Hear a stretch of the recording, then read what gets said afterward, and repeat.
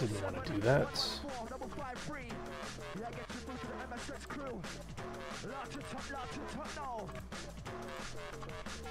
Listen to the sound. Yeah, for real, the real trouble is not trooper. Mr. Time come kill him. Alright, looks like we're live on both platforms.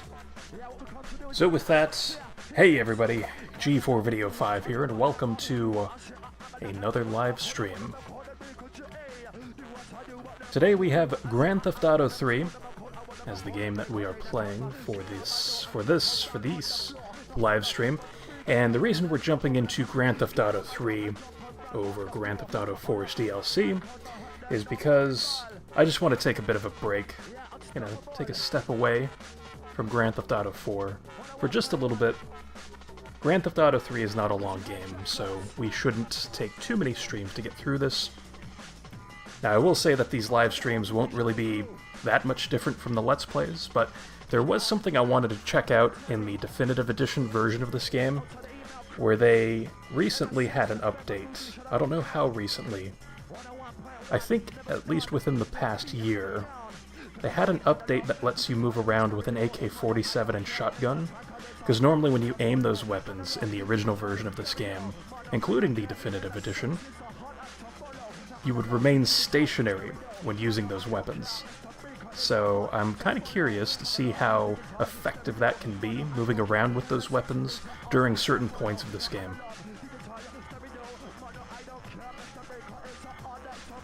So with that, we have the wonderful MSX FM playing in the background, but I will cut on over now to the game itself. And actually, I should probably change this so MSX FM doesn't always play when we enter vehicles. I just kind of put that on for the sake of doing it. But we'll go with default and then go from there.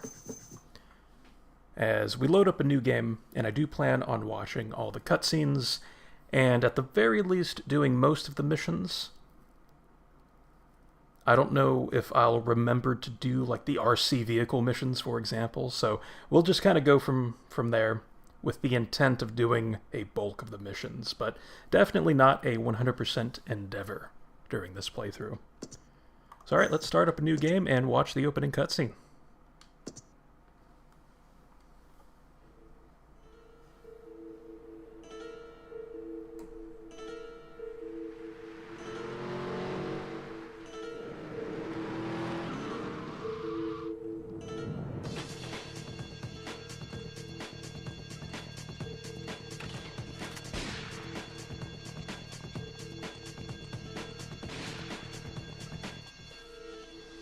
Sorry, babe. I'm an ambitious girl.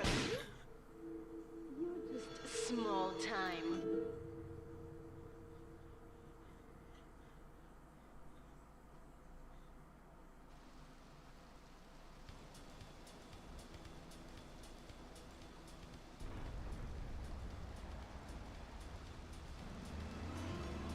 Ooh, just in time, Al. Yes. Welcome, Al. How are you doing? I'm doing okay. How are you doing? Yeah, I'm doing all right. Oh yeah, I'm just in time. Jesus, we're right at the opening cutscene. Yep. Beautiful. I did my introduction and everything, so we are all sorted to enjoy this classic goodness. Yes. Even if it is the definitive edition, but there's this. Which I was playing very recently. So. Oh yeah, that's right. You were, yeah. Also, so, I'll be able to comment on the definitive goodness. But sorry, go ahead. No, you're fine. I think you're coming through properly. I do see your little bar moving around, and I think I increased your volume at the appropriate percentage too. Nice, beautiful. Okay. I tried to compensate. I still feel like it was, I still feel like it was fine though, but I don't know. Yeah. Because I kind of knew what Skelet meant from his comment yesterday, and DL kind of reinforced it too. Because I downloaded the VOD and I was listening to it, and I did have to increase my headphones almost all the way. to hear it at like a normal volume. Right, okay. Yeah, fair. Fair enough. Yeah, it's good to... I guess it's just better to be safe than sorry, so can't be Exactly. too... Well, one can be too loud, I suppose, but, like, I don't think that that's the case here. I think it's perfectly reasonable, so... Yeah, it's like I'd rather be Boom. too low than too high, I think, with the volume. Yeah. Mm-hmm. There we have it. Yes, the massive diarrhea explosions that happened there on the Callahan Bridge. Yeah. Yes, sir.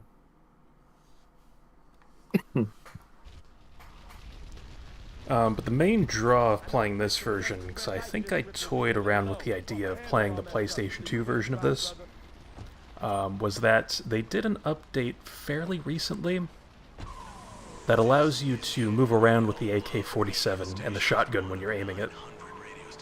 Nice. So I was like, oh, that kind of sounds interesting. Yeah, that's a good update, yeah.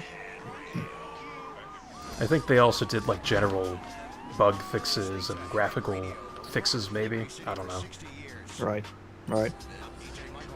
Yeah, it's interesting you mention that now because, yeah, I was walking around with the AK-47. I think I remember that specifically for the rampage with the Mafia.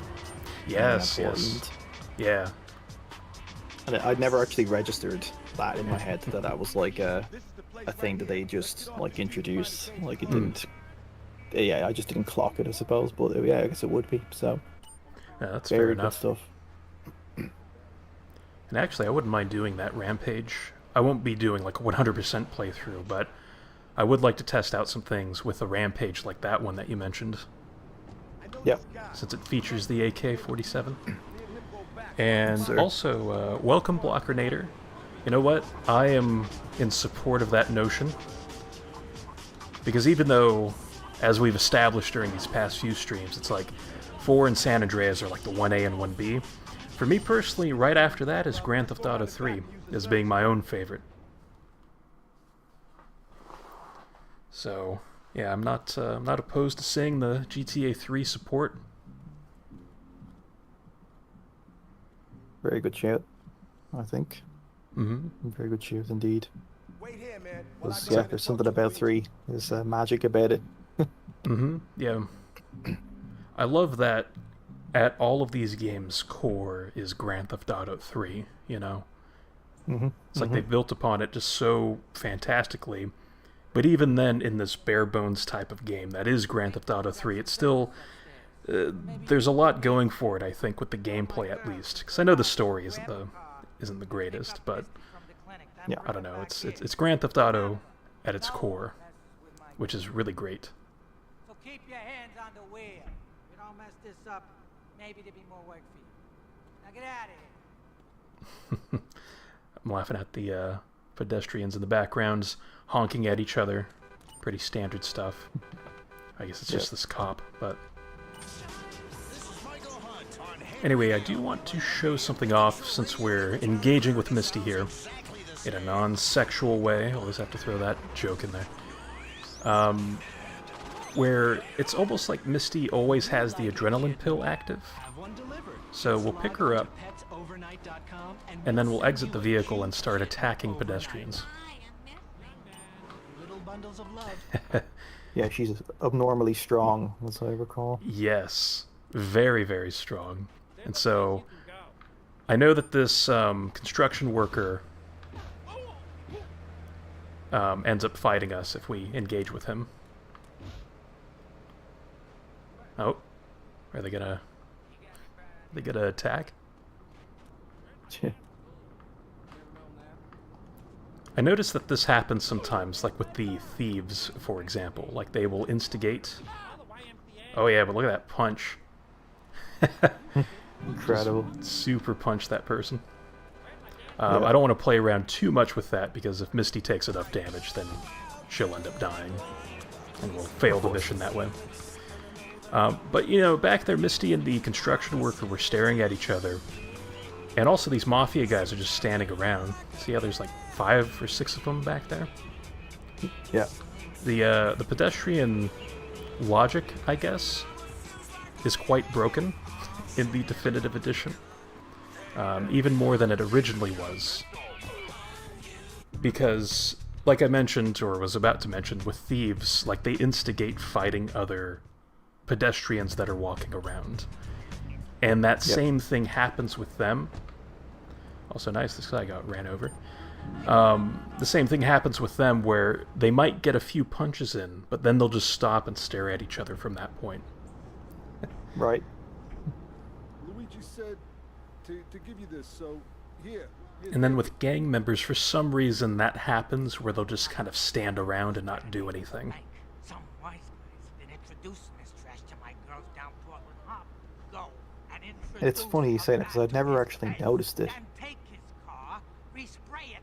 I want compensation. It's like, I wonder when they broke that, because I know you had played this game in the past, and then of course recently, but, you know, you didn't, I don't think, got too far into the game this recent time, right?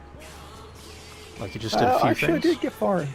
So, the most recent time I played was actually just like last week, 2 weeks ago, and I was playing through it. And, yeah, I got far enough. I was going to do 100%, and I got kind of bored towards the end. Yeah, that's fair. But yeah, no, I wasn't really, I guess I wasn't really focusing on like some of these like small but very interesting details, and then she mentioned it. But yeah, I don't know, like, you see now the way I think of like this definitive like edition now, like the trilogy, is kind of like as if the way that like Spyro Reignited was released is where this has gotten up to now, I guess, ish. Like, but still not as good. Like, but I feel like Reignited is like not liked by a lot of people, so I feel like that's kind of like what they've gotten up to is like average to bad in people's eyes. I guess that's kind of a good way of putting it, because I would say with something like them adding that feature that wasn't in the original game, you know, which would be like moving around with the AK and the shotgun, it's like that is a bit more definitive, like, right? You know, because that's something that wasn't in the original, but would logically be in some kind of like remake or proper remaster, you know? Yeah. So that's a pretty good comparison then to the Reignited trilogy, where there are things that have been noticeably changed. Yep. But you're right. I'm not someone who likes the Reignited trilogy. Right, there you go. So yeah, that's that all ties up then. But yeah, it's interesting, as I say, because yeah, they've gotten to the point now where only now, years later, that they're actually introducing like features, which makes me laugh, like quality of life stuff, like being able to move in the AK-47. Whereas like before, for the last few years, it's just been fixing everything they broke, because they basically, the way they remade it, isn't it? Like they just put like stuff over the original game, basically. Like it's almost like a skin on top of the original game. Yeah. Which is a recipe for disaster. But what am I gonna do? Absolutely. Hey, I gotta talk to you. All right, Mick, I'll talk to you later. But over there in chat, I see you like how so many of the buildings in Portland have music or sound effects. That's a pretty good point, because I believe Sex Club 7, which is what this place is, has some music. But also the apartment complex that we're about to go to has some kind of like, I don't know what genre of music, but there's definitely some music playing that's like muffled, kind of simulating loud neighbors within the apartment complex. This is interesting. Boy Matt J195 covered it a bit in some videos, like the music it's playing like outside of like clubs like that. Even found some of the tracks actually, which is really cool. Ooh, yeah. It'd be cool to hear the originals without any kind of editing placed over them. Yep. Oh, and Salvatore's club, his mansion also has a nice piano track. Yes, it does. And then in the St. Mark's Bistro, I don't know whether it's Salvatore's place or the St. Mark's Bistro, but there's, I think it's St. Mark's Bistro. There's like that like. Oh yes. Just playing over. Isn't that in Ma Cipriani's restaurant? Yeah, that's right. Yes, that's the one.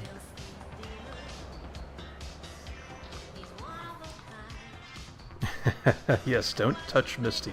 Yeah, we'll do our best. Which, oh, shoutouts to the gang members spawning in enemy territory, so get some shooting happening back there, and of course the vintage GTA 3 screams from the pedestrians. Yeah. But, yeah, that comment about not touching Misty, it made me think that you were able to be weird or something when I first played through this game. Because it's like, well, yeah, because you would think that. Like, that makes sense, yeah. Because I'm like, well, I don't want to do that. So it's like, am I going to press the wrong button or something? Joey! But I should also say, welcome both of you in the YouTube chat. Hey, I'm Hope Joey. you're both doing well. You said you were reliable, so come back later. There might be some work for you. All right? Secret minigame for touching Misty, oh god. It's the pre-hot coffee mod minigame. Yeah. There we go. So I know... cheeky Marky Chonks action. Yes. The unmarked Marty Chonks action. Which I know Marty's missions aren't the most exciting, but I'd still like to go through them, because they're... I don't know, they're kind of cool. They're very cozy and comfy.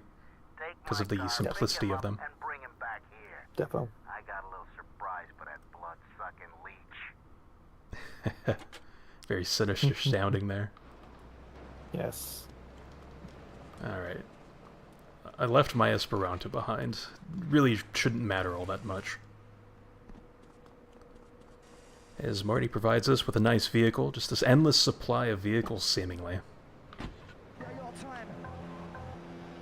Ooh. Shoutouts Omni Trio, First Contact. Oh, so good. Yep, definitely. Well, arguably the best, definitely, on MSX FM. Yep, so good. I love that lyric. Because of the whole Goom Coom thing. And the MC here said something about Terry. So I just think about Goom Coom saying Terry in place of this MC. God, I fucking love that. But yeah, fantastic music. Terry. I just fucking love that. It's so good. Yeah, definitely. There are some songs on this radio that are very good. In a weird way, I suppose, yeah.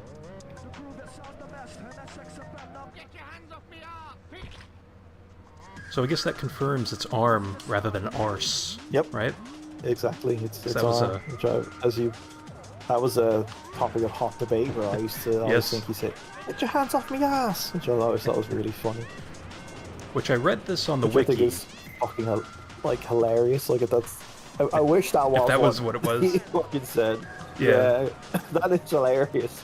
But, oh. Sorry, you were saying. No, you're good.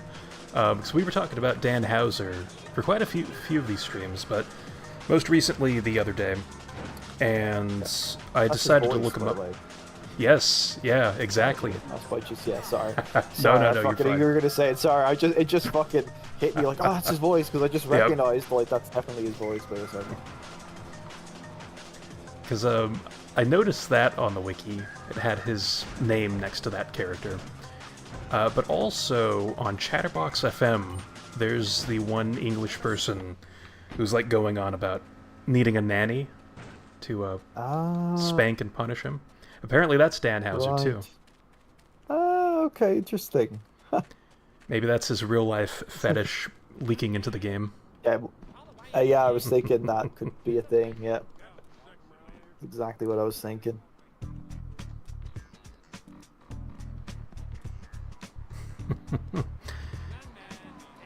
Probably was. Yeah, I mean, yeah. But I guess we shouldn't confirm or deny that. Absolute rot, Laszlo. Absolute rot. It's lovely. Maybe that'll pop on at some point when entering some of these vehicles. But Yeah. sadly, no Banshee spawn back there.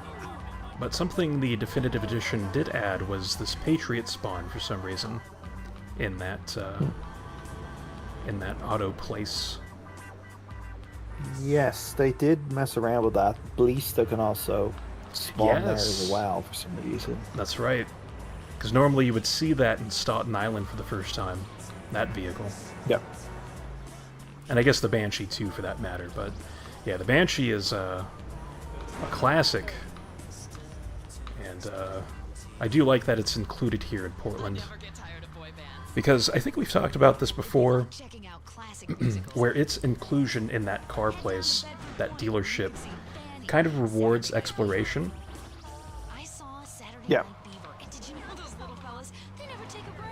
Yeah, very true, very true. And it's the only sports car on the island, so it feels all that more special as well. Exactly. In a moment, sweetheart. Let's see. So on TikTok, is this available on Xbox, the original one? Yes, it's not available on the Xbox Marketplace, but if you do have the original Xbox disc of GTA 3, then you might be able to play it on a 360. But there is an Xbox version of the original GTA 3.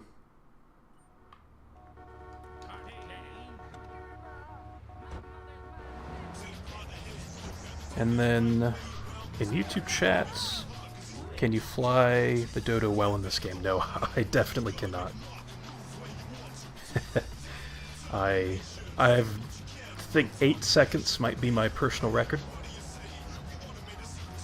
Also, shoutouts to the song Grand Theft Auto by The Shooters. Yeah, classic.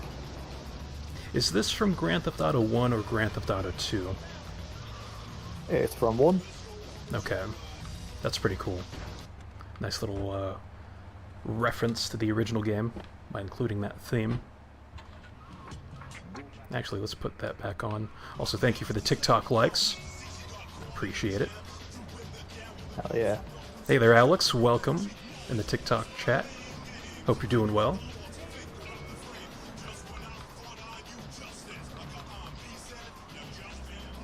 But I am doing pretty well here. Playing through a classic.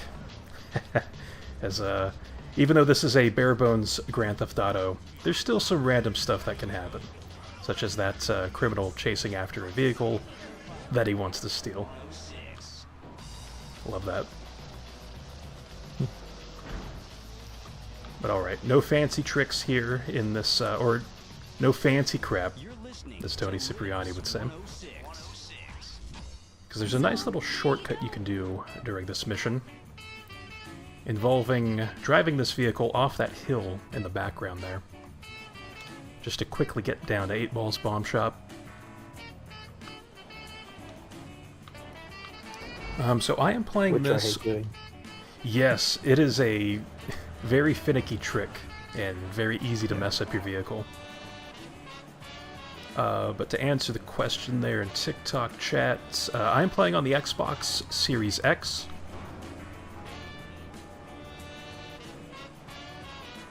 And let's see, you have 2 original Xboxes, got them cheap. Oh, you'd like to find a crystal version of the original Xbox. That's pretty cool. I didn't know that there was a crystal version of that console. And I'm really trying to be careful here. Because if you end up crashing, then you have to go back to the paint spray and repair your vehicle. So I'd like to avoid that.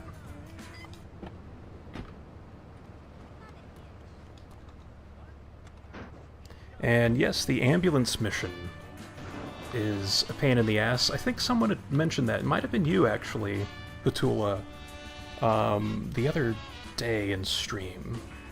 You had talked about the ambulance mission being a pain. Might have been you, but I'm not sure. It might have been Tyler. Oh yes, Tyler was another name that was mentioning some extracurricular things you can do in these games. Yeah.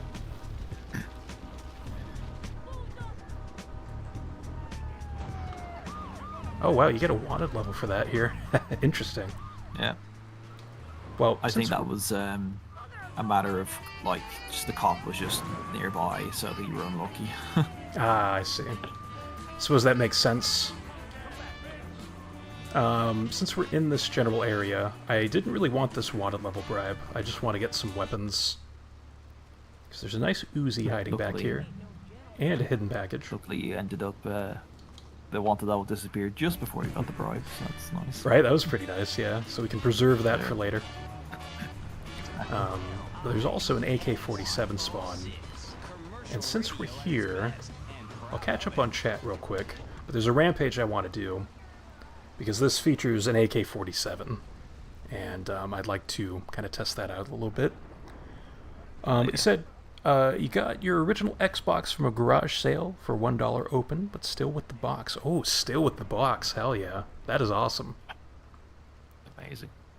Yeah, finding original stuff from way back then with the original box. That's pretty nice.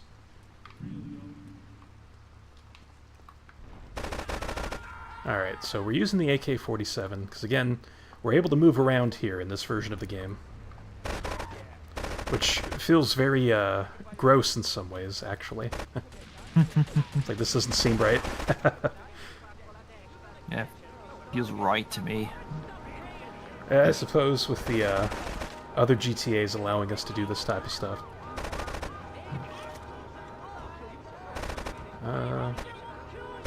I think we got that guy. We did. Okay.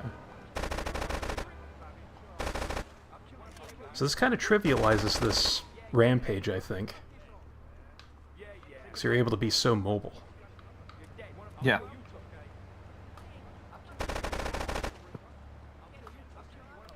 Alright. Plus we can kind of move around like this to dodge bullets. Which now especially feels kind of cheaty.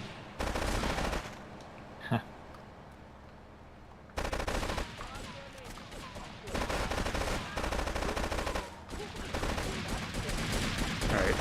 Well. Oh, shit. Alright, nice. Alright, that somehow worked out at the end. Yeah. That was crazy. Right at the end there, they just all spawned out of nowhere. Right. Well, thankfully that worked. And we have all of our health, so yeah, very good stuff. I'll just take this Mafia Sentinel for now. Maybe we will pick up a fine Lady of the Night as well to get our health up to 125. Oh, Yep. well, we have a cop. Yep. I guess that's what I get for speaking out loud, clearly. Definitely wasn't the siren blaring from this vehicle. Which actually, this is another really good song in this game on Head Radio. Ah, I love it. It's a classic. And it's also one of those songs that the paramedics sing when they arrive. Yeah, they sing it like all off key. She's gonna fade away. Yes, exactly. It's awesome. So the Mache goes over the blue shirt, the blue everything pedestrian. He sings a lot of the game's Oh yes. song. And actually, he has a name too that he mentions. Yes, the Striped Suburb one too. Yeah. Yeah, apparently his name is Brad. So he has a line where he says that. That's it. Oh, look at that. It's been a classic. Oh, this one. It's so good. The nostalgia of this fucking song. But I didn't do anything wrong, so soon we think you change your happy life, forget me. It's very like in the summertime when the weather is fine. It's a little bit like that. Oh my gosh. In the Yeah, summertime she's, when the weather's fine. Yeah, What it's like, you is- know, It's like in the summertime when the weather is fine and there's something. I don't know how the rest of the song goes, but it's like the cadence or the beat of it. I feel like with this song changed, they might have lifted a little bit from that, which is totally fine, obviously. But in the summertime when the weather is fine. What does he say? Yeah, it's by Mungo Jerry. If you heard it, you'd definitely know it. Yeah, I'll have to take a look at that. Stretch right up and touch the sky. Yeah, that's it. Yeah, it's got a little bit of that vibe. Oh, and that's a very good point, Bogeyed Pine, as the majority of the songs in GTA 3 were essentially made for GTA 3, like on Head Radio and Lips 106. Like, they're not actual real songs. It's kind of like on Flashback FM, how those songs were made by Giorgio Moroder for the movie Scarface. And then they just, you know, got the rights to them to put into this game. Yeah, which is awesome. Yeah. Yeah, very good point. And yet, no problem, Tula. Hope your food is tasty. Let's enjoy Yera. Darn Tula. I guys. just like saying his name. Yeah, kind of rolls off the tongue. Yeah, Finnish names are very fun to say. Like, it's a very, I find it to be a very rhythmic, hypnotic language. It's very... Oh,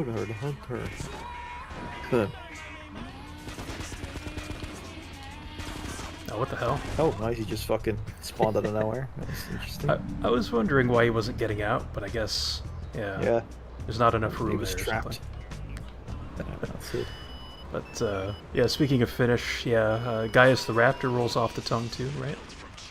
True. That's true. Oh, yes, got a follower. Yes, thank you for the follow. On TikTok. Yep, on the old tick dick. Very nice. Yes, thank you for the likes as well. Very awesome stuff. And, yeah, I mean, that prostitute back there mentioned they have an itch, so I'm gonna not pick that one up. Why is this one walking so slow? It's like creepy.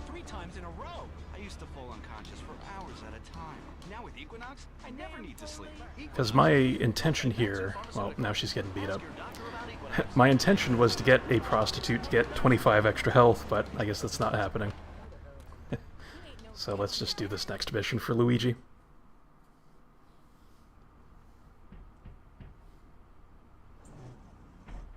Oh yes, yes, we picked up that AK-47 back there from that nice gun spawn. The policeman's ball is being held at the old school hall near the Callahan Bridge, and they'll be looking for some old school action. Now, I got girls all over town walking the street. Get them to the ball. They'll make a bundle. Get as many of them as you can before the cops drink away their green. So I would like to get all of these women that we're picking up.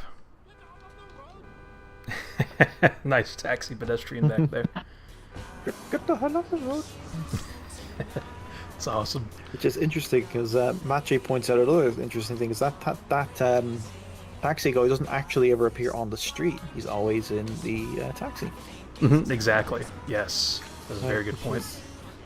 It might also be why his lines are so much more memorable in a way, because you interact with him when you're robbing the taxi. And I feel like that's a more memorable action than just like random kind of dialogue just around the streets, so maybe that's why it's also... Yeah, that's a pretty like, good point too. Because fucking, get the knee back, that's like, that is the... Like that, and the winner by knockout is, like, those two are like burned into my brain. Yeah, which I never used to know what he said. It used to be... I was like, yeah, okay. It just sounds like words, really. Yeah, like yeah. But like it's they're so memorable, like both of those lines. Like it's crazy. 100%. Also, kind of like the randomness of certain lines, because something I used to do was just kind of like cause traffic jams to hear pedestrian dialogue, because it was so funny to me growing up. That's awesome. And so it's like the old man pedestrian in the brown trench coat you know, would shout out things like, "My mother's my sister." Yeah. And it's like just the randomness of it, because it has nothing to do with the traffic, obviously. It's just a complete non sequitur. Yep. But it's like that line is one that sticks out to me.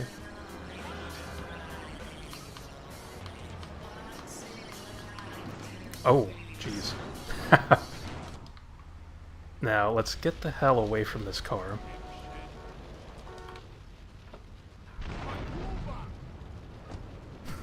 And actually, that's a line. Oh man, look at that guy. He's zooming around like crazy. And speaking of taxi, we're probably going to have to use a taxi for the rest of this mission after that flip. But at least we got to hear the taxi driver pedestrian. Yep.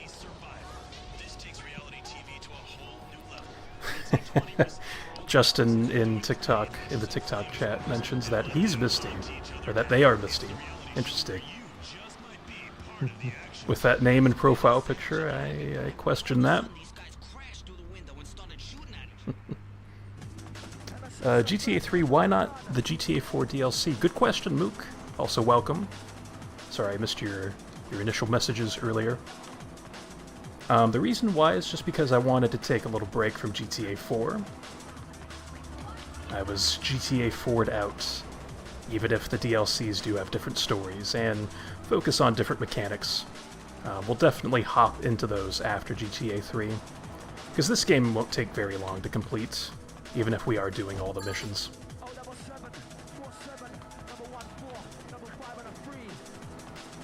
And hopefully we can get these last two women in time. I know flipping the Mafia Sentinel back there kind of messed everything up, but we should be okay.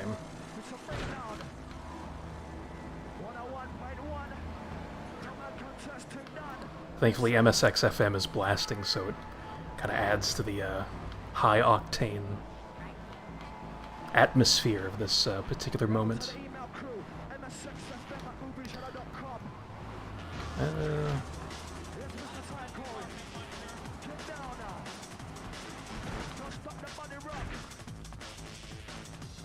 Now we do get a nice cash bonus, because at this point, if the mission ended, we thankfully would pass the mission with no problem. But these extra two women will provide us with a nice cash bonus, I think of $4,000. It's like $2,000 per woman.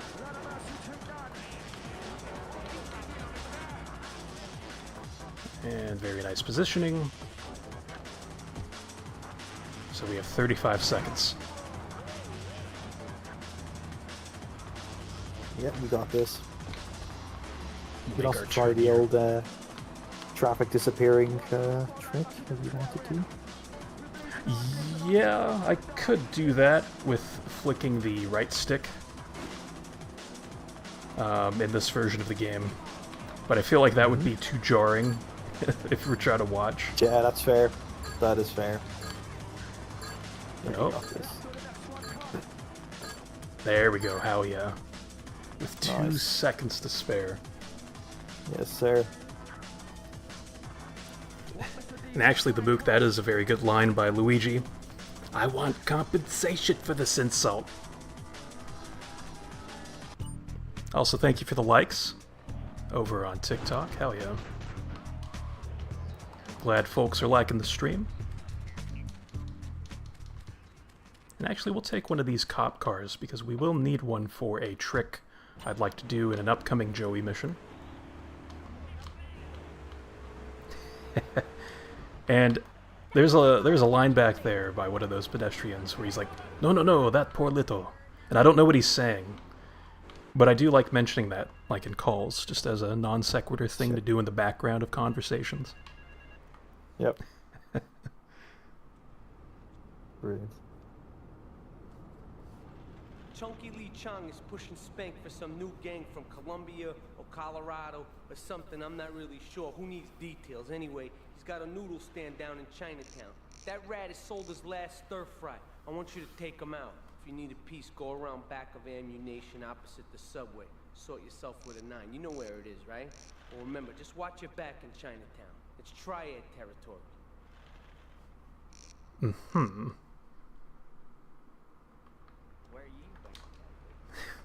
And I love the delivery. It's pretty much the same exact delivery as Luigi's when they both talk about go around back of the ammunition opposite the subway.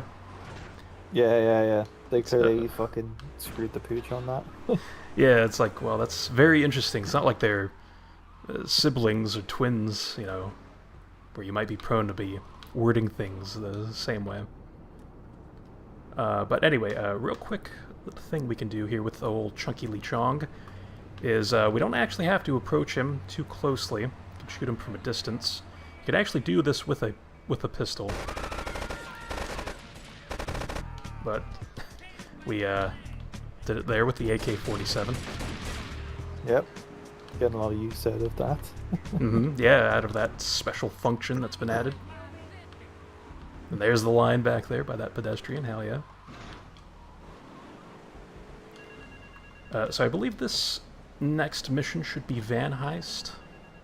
Yeah. So here's where the police car will come into play. Alright, we're gonna hit the payroll van. It leaves the edge of Chinatown every day. Bullets won't even dent the van's armor, so get a car and ram it off the road. Now hit it hard, and the punk-ass security guard should bail. Then take it to the warehouse at the docks, and my guys are gonna take over from there. Now it won't be doing its rounds all day, so don't hang around. Now, speaking of pedestrians that you don't really see, like on foot, or really too often, would be these guys inside of the payroll van, inside of the Securicar that we're about to steal. Because they're distinct old men pedestrians. I don't really know if they have a proper name or characterization besides old man. Might just be like Securicar driver. Yep. But I think that should be relatively safe. If not, it's not the worst thing in the world. There we go. So, notice we only have one wanted level star, and I love how this old guy was listening to game radio. That's awesome. Yeah, it's awesome. So good. But normally this mission would give you a few wanted level stars, because you'd be repeatedly ramming into the Securicar to damage it. But obviously we could just blow up a decently sized vehicle and cause damage that way. And I believe in your Let's Play from years ago, you crashed into the garage door, which had it catch fire, but you were able to park it inside before it exploded, so you passed the mission. Excellent memory, because yes, that is correct. I'd forgotten that when you mentioned it. I was like, oh yeah, that definitely rings a few bells, so yeah, it's good shit. It's a classic moment. Yes, sir.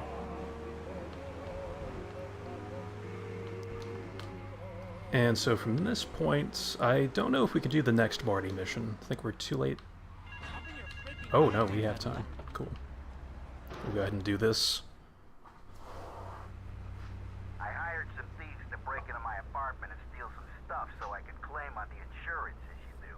The thieving bastards are threatening to tell the insurance company if I don't give them a cut. Can you believe it?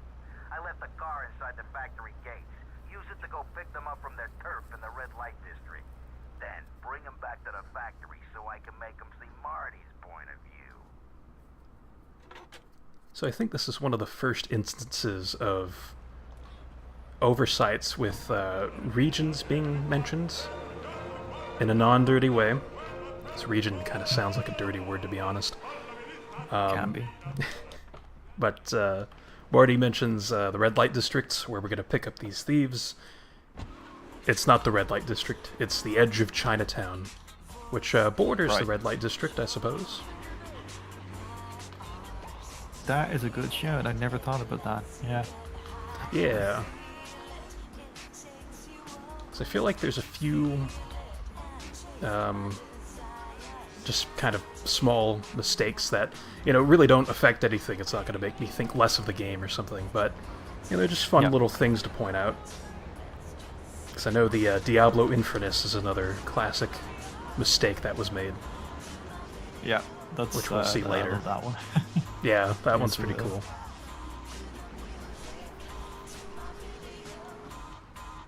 a Diablo Infernus. I just love how he says it too. Yes. There's a lot of conviction behind that. Yeah. Alright, let's... Thing is though, like I've always around here. thought, and then when you park this, you should leave the door open so you can get back in if you want a cheeky sentinel. Yes, that is a good idea. Which is my favorite car in the game. Yeah, this car is pretty awesome. That is a nice little trick that we can do. So I'll make sure to do that once we pay and spray this. I like how the nicest car he does want back, but the other cars he wants disposed of. Exactly. I was just about to mention that. Yeah, it's pretty funny. I also thought this mission was pretty interesting because normally when the thieves enter your vehicle, it's usually a bad thing, you know, so they'll end up stealing your vehicle.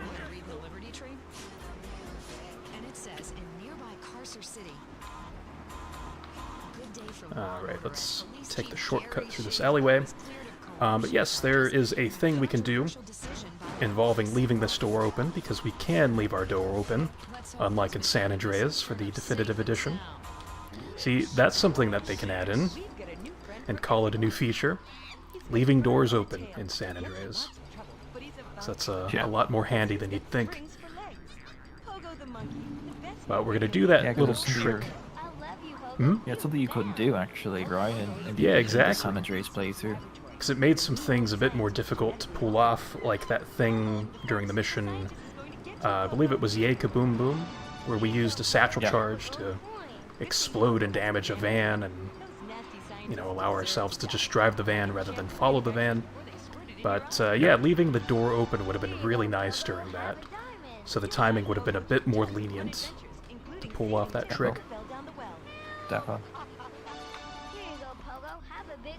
But this is the trick that Al's talking about, where we exit and then just hold like the down direction, and it makes you leave the door open. But we do have to make sure not to leave this sentinel again with the door closed, because then it will be locked. So we do have to take this to like a garage, and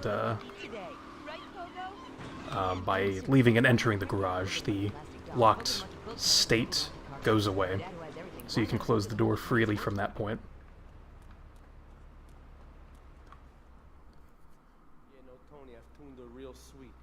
Yeah, the remaster is not the greatest.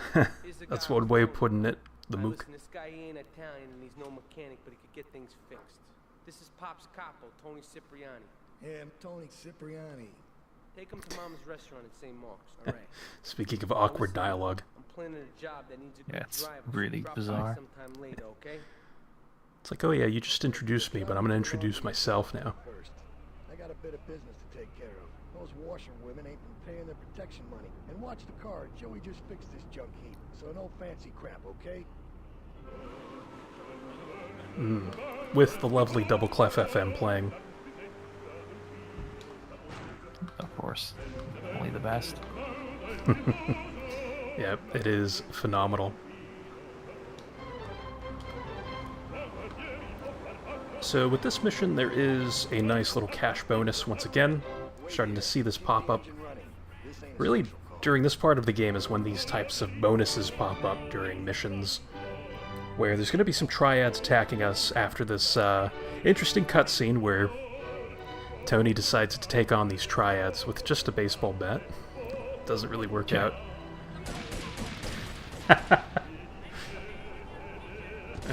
Could have seen that coming. But with these triads, if we just take them out... There's one more. There we go. Hear a nice little ring sound effect play. So we get a cash reward by doing that. Indeed. Guess it's too bad in this game there's not a whole lot to do with your money.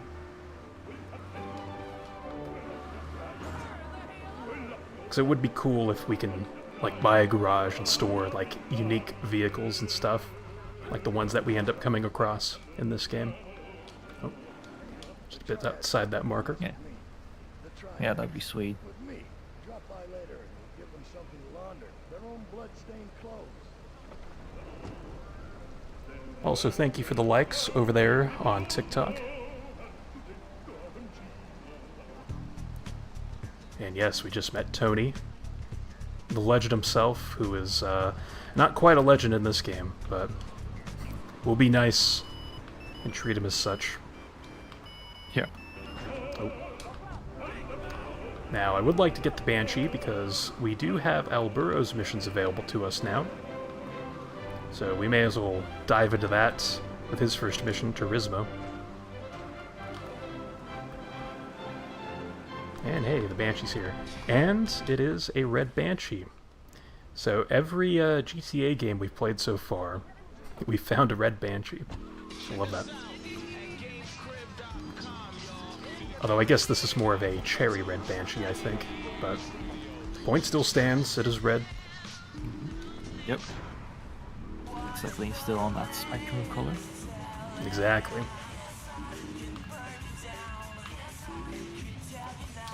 Alright, so gotta be careful here, because the thieves do spawn in this area. I guess they spawn everywhere, but yeah. Just kind of leaving my Banshee unattended is a bit scary. But already you are gaining a reputation on the streets. There is a street race starting by the old school hall near the Callahan Bridge. Get yourself some wheels, and first through all the checkpoints wins the prize. So I suppose this is us proving ourselves to El Burro so we can start working with the Diablo.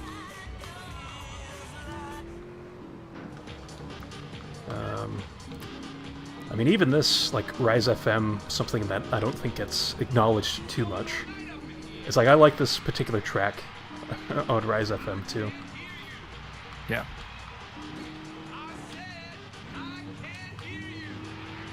I mentioned to you that the older I got, the more I liked Rise FM and MSX. Oh yeah, that's right. You did mention that. Yeah. Oh. Yeah, you went the wrong way. Yeah, I mistook the markers on the minimap there. Yeah, you'll still win, don't worry. Yeah, this shouldn't be too problematic. Yeah, you're fine. You're fine, bro, you're fine. Yes, in the words of Old Lotion. Yes, sir. Oh. Just instantly taking themselves out. Alright. Yep. But yeah, this race isn't too difficult to beat. You're kind of your own worst enemy, and the rain doesn't help things because of the slickness of the roads. Which I do like in this game, how they did incorporate things like rain physics, since it is kind of the first iteration of the 3D Grand Theft Auto games. Yep. I believe we can turn here.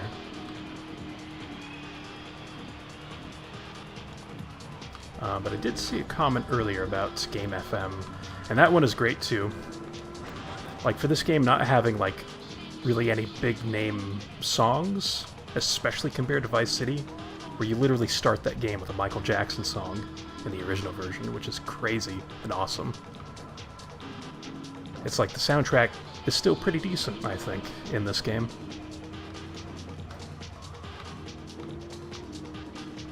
Yep. It's actually not... I don't think there's a radio station I dislike in this game, actually. I feel like I like all of them. I think Lips 106 is kind of a bit crap. Except for the shooters and fucking Pray It Goes Okay. The rest of it's kind of crap. I forget what the song is called, but it's like, it plays before the shooters. Yeah, that's called... Pray It Goes, yeah. Oh, is that what it is? Pray It Goes Okay. Yeah, by Boyz II Men. Yeah. Yes. Interesting, okay. Yeah, I like that one. Yeah. So I like those two. And then that little jazz thing that plays after the shooters is okay. Yeah. The rest of it's just kind of like, I don't know. Yeah, that's fair enough. But nah. But yeah, Game FM, love that. I think I might have told the story about when I went to New York with my family when I was like 15, and I was like I bought like a Royce the 5.9 CD. Oh yes, that was awesome. Like, yeah, that's pretty cool. Because it had like the original Danger on it, like not censored, and I was like, oh god, it's so good. Yeah, that's pretty awesome. Yeah, so there's that. And that was a big deal for me too, because like I didn't have the internet or anything. So finding like music, like finding like the music, like the by source. people. Yeah, the source. Yeah, like it just in in record shops in New York was just so cool. Yeah. I just thought it was just like the coolest shit. Yeah, that's a pretty badass experience. Yeah, because Game FM obviously was one of those things where it's like that was actually licensed like music by like proper rappers. Yeah. So, yes, thank you for the follow there on TikTok. Much appreciated. They have a weakness for the ice cream. Pick up the bomb I've eaten in Hardwood. Hijack the regular ice cream. I still have to figure out a way to get that sound effect to play on YouTube. Yeah. Glad that I can hear it anyway. So. Yes, I'm glad too. Because you are the source of the orgasmic content. Yes, sir. I mean, I guess if you want to go deeper, then it would be Yes Wally 1 being the source, but yeah. And the dirty things he does in video games. But anyway, Ice Cream Van. That's something that is kind of noteworthy about the Definitive Edition, how they make these incredibly rare vehicles in the original version much easier to obtain here. Yeah. Besides in this mission, of course, where this mission had scripted to find an ice cream van, but yeah, just in general. Because usually what you would do is you would take this and bring it to the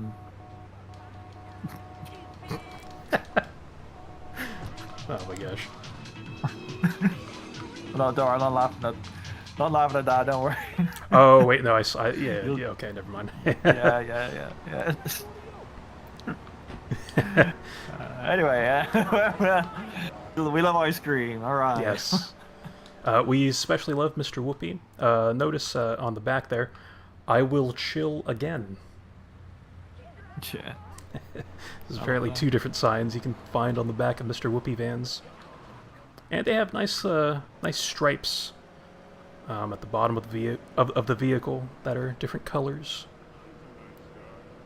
I think you can find them in blue, red, and yellow. Also, welcome back. Right. Yes. Yeah. I hope your food was tasty, by the way. Yes. That is also my hope. There's some tasty food for Yera. Hell yeah. I suppose really didn't matter which way we took here, but there is a fast way of completing this mission where you place this vehicle in the marker that we're about to drive up into, and you could just perform a drive-by on these Mafia gang members. Or at least they look like Mafia gang members. Mm-hmm. But we can be fancy and just use the detonation device inside.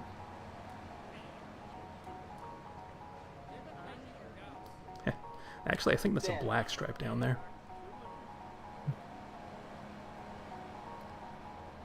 But you said, ooh, potato, reindeer, and bacon meat with salad. Oh. Oh, God, that sounds awesome. And it's called Pornokaristis. Nice. And it says Pornokaristis, but that'd be funnier if it's Pornokaristis. Pornokaristis. Looks really good. Done a good job on that mission. Here. Oh, yes. There we go. Get that right. Oh. We got, stab at Sweden too. This looks really good. I want some of this. Porto's reindeer. Nice. Okay. Sauteed reindeer. Yeah. And they have it in Sweden and Norway too, apparently. Ooh. So it's the best known traditional meal from Sapmi in Finland, Sweden, Norway, and Russia, and Saka, which is that's like part of Russia. Cool. The business is gonna go under unless I get a hold of some serious cash soon. My wife has an insurance policy, and all she's ever been to me is a hole in my pocket. I've left the car in the usual place. Go and pick up my wife from Classic Nails and bring her back to the factory. Yet another reference I could make to your Let's Plays back in the day. Where the when I drove past the wife. Yes. Like, and I failed the mission. Yeah. I remember that one. That one was crazy. I still think about that every time when this mission comes up. I'm like I couldn't believe that was a thing. Right? Because I guess the fail zone for this is pretty large, I guess would be the way of wording that, where it's easy to fail this mission. Especially me with the turns I've been missing on occasion when live streaming. Like even going back to San Andreas and missing turns during races. Yeah. But yeah, this woman here we're picking up, and I mean just going down that hill back there. And almost like right now it seemed a bit sketchy. Yeah.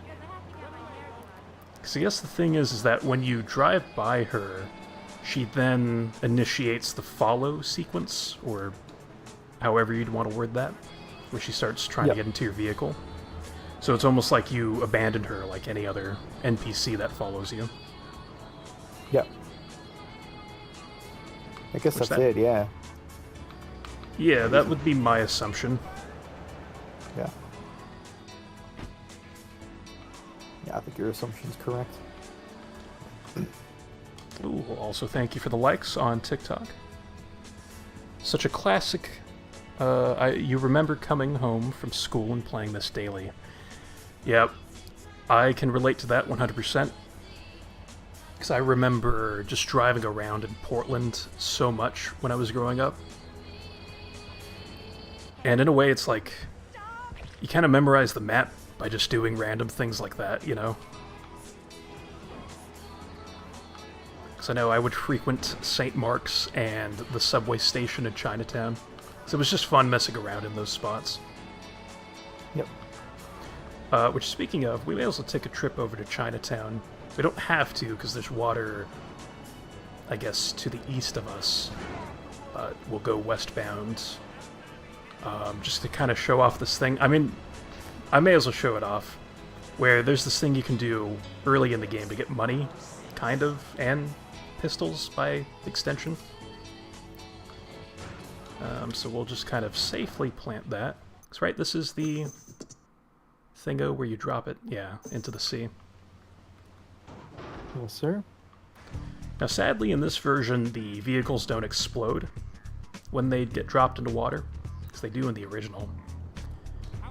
Because explosions attract NPCs, so you get this, like, ripple effect of NPCs falling into the water to check on the exploded vehicle. Yep. And I guess this probably isn't going to work out. But you can see that one NPC on the train tracks back there. Essentially, you can manipulate the NPCs to fall onto the train tracks, and then they'll get squished, and you can pick up their money. So that's what I was going to show off, but I think I better get out of here as quickly as possible, if I can. Oh, I might be stuck now. Oh, jeez. There we go. Alright. I'm gonna get out of this death trap. Sure. And just continue on with the missions. Yeah. Very good shield, sir. Oh, yes. The speedrunning tech involves activating a replay, and then there's this like punch/jump combination that you can do once the replay ends, that then catapults Claude into whatever direction you're looking at. And I don't know the exact way it works. That's just my kind of roundabout, kind of noob summary of that trick, but I do know the one you're talking about. I'm in trouble. Turns out my wife was seeing some guy I owe money to. He's got a real... And yeah, you're able to land on the pier in Staten Island from Portland. But my guess is Liberty's dogs are gonna get yet another flavor this month. So I believe this is the final Marty Chonks mission.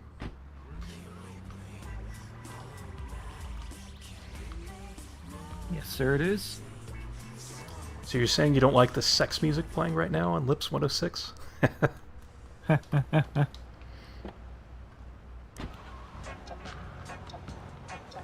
Alright, we'll pick up the wife's lover. Speaking of music that I fucking love. Yeah, man, K-Jaw is phenomenal in this game. Yep. It's really nice dub / reggae. Oh.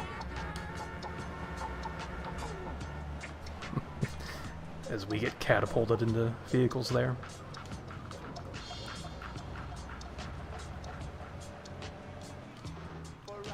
Yeah, I'm not sure about, well, anyway, because I saw something there.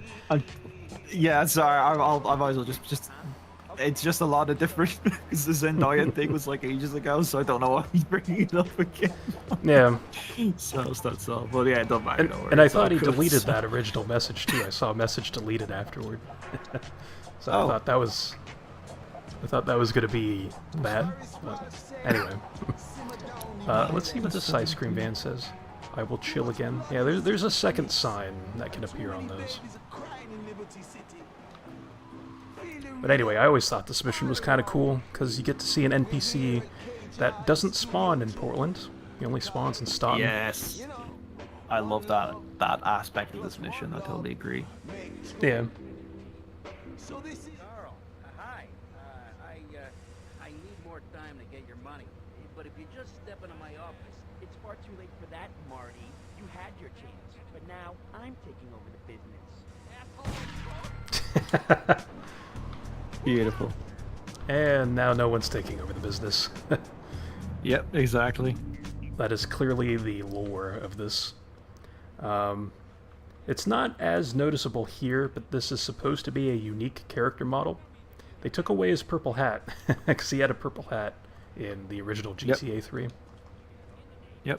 The purple hat and a cheeky mustache as well, which was unique. I think a unique... Just imagine Jam 8 Tone just like, and there you have it, a unique purple hat, mustachioed Marty Chunks. Like, I gotta go watch some of his old fucking videos. God damn, Jam 8 Tone. Beautiful. Just beautiful. Yeah, I wouldn't mind diving into those too. Bit of a nostalgia. Yeah, no, that'd be fun to watch some of them in like a VC, man. Like, yeah, I think so. They're really good. Like they still stand up as well. Yeah, because I was gonna say it kind of reminds me of like Spyro Jam, except higher quality. Good. You know, definitely. Yeah. Well, yeah, exactly. Yeah. Yeah. But it's more so just the nostalgic aspect of, you know, an old content creator like that. You know, watching some of their videos back in their heyday. Yeah, that's it. He hasn't made a video in like 8 years, but like I'm pretty sure he's... I think he just kind of moved on from YouTube and stuff. I don't think there's anything on top. That's fair.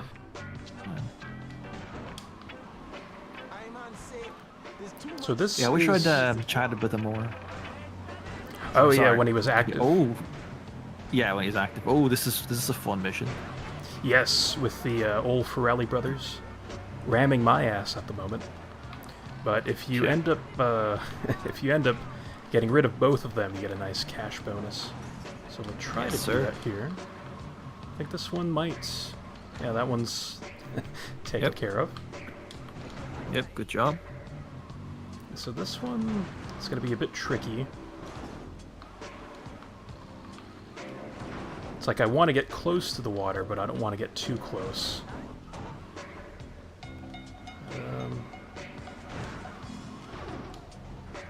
We're teasing it here. Yep, close. I feel like he's probably going to catch me on fire before anything else. So something I'll do. Yeah, we'll just do a little cheeky drive-by. I think you got him. No, you're good. Yeah, he's like humping that that crevice back there, or I guess lip. Yeah. Lips 106. Sorry. But yeah, now I was gonna say to you, yeah, I don't know. Grenades, I think you can only pick them up if you did a mission for Tony with yes, blowing up the fish fans. Yeah, they're not. Unless you get 30 hidden packages, obviously. Or is it 30? Yeah, I think it's 30. It's 30 I think so, for, yeah. Yeah, it's 30 for grenades, 40 for shotgun. It should be the other way around, but fair enough. That is a good point. Yeah, I think so too. Yeah. Because grenades are they're a very good weapon in this game. Oh, you get loads of followers. Yeah, this is awesome. Lots of followers today. Love that. Thank you for the follow. Yep. Over on TikTok. Love to see it. Love to hear the owl soundbite as well. Still makes me laugh. Because, I mean, in Discord calls, we've spammed that, I'm sure, at times. Yeah, it's awesome. And it's still funny. Kind of like the GTA 4 cutscene that DL and I meme all the time, museum piece. Yeah. Yeah. So good. I think what else we have one of you, but it's like half you, half DMJK. Oh, that's right. Well, I don't know if I should say that one, but yeah, no, Yeah. I shouldn't say that one. Because I was like, what's my part? But it has to do with anatomy, if anyone's curious. Yes. And just leave it at that. But which that probably sounds creepier than actually saying it. But anyway, Yeah, we're gonna pick up this Banshee since we're here. And I guess it really doesn't matter which strand we do between Alburo and Tony, because both of them are going to get us pissed off, or both of them are going to get the triads pissed off at us, so we'll have to be prepared for that. I think what I'm going to do is save this Banshee and get a different vehicle so we can do Joey's mission. And I'm going to have to save for that, because we have to arrive at Joey's at a certain time. So I think if we just save twice, that should be fine. Yep.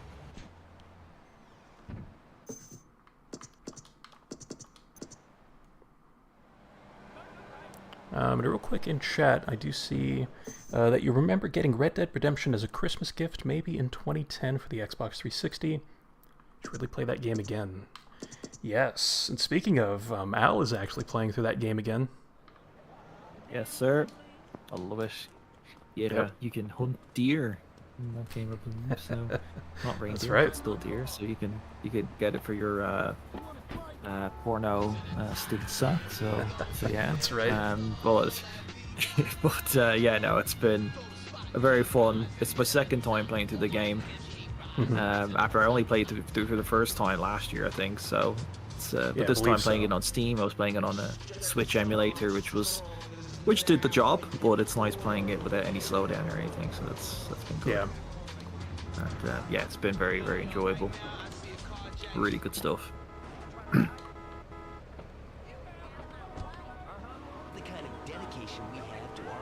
Actually, that would be a fun game to play on stream. Red Dead Redemption. Both of them, Oh actually. man, that would be so good. Yeah, exactly. That would right? be my reaction. Like if you played that, yeah. Yep. So I'll get into that. Which, by the way, thank you for the follow on TikTok. But it's been a while since I've personally played that, because I've watched you play it. All right, listen. At least bits and pieces the 2 times you played it. Pick up a few friends of mine. Yes, They're sir. hitting the bank and they need a driver. I gave my word that you were the man, so don't screw this up. And online was fun for that game, yes. It was pretty cool, because online in Red Dead Redemption 1, you could play things like poker and liar's dice with other people. And there were some super annoying achievements related to those game modes, because there were very specific situations that you had to have come up in order to get those achievements.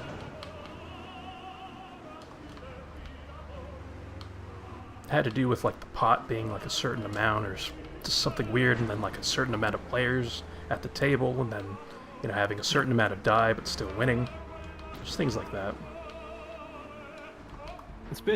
Some things are a bit finicky. Like there's that, and I know this gave me trouble last time too, but like there's the sharpshooter rank thing, right?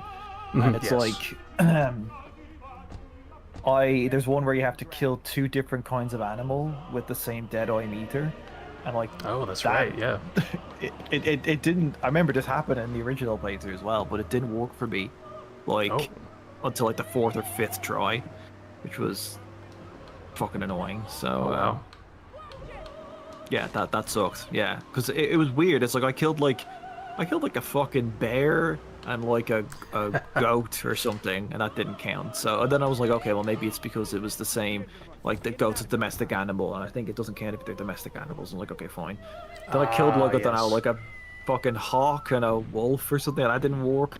But I think what it is that you have to only shoot 1 time on both. For both of them? I think that's what it. Yeah, for both animals. Yeah. Because the time when I just did 1 shot, like I headshotted both of them, then it worked. So I think that's the distinction. So, oh, look, and all of them survived. Nice, that's good. So no one died. Man, sometimes that doesn't happen. Yeah. Yep. Because I watched a video again by our man Matt J, where he's like, oh, sometimes, you know, and I've heard this repeated, like they can all die and you fail the mission. It's never happened to me. Oh, I've ever. never seen that. Yeah, so, that's crazy. Yeah, but apparently it's a thing. But wonder what the odds are. Or maybe on that. like 2 of them. Yeah, because I'm wondering too. Like, is it like a fucking shiny Pokemon or some shit? Because like I've never had that happen to me anyway. So yeah, sure.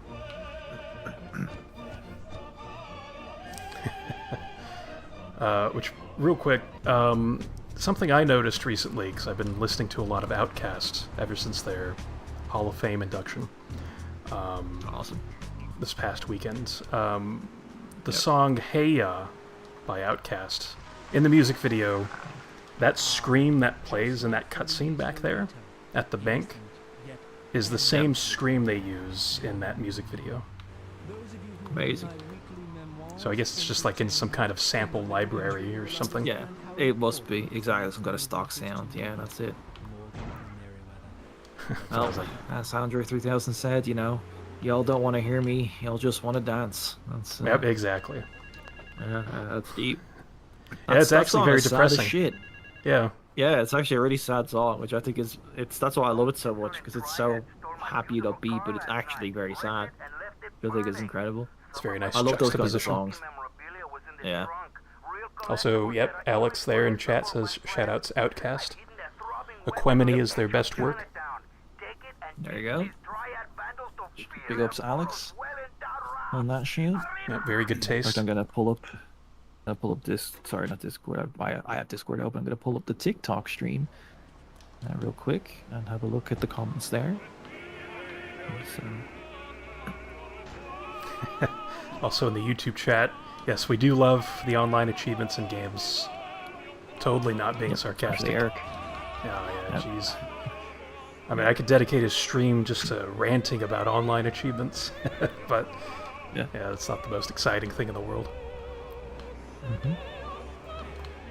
And oh yeah, this mission also has the nice cash bonus thing going on, where we have triads at the basketball courts, where if we take them out, and they're just standing around all menacingly, we get a nice cash bonus, so that's why I'm heading over here. They're doing something weird. Running towards the fence. And there we go. Nice little cash bonus. Yes. So, I guess this is another weapon where you can kind of move around while using it. So that'll be interesting later on, when we get to the rampage that involves the Colombian cartel in Shoreside Vale. Yes, I didn't end up doing that actually in my most recent playthrough because I got to Shoreside Vale and I was like, alright, I'm good. But yeah, which is that would fair. be interesting. Yeah, but it would be interesting without a doubt to see. Yeah, because that rampage sucks on the original version. Yeah, it is really tough. Yeah, it does.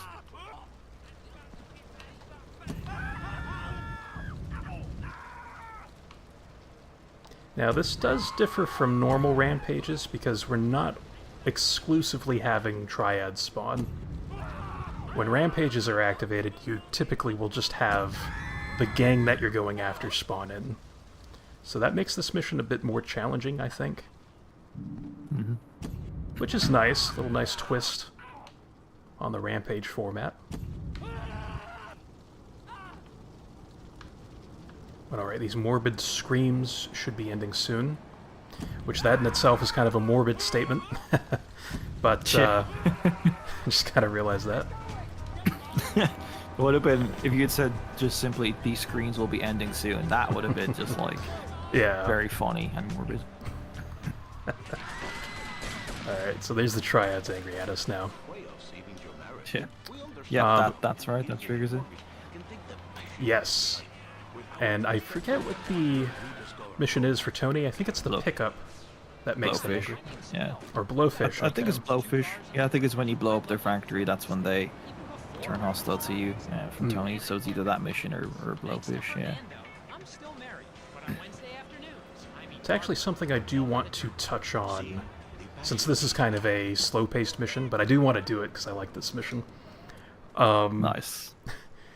But Hutula mentioned in the YouTube chat that Undead Nightmare includes Bigfoot, and I love the achievement name for completing the Bigfoot stuff in Undead Nightmare for Red Dead Redemption 1, where it's called something like 10 years in the making, as a reference to San Andreas' release date, and how people would search for Bigfoot in that game. Yep. Brilliant.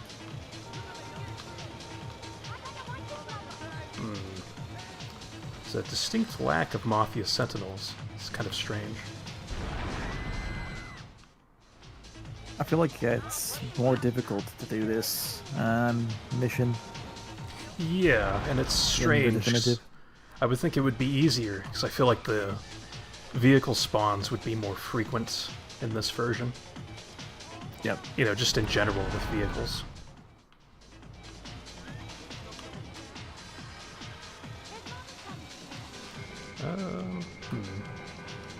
Yeah, definitely no high scores being set.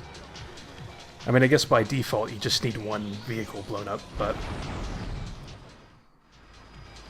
Do you recall if you have some kind of personal record in this mission? Oh, no, it would be it'd be over 10, definitely, but cannot really recall exactly what that would be, but yeah, definitely over 10. But yeah, I'm not sure what exactly that would have been. That's fair enough. Because I vaguely recall getting to 20 once in this. That's dope. Because it's like you get enough of the Mafia Sentinels spawning in groups, where sometimes you get two, like, right next to each other. Yep. Alright, so yeah, because that's where you can get to at the same time, exactly. Yeah. That is very true. Sometimes even 3 if you're super lucky. I just realized we could finish El Burro's missions, even though we're here. Well, actually, no, we're here, never mind. It really doesn't matter at this point. We'll go ahead and do this. Oh, yes, and this is the mission where we get the grenades. So it's not Blowfish, it's taking out the laundry. They can mess with me? Let's teach these would-be tough guys what it means to be a tough guy. For some reason, this is a thing where people think that Ma Cipriani in the background was Claude's voice. I want you to destroy their laundry vans and the fuck? And it's like, it makes no sense with what is being said being associated with Claude. Literally. I can't believe people would actually think that. Yeah, it is strange. I forget where I've seen that. I feel like on my original PlayStation 2 Let's Play of this game from years and years ago, that's like 10 years at this point, people had left comments like that. Actually, for this, it's easier with the Uzi to kind of take care of this mission. But for the sake of being a bit different, let's go ahead and get those grenades. Because I feel like, strangely enough, people don't use the grenades during this mission.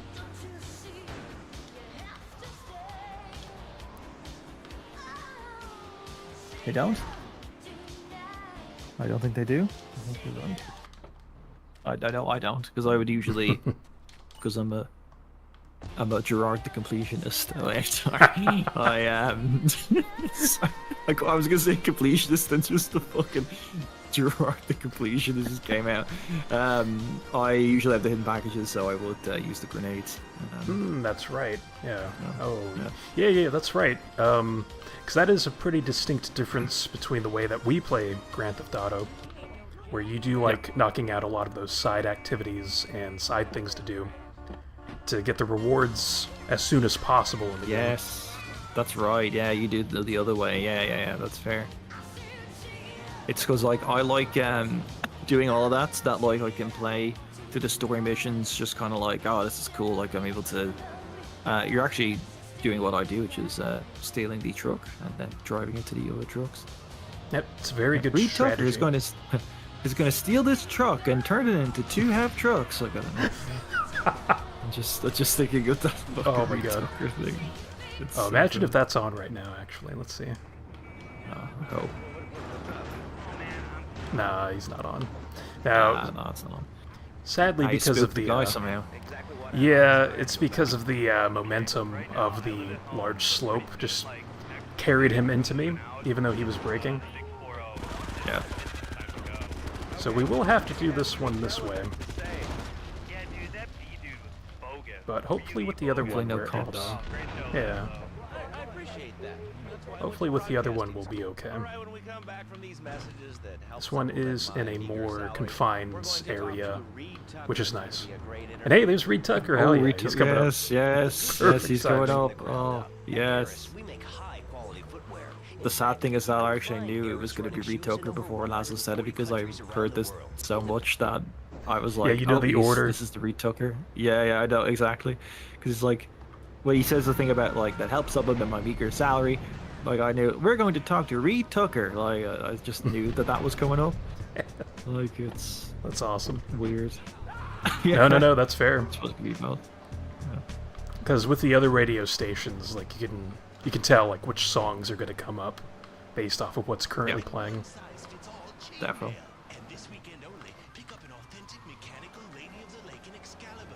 Alright, so I think we'll head on over to Alburo, because he should just have one more mission for us, I think, involving picking up the dirty magazines, of course, which is made even easier in this version of the game, because again, this version of the game is based off of the mobile ports, which were made easier to compensate for mobile controls and stuff. Where we do have a very lenient time frame here for this mission. Yes, this game is very sensitive with the movements, 100%. Especially those top-heavy vehicles, like the ambulance. And now my beautifully produced, tastefully photographed adult literature is being dropped all over Liberty. Of course, adult literature. Follow that trail of Donkey Sus Dallas volumes 1, 2, and 3. Yeah, so the car is very sensitive, yeah. You can... It's the flip stalker, as Anime K used to call it. Yep, that's right. No, flip stalker! It's just he was like the first person I ever watched on Twitch as well. Let's say I'm pretty sure he was the first. Like, it would have been... No, well, no, that's not wrong. No, that's not right. Would have been probably Pete, the player, or Rabbit Wombat JR, and then I would have just by proxy found Anime K. Yes, that makes sense. Yeah, it was like mid 2010s, I feel, to late 2010s. It was a bit slow, but I had used it before as Justin TV, because it used to be Justin.tv. Oh, that's right. Yeah. I think when I say use it, I think I watched some like fucking like illegal soccer stream or something like on Justin.tv. Because it used to be the Wild West basically. You could just fucking find illegal like streams like that. Yeah.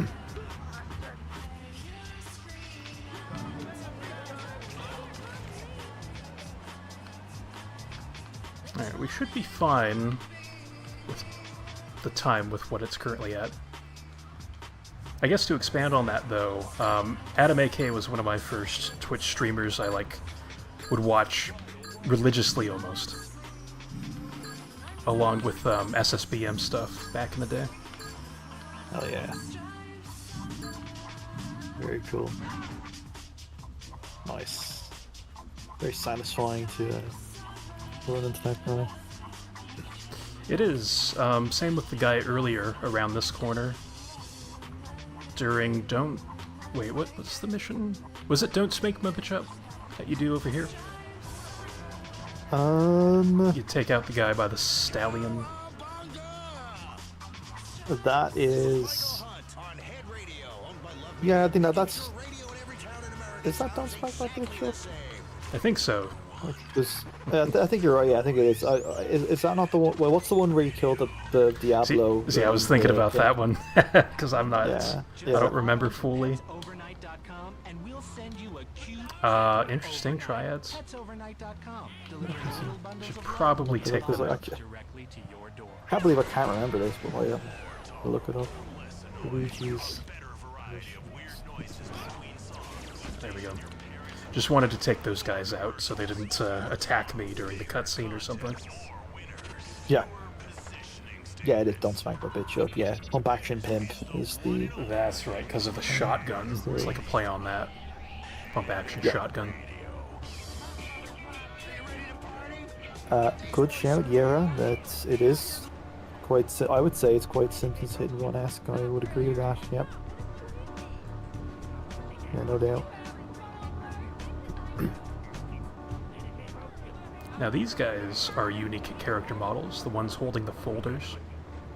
That's right. Yep, only in this mission. Yeah. Kind of makes me sad, or at least used to when I was growing up. Because it's like, I want them to have their time to shine, getting mugged by people on the streets of Liberty. Yeah, of course.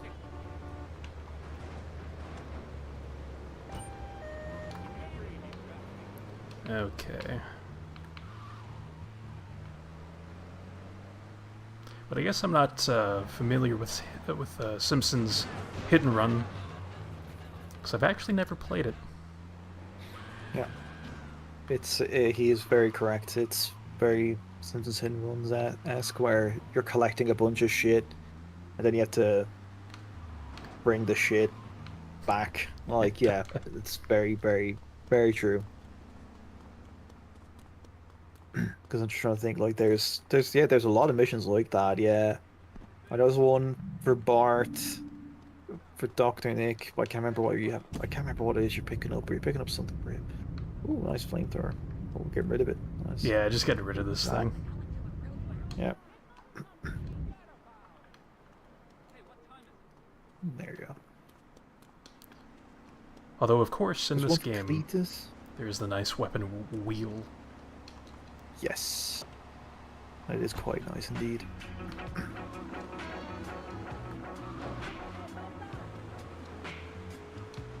Hey, bye, fun. So I believe this mission should be the pickup. Yep. Classic death noises there. Yeah. He'll never be as tough as his pop, but he left you a note on the table. The laundry has agreed Oh to yes, pay. one of these sugary love letters. Go collect the cash and bring it back here. Watch out for the triads. They may be shoving a firecracker up your ass. But don't take no crap. Nobody, I mean nobody, messes with Tony Cipriani. And there it is. The Cipriani pronunciation. Yep. You have like 3 pronunciations of his name in this game, and they're all wrong. Yeah. Well, 2, but...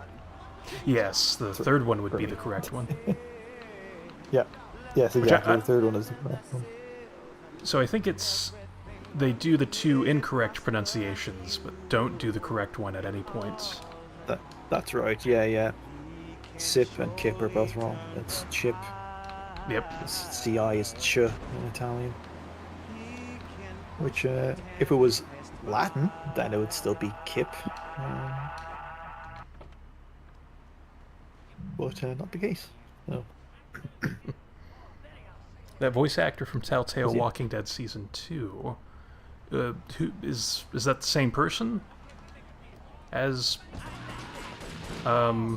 So is that Michael Madsen who appears then in the Walking Dead game?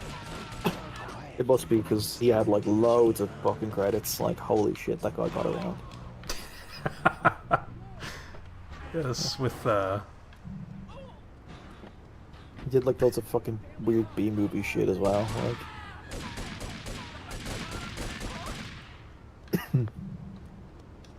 well, I say weird B-movie shit, but it's like just stuff which like I don't know. He didn't have like any quality control. Like, he just do whatever. It's like the actor Eric Roberts, who I think has like 500 credits, because he's just one of those individuals that just takes any role, which is kind of awesome. Right. Not gonna lie. Yep. Because it's almost like, oh, spot this actor, you know. Yep. Yeah. Yeah. Michael Madsen appeared in over 300 film and television productions. Yeah, there you go. Jeez. Yeah. He was that madman, Carver. So maybe I didn't play Season 2 then. Because I know I played Season 1, because I know about Clementine and Lee, as you pointed out, because I couldn't remember Lee's name. Which is blasphemy for Walking Dead Telltale Games fans. Don Salvatore has called a meeting. I need you to collect the limo in his Or if I have played Season 2, I just don't remember it, but... Come back here. That's cool, though. I like that. I'll drive over to the boss's place together. Those triads, they don't know when to stop. They want a war, they got a war. Now get going.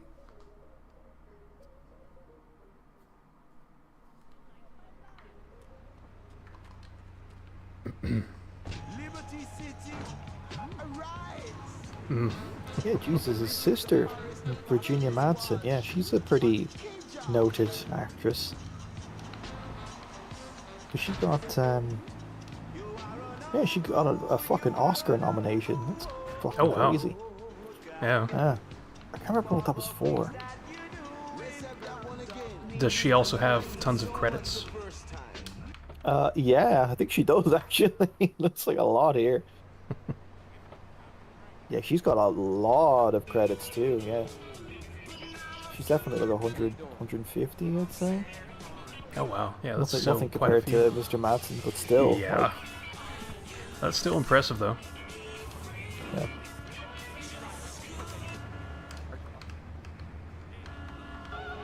Alright, I would like to put on double clef for this particular mission.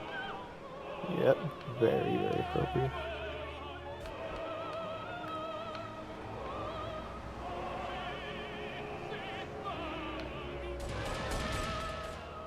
I guess this is one of those missions where they just reuse previous mission dialogue. Where they kind of chop it up a little bit. Yeah, exactly. They do a GTA, well, what later became the GTA San Andreas method of writing. That's right, yeah.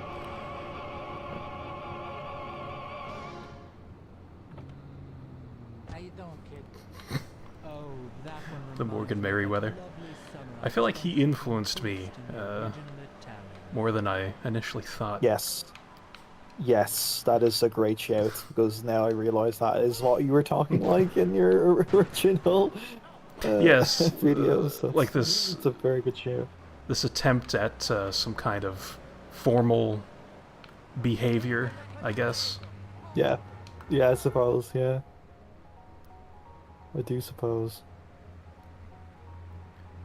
It's almost like one of those, gosh, they're completely out of style now, but like in the 1950s US, people would speak like this. It's like something Atlantic or... Oh, wow. Yeah, yeah, like, isn't that called like a... Mid-Atlantic? Or something like that. I feel like that's what it's called. Yeah, it's a Mid-Atlantic accent. Yeah, that's right. Because that's what I thought you were doing. So, I remember, that's why I think I remember I mentioned, I was like, I thought you were doing a Mid-Atlantic accent. Which is like what they used, as you pointed out, what they used to do in the US, like on the radio and shit, is they put on that accent.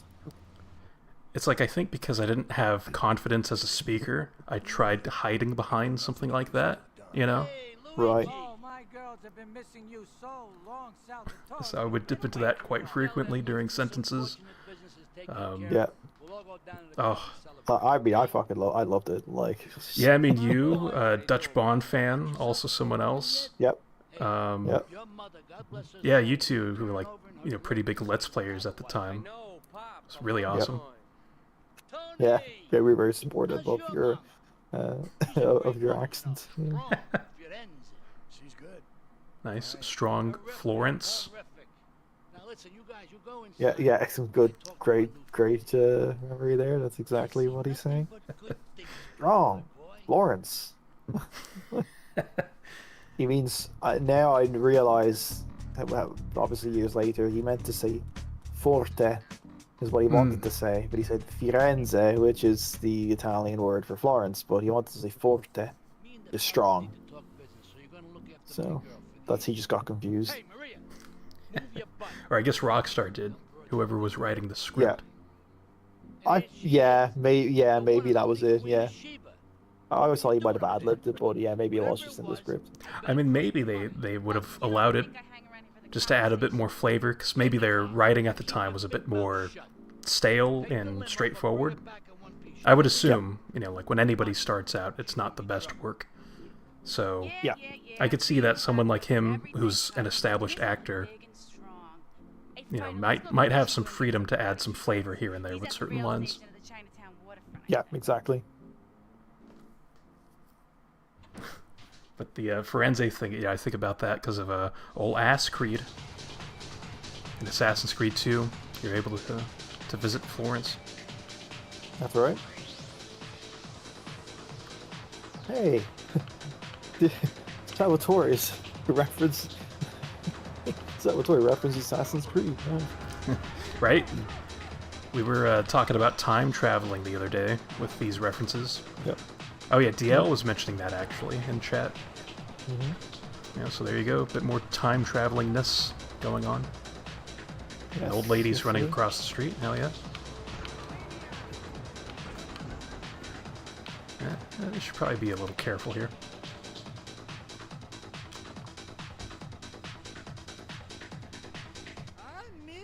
Also, thank you for the likes. You're looking for some fun? A little, some spank? Hey, Chico. Nah, just the usual. There you go, lady. Hey, maybe you should check out the warehouse party Here at you the go, East Side lady. Avellaneda Keys. Thanks, Chico. See you around. Gracias. And enjoy. That's good stuff. Of course.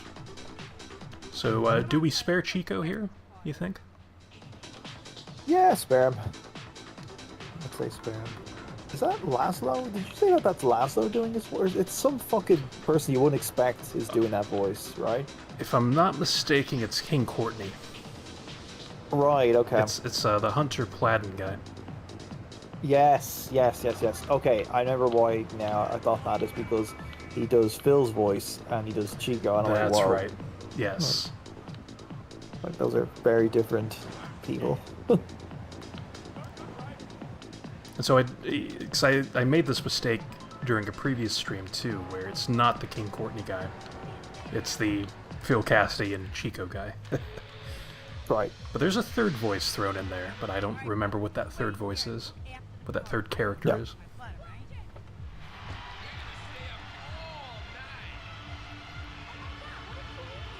So this mission was pretty cool because you get that nice cheetah spawn in the middle of these 3 cars. And I'm just repositioning myself here.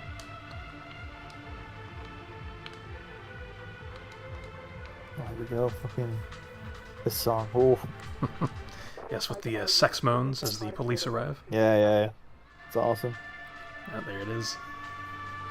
Then it turned into... I think this is the one that turns into You Are the One by Shiny Toy Guns, I think. I think you're right, yeah. It's fucking... Yeah, there we go. Yeah, we are horny. Yes, very... Yeah, Matt J again. He goes over the whole history of like this song and like the... because it's like two of the lads from Shiny Toy Guns. They, well, or at least one or two of them. I can't remember, maybe just one of them, but like he was making like this trance techno music. and then later became a member of Shiny Toy Guns, and then introduced some of the elements of. I'm not sure if is it this one? I'm not sure, but in any event, yeah, it's a track on this game, and then lyrics from that and some of the melody get introduced to "You Are the One" by Shiny Toy Guns, which I remember. Okay. You could imagine, like I'm like, I don't know, like I'm like a teenager or whatever. It's like I'm playing GTA 3, and then so I recognized like this song. Okay, fine. Then I'm playing FIFA 07 or FIFA 08 or whatever it was, and then Shiny Toy Guns' "You Are the One" comes on, and I'm hearing.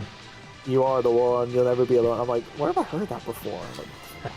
Like, it's such a big leap, you know? It's just like, right? What the fuck, you know? But it's like it's just crazy to me like that all happened, you know? Because it's just, you wouldn't expect like those two things to be linked in any way, especially in a game where most of the music is like not licensed, just made in house. So you just hear like lyrics being reused, and "You Are the One" is a fucking great song, by the way. I just want to big ups Shiny Toy Guns on that one because it's a great song. But yeah, anyway, hello James Copland. Yes. Oh yes, welcome James. Home James. Yes, I remember your name though, because you're a long-time subscriber, so it's good to see you. Things are going quite well, I'd say. Hope you're doing well. There's a guy named Curly Bob, works the bar at Luigi's. He's been throwing more money around than he's earning. He ain't pimping or pushing, so he must be talking. He usually gets a taxi home after work. Oh, this mission. Follow him. And if he's ratting us out, kill him. It's a nice little trick we can do here.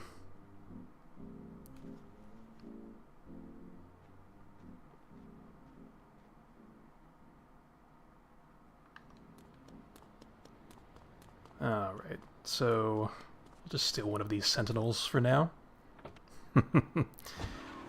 Yes, apparently you are Bond, James Bond, very nice. Yeah, "You Are the One." Sound of that. Bringing that up again. It is a great song. Like, it's so good. Yeah, it's fair enough. Yeah. And it got its start. Like, basically, GTA 3 didn't exist. That wouldn't have been a thing, but no, it was, yeah. Anyway, so we're gonna do the trick here with all the yes, Curlo Bob, Curlo Bobo. Is it Pervo Bob? Yep, much Curlo like Bob. a certain Jonathan we're familiar with. Yes, that's right. So the cop car's in the way, but it should still be okay, I think. Yeah, I think you positioned this right. Yeah, it's somewhere like centered here. Should be fine. Yep.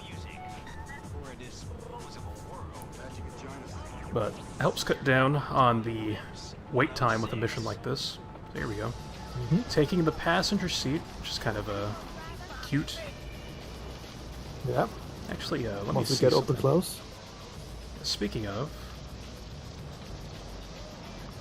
Okay, I thought we'd see more of them. But, yes. Also, shoutouts to Shootas again. Yeah. It's a power machine on the freeway. Ronnie remains my MC homeboy, knowing the rules ain't part of his program. Finding the right way around this map. Might be pretty hard because his lips. Yeah, I know all the I still know all the lyrics. Yeah, which is kind of sad, but... No, there's nothing sad about that. Yeah. There's a lot of things I can recall. Yeah, that's cool. Yeah. I was obsessed with this song. Yeah, I mean, it's understandable. It's a classic. And I remember in your old Let's Play 2, it was like the final part, I think, you were flying the Dodo to show off the hidden Carcer City, like the bank opening cutscene place. I think I was trying to. I don't think I was successful. No, you flew through it, I remember, but then you crashed, like, instantly after. Ah, okay, right, yes, that was it. Yeah. I got pretty good at flying the Dodo, I do remember that. I was a pretty decent flyer of it. I can't do it now. Yeah. I used to be able to. It's definitely not like riding a bike, but... No. I bring that up because you were rapping this song Okay. Got a little nervous there, because Curly Bob had an opportunity to take me out. But... Anyway, yeah, you were rapping that song on your way over to that location. Right. You're listening to Lips 106. Alright, so I think all we have is Tony now.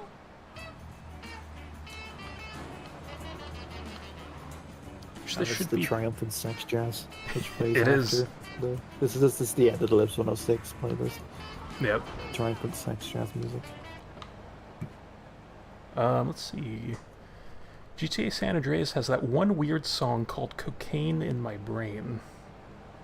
I don't know what that song is. I looked it up. It is. I was like, I thought that he meant Insane in the Membrane, but there is a song called Cocaine in My Brain, which I think is on. I think it's on Cage. It's on Cage Out West. Yeah. Okay. We're at war. I assume it is fish anyway. Factory has a front. Most of their business goes down at the fish market in Chinatown. The laundry still owes us protection. They reckon the Triads are protecting them now, so I say we exact a fitting punishment. Take those boys over and whack the Triad warlords. Whack. Hell, if you get a chance, Love the way he says that. pop some of their soldiers too. Yeah, same. Which, speaking of this, speaking of love, I just love this mission. It was so cool playing this for the first time. So I used to love triggering these artificial gang wars, where you hang out at the border of two different territories in this game. Yeah. And you can get gang members from one of the gangs to spawn in, walking around, and they'll eventually walk in the direction of the other gang's territory. Yeah. And so when you walk with them, then the other gang starts spawning, and then you'll get to see them fight each other, which is mildly entertaining these days, but especially entertaining when you are, a 6 or 7-year-old playing this. Definitely. I confused my missions for a second. Like, we're still fine, but yeah, we don't have to use the gate.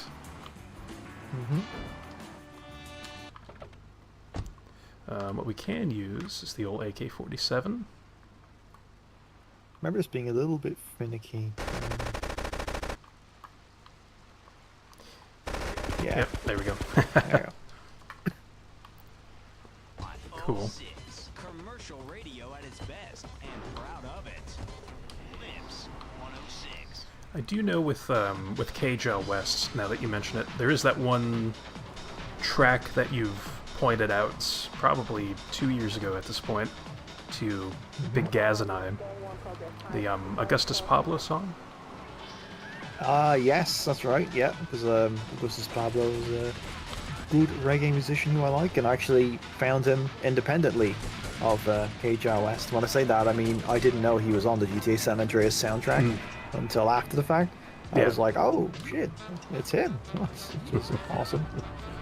But the two memorable tracks from that are, of course, fucking I'm gonna put on an iron shirt and chase Satan out of earth. Which is, that is iconic. And then there's the fucking Grey Train Robbery, which is another good one.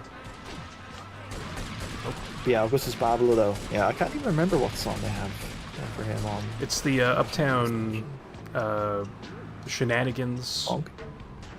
No. Nice, good job. They just get out. Yeah, they just abandoned me. It's like, oh jeez. Yeah. It's like, I want this guy's Uzi, that's why I'm wasting time. Yeah. I wanted to get those. Oh, these Mafia guys didn't really put up a fight. Nope. Oh, there we go. Yeah, nice. I kind of want to see how this ends. But okay, this isn't going to end well. Nope. They're just spawning out of everywhere. Yeah. Any crevice here in Chinatown. It's popping them out. But alright, we'll move forward a bit.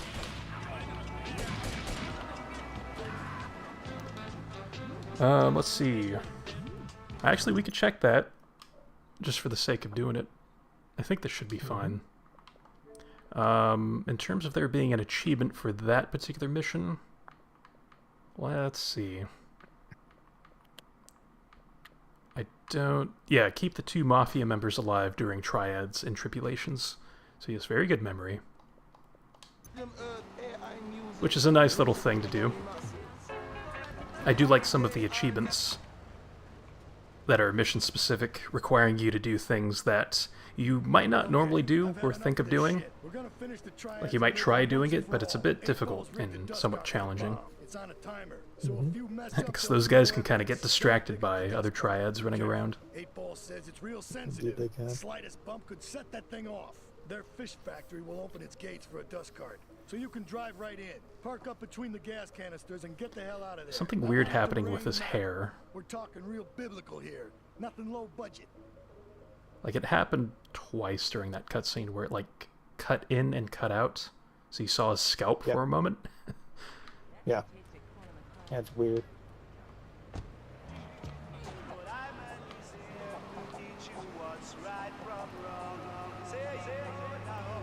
Oh.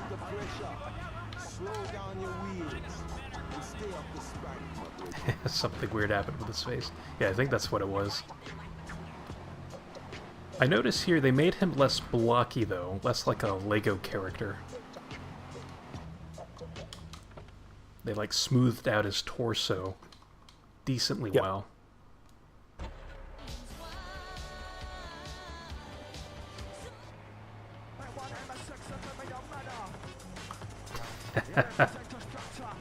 There we go. Yep. I just love the contrast between a fast-paced radio station like MSX and then us driving a garbage truck. That's super slow. That's beautiful. Yep. I think with this, we'll go ahead and cut through here. Even with these holes, should still be okay.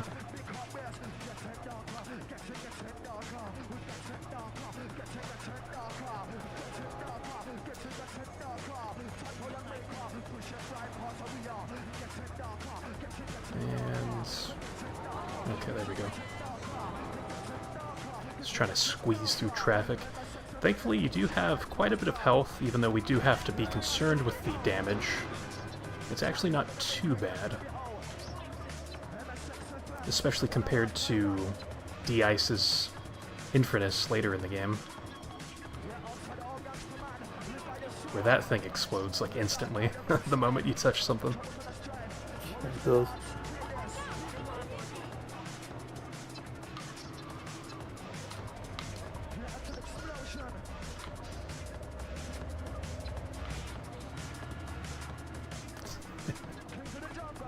That Wimpo was threatening me with a good time here.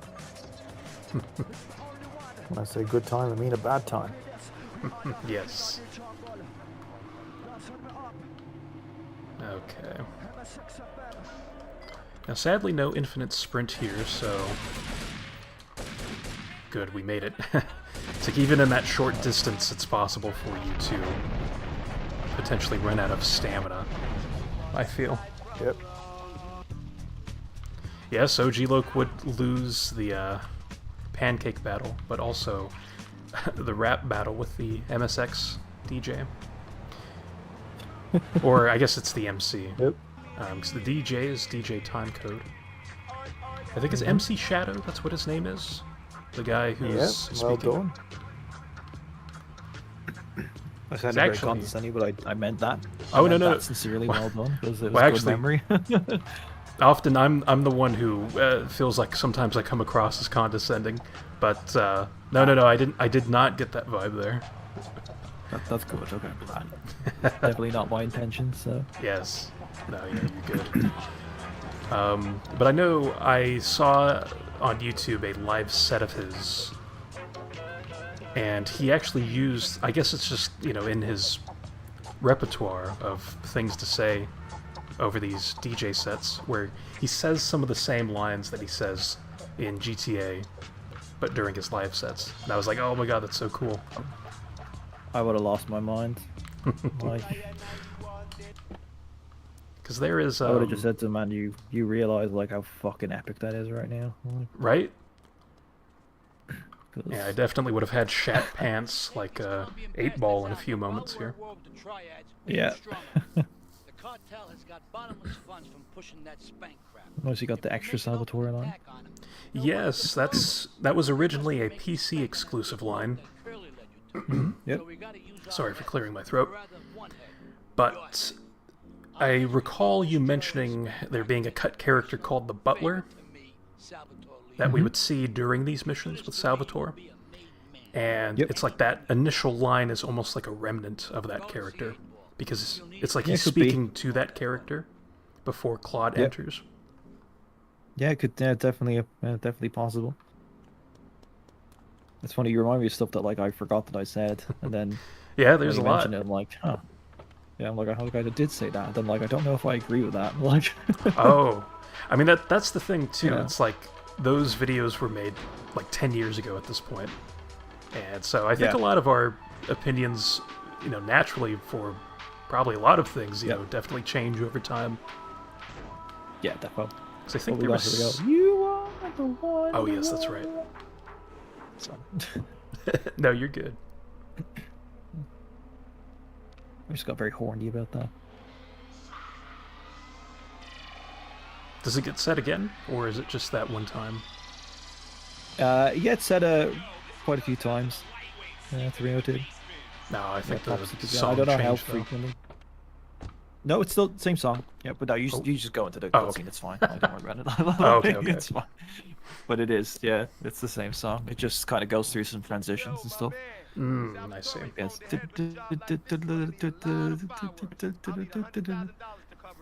It's like, so thankfully we'll hear some more of that as we drive over with 8-Ball. Yes. That's interesting. I don't remember that achievement to not enter the area. Because I don't know how you would explode the fish factory without the truck.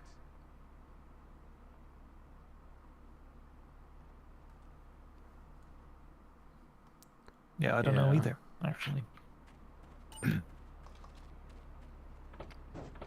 Because I guess if it is a thing, if that is an achievement, then I've completely forgotten about it.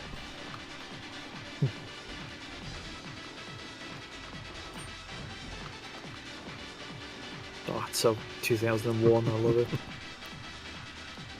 Now, I do try to leave these homeless guys and girls alone. Nice, I love that. Oh, there it is, there it is. There it goes. Yeah, you are the one. Oh, that is awesome. He says, yeah, it's great. And then he says, you'll never be alone again. And then, of course, it turns into you are, and in the final song, it's just they just sing it continuously. So it's you are the one, you'll never be alone again. You're more than in my head. You're more, and I'm pretty sure that's all of those lyrics are in this actually. Yeah, all those. Yeah. So the entire chorus of that Shiny Toy Gun song is in this original, original techno song. Yeah, it's pretty cool. So it's cool. It's cool that like he recycled that, and then it just, I don't know why. I just always found that like so cool, like how that all happened. Oh, you can do it from here. Nice. Yeah, that makes sense. A lot easier too.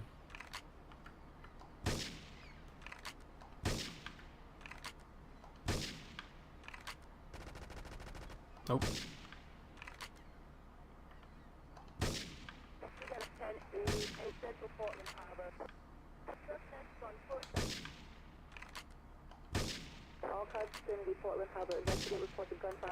My bussin' was tight. Good job. Yes. So while 8-Ball's running, you can actually hop back into your car just to make the trip out of here a bit faster.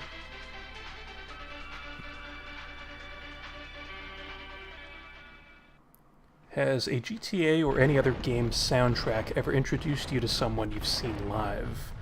That's a really good question. As 8-Ball has his shat pants on. It's like I'd love to put my profile picture over 8-Ball during that little sequence, and then put like the Taco Bell logo in the background. it's like the bathroom Yes. exploding. The bathroom joke. Yeah, love it. But that's a great question, by the way, James. Yes. Like, I don't know if this really counts. I guess it does. But the music games, like Rock Band, for example, Rock Band introduced me to quite a few bands, but my all-time favorite band, which is Queens of the Stone Age, there was a song in Rock Band 3, the very popular song of theirs called No One Knows. And so, yeah, because wasn't that in like some Tony Hawk game, maybe? Or... Yeah, so the reason I know it was just because I used to watch MTV2 when I was younger, and I used to be on that a lot. Yes, yes. And, yeah, that song got me into the band, and so it's interesting because kind of like with you and You Are the One from this game, it's like I retroactively found out I had been exposed to a band earlier in my life before that point. Right. Because, so cool. Speaking of EA Sports games, Queens of the Stone Age was in Rock Band 3, but they were also in Madden NFL 08 with the song 3s and 7s. And I didn't make that connection until I later went into their like discography and listened to like all of their songs and stuff. And I was like, oh wait, that song's from Madden. You know, so I'd been exposed to that for years before Rock Band 3. But that's awesome. Yeah, I later saw them live. I think in 2015 is when I saw them back in my hometown. What about you, Al? Yeah, that's awesome, man. Yeah, Zebrahead. I remember that's the big one for me. Found Zebrahead from fucking wrestling, both wrestling games and Tony Hawk's. They're on both soundtracks. Okay. Tony Hawk's Pro Skater 3 and SmackDown vs. Raw. Yeah, just SmackDown vs. Raw, the original. Got into the band from that, and I saw them live in Dublin in I think 2008. I think it was. Damn. So yeah, that's very much a direct consequence of exactly James' question. So. Yeah, I was Zebrahead. Never saw Atmosphere live. They're my favorite rap group of all time. Which is a shame. I wish I'd seen them live. But I never got to. But that would have been definitely a shame because I found Atmosphere for Tony Hawk's Tony Hawk's Underground 2. But yeah, sorry for that. No one I can think of. Haven't seen all that many live bands, to be fair, I don't think so. It's probably another reason why. But yeah. Zebrahead definitely. That was all very much video game sponsored enjoyment. So now that is awesome though that you do have a scenario like that. Yeah, because it was just dope. Really great gig, man. They were cool. Chatting with the band afterwards as well. They're great. Yeah, that's awesome. Yeah, very fond memories. So thanks for bringing it up, James. Good question for both Eric and I to answer. Yeah, so. this is a very good question. Hell yeah. And actually, I can relate to something you said there, Al, where you mentioned that you really haven't seen too many live acts before. And yeah, I'm in that same boat where I've only ever seen 2 bands or people live. Right. Where besides Queens of the Stone Age, I had seen Taylor Swift live in 2013. Or no. 20... I think that was in 2015. I may have gotten the dates confused. It was Queens of the Stone Age in 2018, because that was with my real-life friends group at the time. And then 2015 was when I worked at Jack in the Box, because I remember the Catman Tickler and we went to... make that drive after my shift. Yeah. Nice. so yeah, Taylor Swift was 2015, I think. Yeah. Love the boat. Yeah. And you mentioned you might have gotten the achievements mixed up. Yeah, I mean that's fair. Because there's a lot of missions that could potentially fit into that category of not exploding something but still passing the mission. I think you might be thinking of Farewell Chunky Lee Chong, where there's a mission involving planting a bomb in one of his vehicles, and then he enters the vehicle and explodes as a way of taking him out, which is very convoluted compared to just approaching him with a pistol or an AK-47 like how I did. but I remember doing that. And it kind of fits that bill. We have certain issues to clear up before we continue any form of relationship, business or otherwise. Let's lay our cards on the table. I am Yakuza, and I know you worked for Salvatore Leone's family. I can give you work with our organization, but first you must prove to me that your ties with the Mafia are truly broken. Salvatore Leone will be leaving Luigi's in about 3 hours' time. Make sure he doesn't reach his club alive. Meanwhile, Maria and I will catch up on old times. Oh, Asuka, you've got a massager. That's not a massager. Nasty. So I guess this is one criticism of, well, one of many of the definitive edition, is how clear you can see Portland in the background, which seems like a trivial complaint. And it is kind of neat being able to see the buildings, like you notice the distinct architecture right above Claude's head for that portion of Chinatown. That is pretty cool. But it kind of takes away from the mystique of the city, I'd say. Where it's a bit more plain I can see that. Somehow. Yeah. Yeah, I can see that. I like seeing it in the background personally. I think it's really cool. That's fair. Yeah, but I know what people mean, but not personally. I really like seeing it there. So, kind of in the same vein, how do you feel about in San Andreas, how you can see a bulk of the map? Or pretty much all the map, like on top of Mount Chiliad? Not as good, because I feel like that wasn't... I don't know if they meant for that. Oh, then again, you're on top of Mount Chiliad, so I suppose it makes sense. Like, I think it's fine seeing... How far out can you see, actually? You can see the entire square of the map, basically. You can see everything. Ah, yeah, that's pretty shit. Yeah. Because I think it would make sense if you could see... Like, I think the most you should be able to see is Los Santos. But, like, even then, you're in Angel... No, in fact, you're in Angel Point. So that's away from Los Santos. So really, you should just be able to see San Fierro, and that's it. Yeah. Like, if I have my geography correct, I think that would make the most sense to see that. Yeah, you'd be closest to that, for sure. Yeah.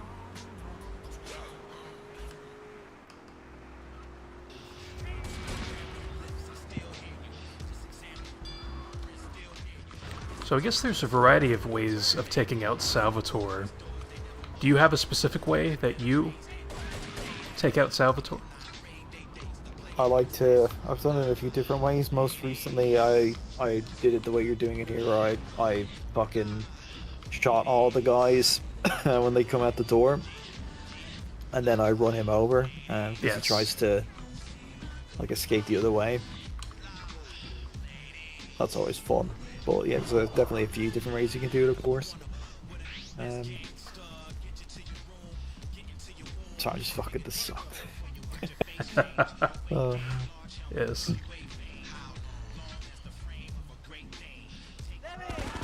There we go. So you shoot all them, and then you have to be quick to get out of the... Yeah, there you go. Nice, good job. It's quite anticlimactic, actually. Yeah, it isn't it? Yeah. Ooh, tomato sauce. Yep. Yep. Rip it's like, Salvatore. He obviously becomes such an iconic character. Like, I mean, he kind of already is in this game, but then even after the fact, you know, he's in San Andreas, he's a big part of the obesity story, so then it's just kind of funny then that he has such an unceremonious death, as it were, so... Right. So, yeah.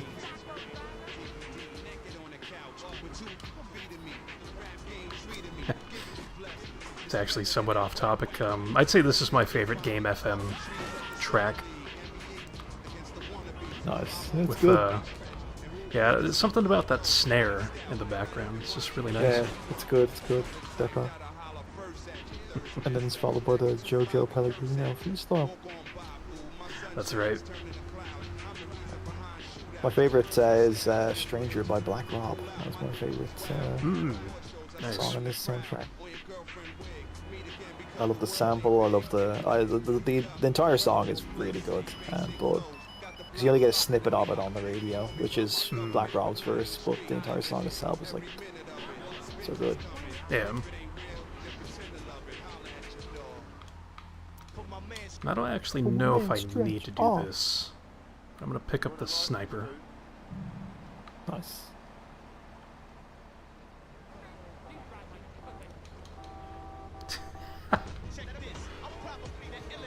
Probably the illest MC, believe it or not. Just hot. Scream the sweet at the pop. You better rock some of the shoes and take your feet from the yacht. Yeah. Still remember some of it. Very nice. Salvatore's death comes as pleasurable news. You're an efficient killer. Ooh. I like that in a man. Ah, this is my brother, Kenji. I think I had a little job for you. Just this close-up of Kenji's face. It's like he doesn't have pupils here for some reason. Just like Kenji. He does not. Always trying to play with my toys.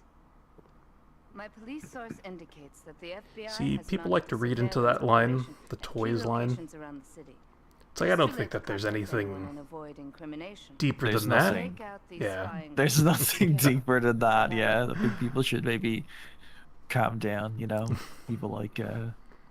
Oh yes, yes. Yeah, I know. One of those people who, yeah.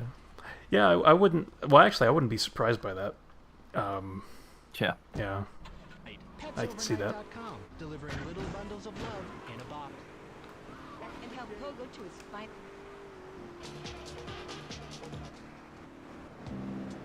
Oh, right. So there's always this classic debate, besides the toys line. You know, are these FBI people, or are they mafia? And I've always viewed it that these are just mafia guys. Like, that was what the intention was anyway. Almost as kind of retaliation for what you did to Salvatore. Mm-hmm. Does she say FBI in this dialogue? It's weird. So I was. She says it. Isn't it like the PC? She says FBI, and then the PS2 she says Mafia. Yes. Right. Or at least the subtitles are changed. Right. Oh, there's the black Rumpo. Yes. Yep. The infamous uniquely black Rumpo. Yeah. Oh, Yes. double clef. So more support, right, of them being mafia. Yep. So, well, what I always thought was that they were originally just going to be FBI, and then I think they realized like that wouldn't really make any sense. Like there has to be some kind of retaliation. So what I think they did was they then replaced them with the mafia, and that would also, I feel like that's why they're not driving a mafia sentinel either. It's a uniquely black Rumpo, which kind of seems a bit more in line with like FBI, like secretive type of thing. Yes. And then they also have M4s, which is like even more like, oh, that's a pretty heavy duty weapon. So I think they rightfully, by the way, there's a good shout that they did this, but they realized it would make sense that there would be some kind of mafia retaliation, so they retconned it, and yeah, and I think that's what it was. Because that's why the dialogue from... Is it that her dialogue, she says... I think she has two versions of... Because I know the subtitles are a bit confusing. Yeah. But I feel like she has two versions, one where she says FBI and one where she says Mafia. In terms of the dialogue itself, I think it is just the same. Right, okay. Yeah. But it's the subtitles that's different, I'm pretty sure. Right, okay. Interesting. Sorry, I'll get close to the Steam Deck. Interesting. Oh yeah, you're good. Yeah. I'm just thinking that maybe they just... So when they had to record the dialogue, they'd already made the change, obviously. But then maybe they hadn't... they just forgot to update the subtitles. That's probably what it was, if I had to guess. Because it's kind of like the... Well... Yeah, it's kind of like the Diablo Infernus thing. Yep. Oh, she does have two versions of her dialogue. Yeah. So in the PS2 version of the game, she talks about the mafia, and the subtitles match with what she says. In the PC version, she talks about the FBI, and the subtitles don't match. Right. Interesting. Okay. Yep. So yes, she must have. Yeah. Then that would probably even support my theory, even more closely in that instance. They decided like to have her re-record the dialogue, or maybe they had to just record 2 sets of dialogue, and they've just didn't. I don't know. Just kind of went with. Yeah, I'd say whatever later. Yeah, they just went with it. Yeah, exactly. I think it was just a matter where they were originally just kind of like it was the FBI, but then they thought it just made more sense to have it be the mafia, and went with that. Yeah. Because as I say, but I think the original, just based on the, let's say, the weaponry involved, and the black rumpo, they obviously then put it to double clef, which makes sense. But yeah, I would say personally, I think that they just were thinking along those lines, and which I suppose, I guess the double clef thing that's purely coincidental with what I was talking about, because I think it is just random as to whatever it's set to. I could imagine it was probably set to that because it's the mafia. So I suppose maybe it could have just been random, but yeah.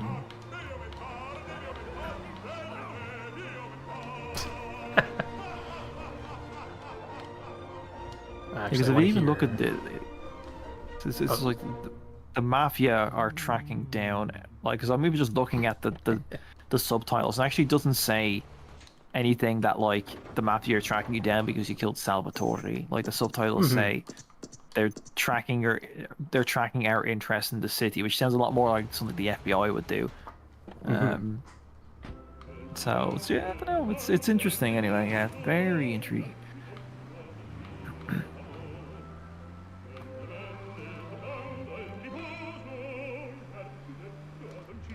See, that'll be the next interview question for Dan Hauser. Yeah, exactly.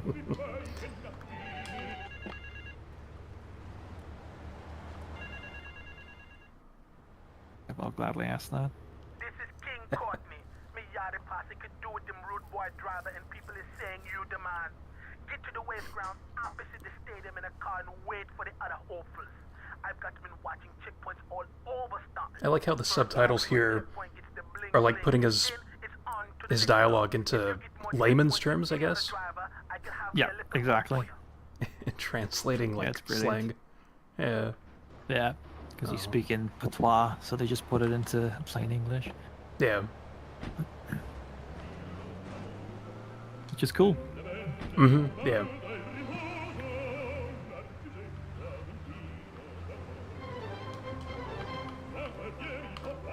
Alright, obviously this is not the best vehicle for this type of mission, but I think we'll be okay regardless.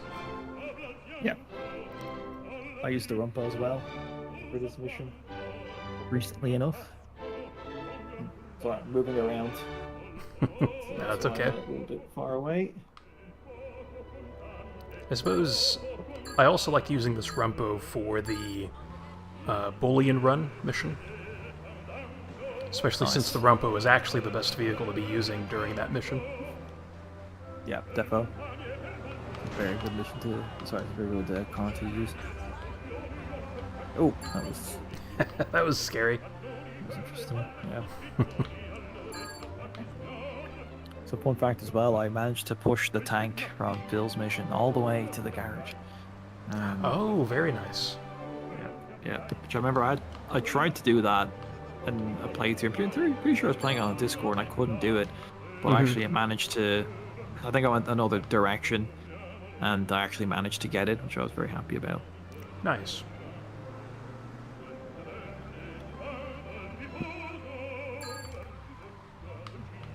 It's like I'm listening to the song and I keep thinking he's saying anti-furto, which is like burglar alarm.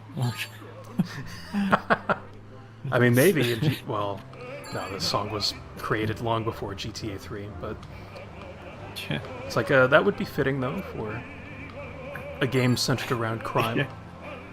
It would be. I'm curious at what he's actually saying, because I remember I saw the play which this is from, and this is one of the songs that was sung, but it just sounds like he's saying anti-furto. It's just too good.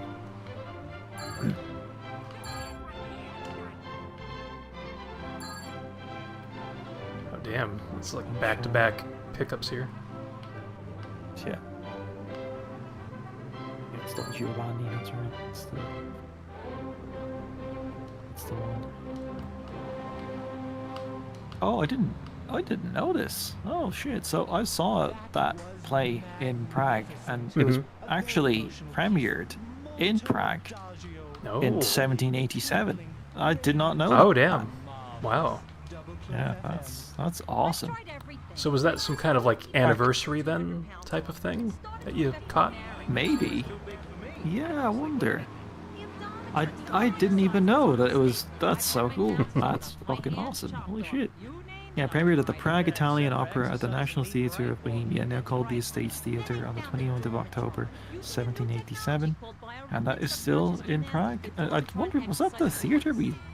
I'm pretty sure that was the theatre. That was the theatre we saw it in. Holy shit, I didn't even fucking realize this at the time.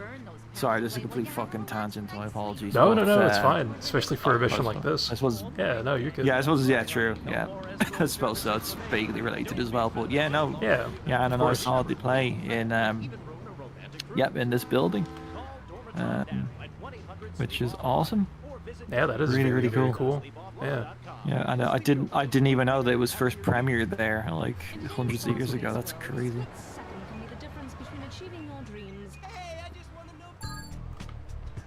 That's dope.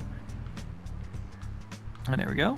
That's 9,909 out of 15. Pretty good with the Rumpo. So. Yeah, considering how slow this car is. Yeah. Oh. Yep. Yeah, I'm gonna get out of this vehicle, this potential death trap. Yeah.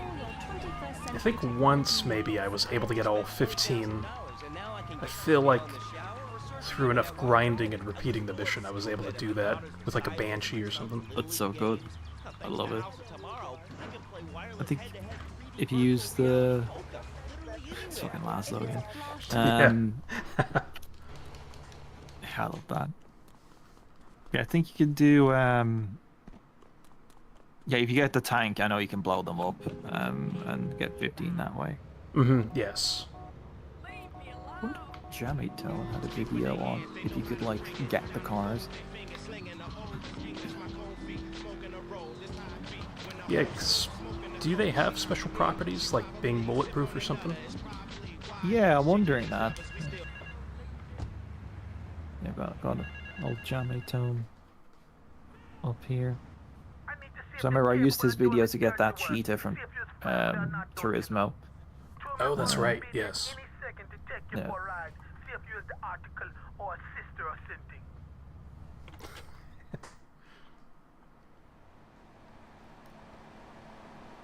Yep, so interesting mission here, though. Because after this, the Diablo should be angry at us.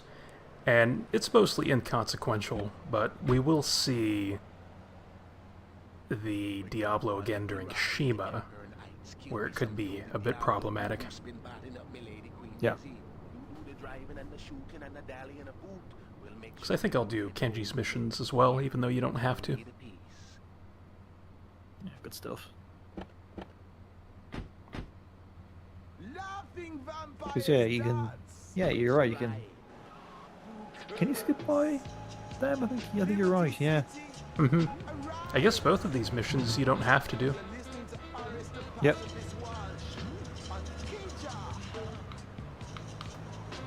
With this mission, I think this song always plays by default. Yes. When you get into the car with the RDs. Yeah. Yep, it is scripted and very Kino as well. It just adds to the atmosphere. It does, it does. Is that a sentinel back there? I thought that was like a mafia sentinel that I tapped into there. Didn't quite catch us?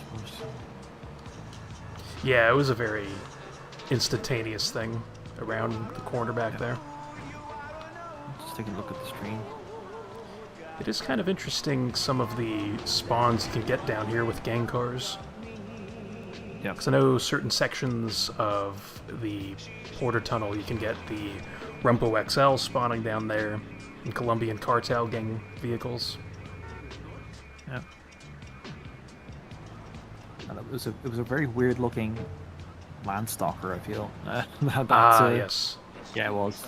It's probably just the color scheme then. It's like it changed shape when you drove by it. It's really strange. Yeah, exactly, right? Because what the fuck? It looks, that's so weird. You have to look back on that like later, because it's like, it's a Landstalker, and then as you're driving by it, it's like the side of it looks like a stretch. Yeah. Unless it was a stretch. Actually, maybe.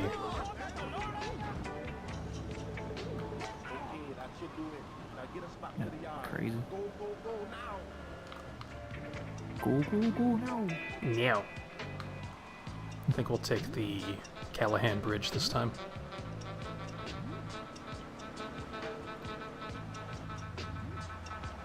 Which is kind of scary, because we're bordering St. Mark's. Now the Mafia have shotguns.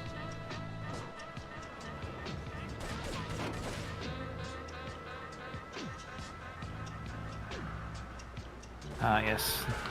The fuck people giving the Mafia shotguns. Yep. It's a massive pain in the ass. Yep. I guess they're not the only gang that gets altered. Yeah, I mean, I get the retaliation. They really want to go all out in case Claude strolls through the neighborhood again. But I think Uzis would have sufficed. Yeah, I was about to say, just give him Uzis. Yeah. For Christ's sake. Uzis would have been fine. Because, oh yeah, yeah, they're not the only gang that ends up getting altered after beating a certain mission, because when you beat the final mission in this game, the Colombian cartel spawned with AK-47s.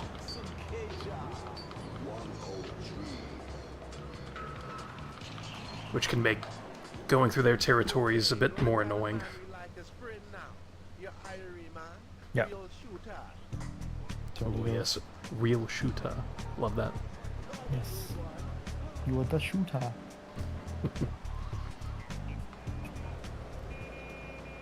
Alright, the next mission should be the... Oh yes, go ahead. Don't worry, I'm not going, I'm just... No, I can stay here, don't worry. Sorry, I'm just getting my food.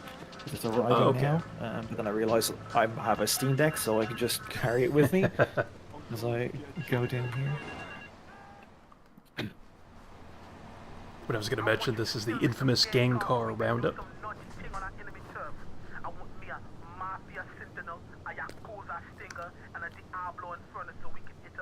Yep, and there's the infamous line, the Diablo Infridus being mentioned, over the Diablo Stallion being written in the subtitles.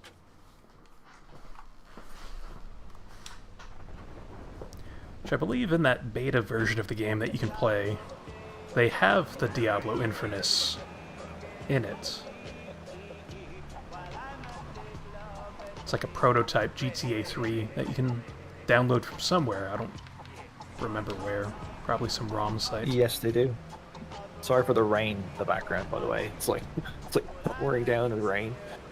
Oh, I don't... I thought you meant in the game for a moment, because it's raining in the game. Oh, no. But... Oh, you don't hear that? Wow. No. Really, nothing gets picked up. Crazy. Yeah, because you mentioned sirens the other day, and I didn't hear those. Yes, yeah, it's crazy. Yeah. Very interesting.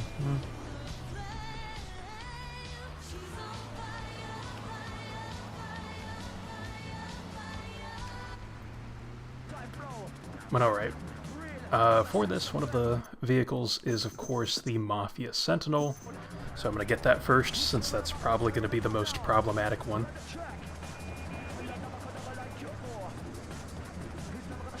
But there are some back ways that you can take into St. Mark's that will hopefully make this a bit easier to manage.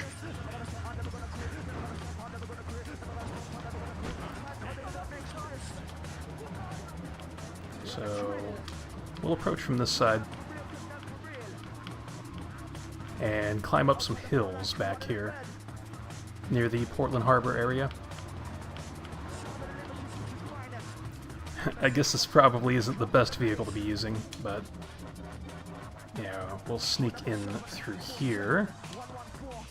And if we flip, it's not the end of the world, but I'll try my best not to flip.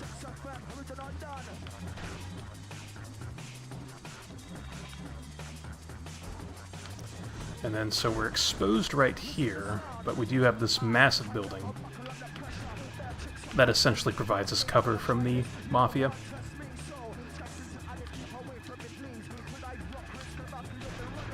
We gotta get perpendicular with that lip, and yeah, here's our Mafia Sentinel.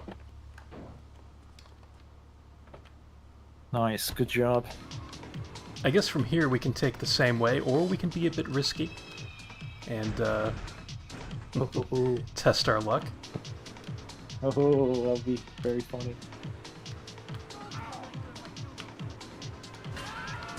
I always felt like there's one mission where they gave them Uzis. Like, there's a mission where they turn off the hostile AI, which is obviously the ISIS mission. But then I always felt like there was like one, and this could be completely wrong, obviously, but there was one where they just gave them Uzis. But I don't know whether that's true or not. That is correct. I don't remember what the mission is, though, but that is correct. Right. It actually might be during the mission where they turn off the AI, or they turn off the angriness. They replace the shotguns during that. Okay, interesting. All right. Rigged to below.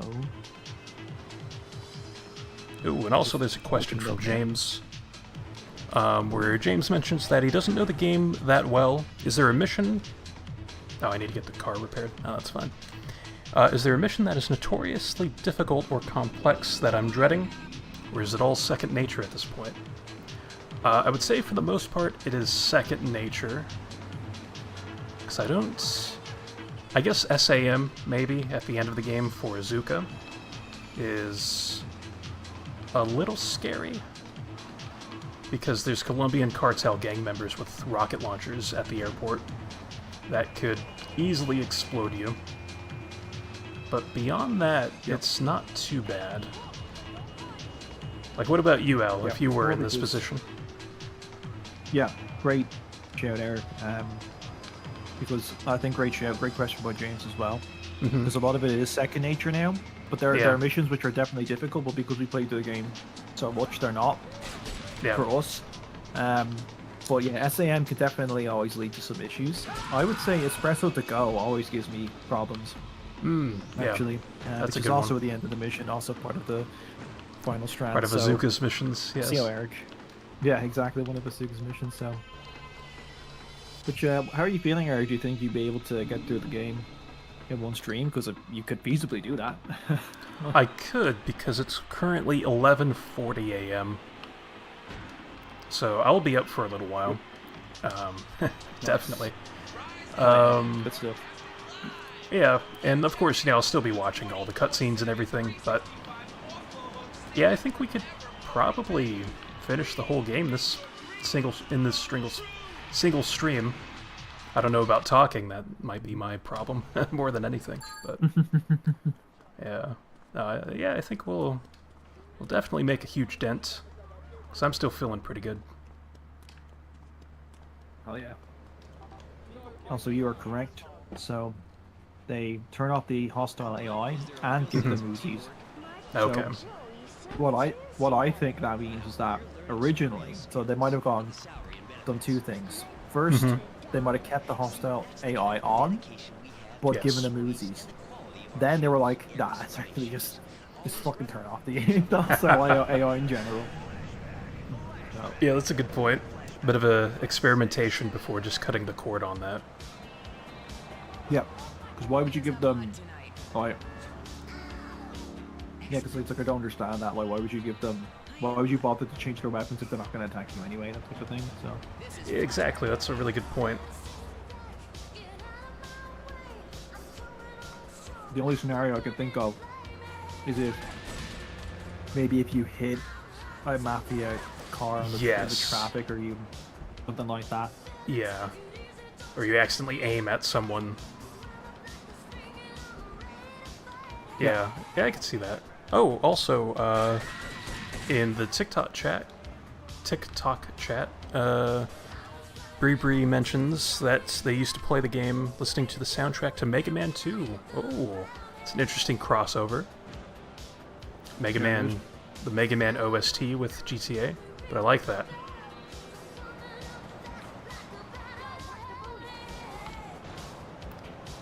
It is nice crossing over OSTs like that, especially once you've played a game so much. Just to make things a bit more fresh. So that guy gets his Rumpo stolen and runs over a prostitute. Oh, and I get thrown out of my vehicle. Oh.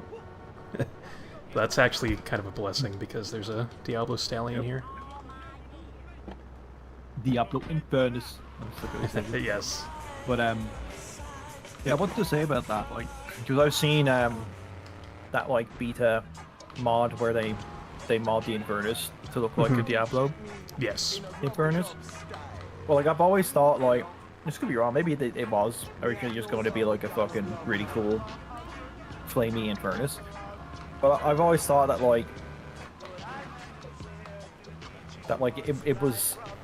it was just the Diablo Stallion was called the Diablo Infernus because it's got like the flames on it, which is Infernus meaning hell.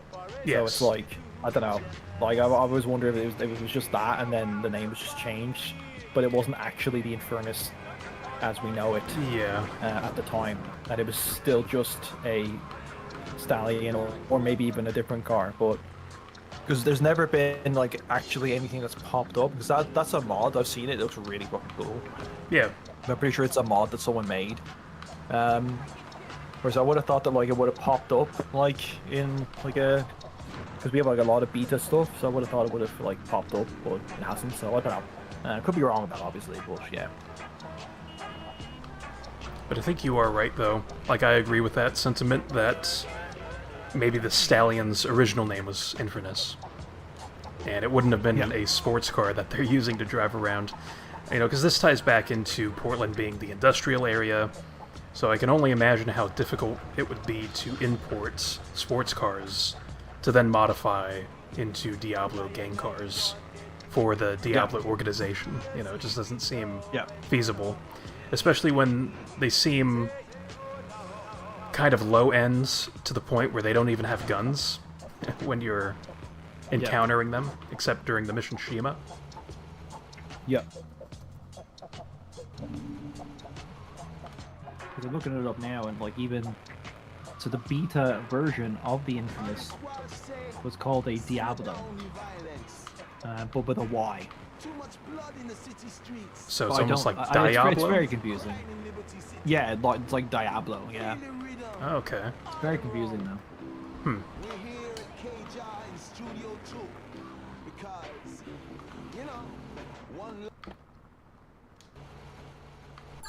Alright, kind of a long mission, but we are approaching the end as old ladies get mad.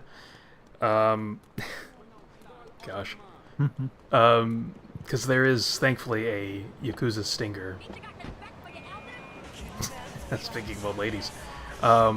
Spawn location right down the street, so we are in the clear. And so that song is the Pray It Goes Okay song, right? No, that's Feels Like I Just Can't Take No More, isn't it? Yes. Oh, that's right. So this is one of the songs I really like on this song, or on this station. Yeah, it's decent, yep.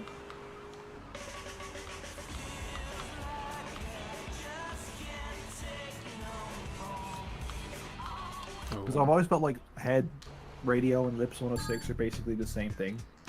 More or I've less. never understood what the distinction is between them. Yeah.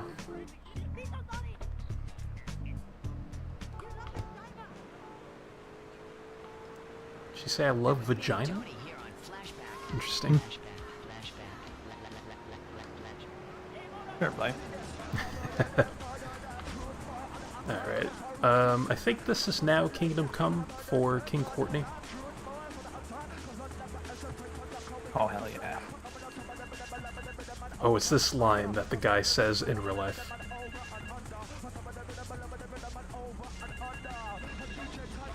Oh, I love that.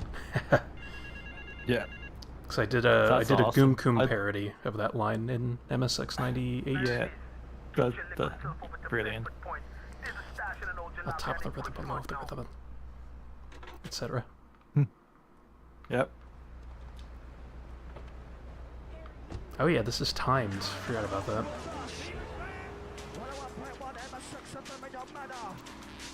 It's interesting that this is a timed mission. I almost feel like it's because of the explosives on the on the bad guys. If we're, you know, going to read into things deeply, it's like maybe that's the lore reason why there's some kind of timer here. Yeah, no problem, James. Glad you were able to catch a bit of it. Hell yeah, James. Big ups, man. Thanks for being here. Also, Very great good to questions, too. Very, yeah, very good to have you. Awesome questions.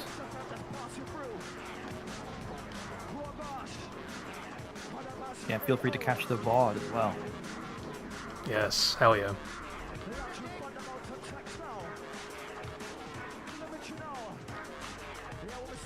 Okay, so for this, I guess the Uzi's fine, because it has a pretty high fire rate, which is going to be very nice.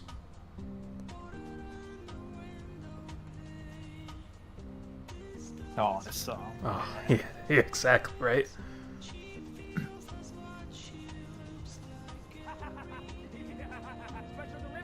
Oh, these sick freaks. You know, there was this NFL head coach from a few years ago, Bruce Arians, who kind of looked like one of these guys. Not necessarily because he looked insane or something, but because, you know, NFL head coaches wear, like, the headsets and stuff, right? Yeah. Oh god, this isn't good. Oh god. Oh, it's not good at all. Oh, you're okay. Yeah, we're alright. We are surviving. Yep. Watch out. Yep, good. Oh, he's got stuck. Nice.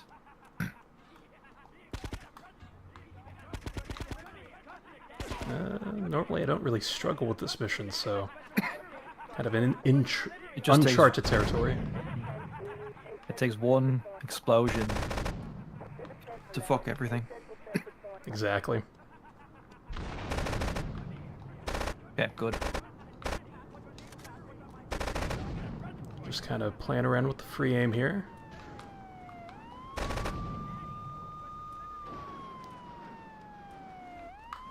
Alright.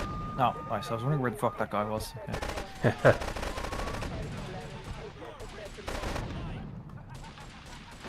That's the fucking cops that might be the downfall. Actually, yeah, that's a very good point. So we have 4 health. That's not gonna work. Oh. That's not gonna work. Oh, man. Damn.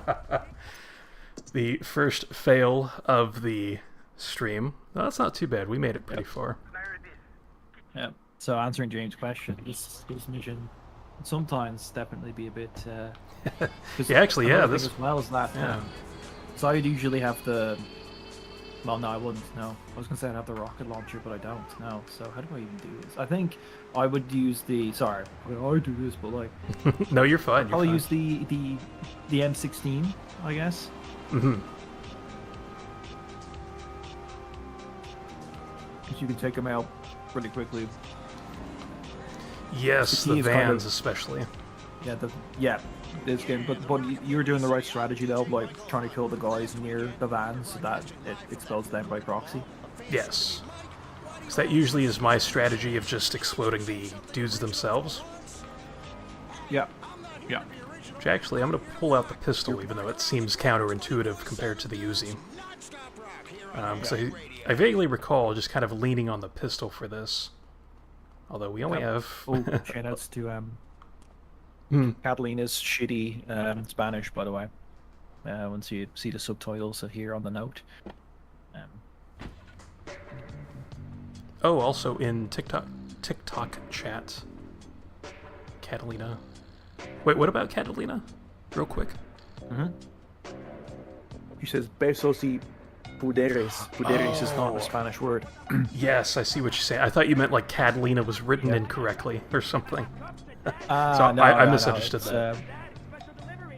No, fuderes. It's not. It's a Portuguese actually. Fuder is like another way of spelling foder, which is to fuck. And fuderes doesn't make any sense. Like, so it just doesn't exist. It's not a word. I so see. They fucked it. Yep. Sounds about right. Most Spanish words don't, not most, but many Spanish words do not begin with F, because most of them turned into H, because they stopped pronouncing the F. Makes sense. Yeah. I know, random fucking weird language fact in the middle of this mission. There you go, good job. But as I was going to mention in TikTok chats, someone agrees with you about the rocket launcher strategy. So I think you had mentioned that as being a feasible way of beating this mission. Which, yeah, 100%. Big ups. Thank you for agreeing with me. Yes. But, yeah, that's normally how that mission goes for me. Where it's a bit sketchy, but it works, you know? Just kind of dancing around them. Because honestly, I feel like I do a mix of that. I try and get rid of the guys, and then... But I don't know, like, I wouldn't have to... Where do I get a rocket launcher from? Like, I'm just thinking maybe if I did it at the end of the game. Or at the very least after Phil, when you're helping out Phil, Ray Mikowski. Yes, that's it. God. Yes, thank you. That's where I get it from. Because I was like, how do I have a rocket launcher? I'm like, right, you buy it after you help Phil. So yeah, that's it, yeah. And in chat, they mentioned that they just use cheat codes to get the rocket launcher, which is fair enough. That works too. Yeah, there's also that. Yeah. I'm pretty sure that's what I did when I was younger too, when I was using cheat codes a lot. Marie and I have taken a little Just spawned a bunch of holiday together rockets. until you can get rid of this perverted voyeur. He's probably out in the bay as you read this. Steal a police boat and sink his career. Alright, so there's a nice trick we can do, which I tend to fail this the first few times. Because the window of opportunity is very small. And I shouldn't really be too picky. I was going to get that Yakuza Stinger to drive down here. But it's like if I fail, I'm just going to have to do this again anyway. Alright, so that boat is there. We're going to use the M16 to take care of this. So that's why we got the M16 earlier. During the mission under surveillance, and so that should be good enough. Ah, damn. Not quite. Close. Yeah. Good attempt though, because it looks easier than it actually is. Yeah. A reporter has been nosing around. Because there's some shenanigans you have to do where you don't actually aim in with the M16. You just free aim shoot. And that brings up that little cursor thing. Because when you're in this aiming mode with the M16, there's just so much recoil. It's very rarely worth using in that aiming mode. And then typically when you're, spraying to get that little cursor to pop up in the free aim type of mode thing, a stray bullet is likely going to hit this boat and then get it spooked. But there we go. Great job, man. Very good stuff. Yeah, I think that might be like a new record, I guess, of attempts. Where usually it does take like 3 or 4 goes at it. And I'm just going to abandon this Kuruma, because there's nicer cars up here. But yes, years ago is when you ended up using the rocket strategy. Very nice. With the cheats. Yep. Nice.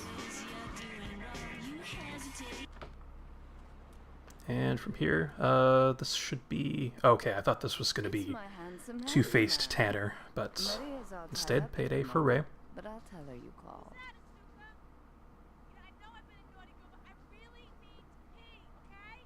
It's time you met our man inside the LP. Oh god. Here's a payment for the last little job he did. I guess there is a bit of flavor with these missions, you know, because it mostly rightfully gets criticized for being kind of a personality-less story, where it's just very to the point with these characters. Yeah. But I guess you do get that added flavor with Azuka and Maria's stuff going on there.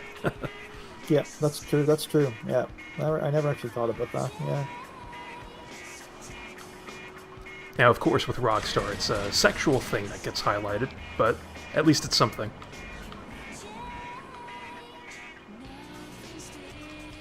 Yep, Scary Ray. He is very scary, as we will get plenty of close-ups of him when we start doing missions for him. This part is always annoying because of the one-way street. That poor old lady. She has a line where she says, "Murderer." And so you heard the M of that before she got ran over. Yep. Exactly, yeah. That's when I discovered Equinox. After the divorce and losing little Tommy? Okay. Oh, here we go. It's my favorite song on MSX FM. Oh yeah. Even more than Omni Trio. Step Inside the Zone. First Contact. Yeah, it's got that duck quacking. Yeah, well, I was gonna say it's got the well, I don't know if I should say his name, but the distinct farting synths from a certain someone we've come across Yes. in our online endeavors. Yes. Mm-hmm.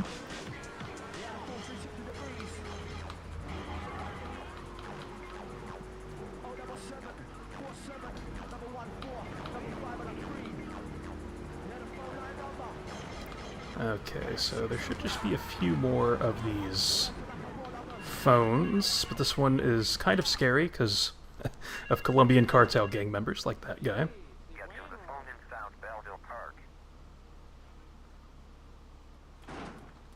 See, now, what do you make of this, Al, where that voice is clearly not Robert Loggia's, so it's not Ray?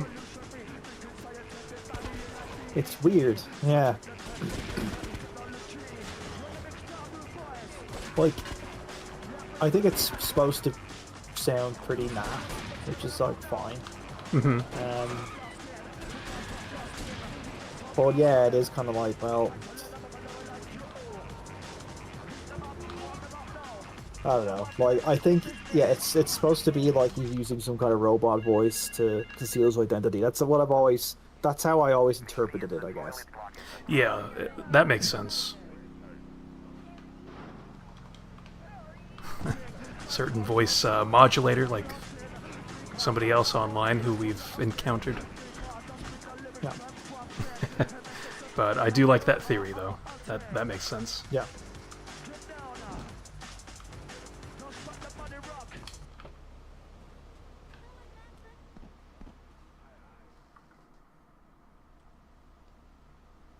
You must be Azuka's new errand boy.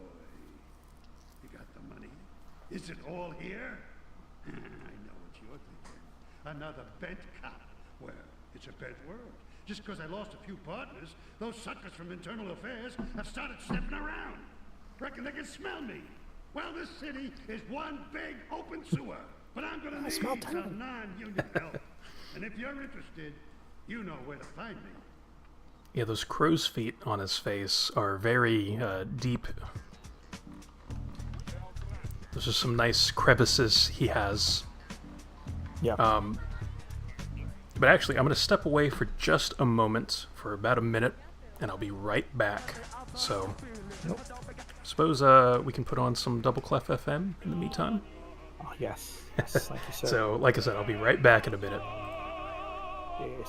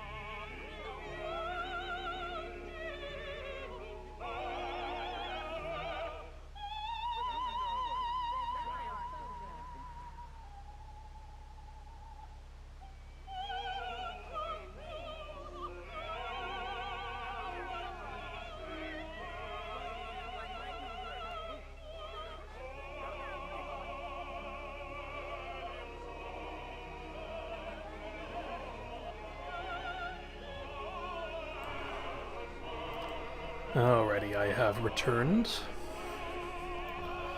That was probably one of the more beautiful sounding songs on Double Clef FM. It's very, very nice. Now, rather than doing Ray's missions here, we'll head back to Azuka. Because, if I'm not mistaken, these are also not required from this point, from Azuka.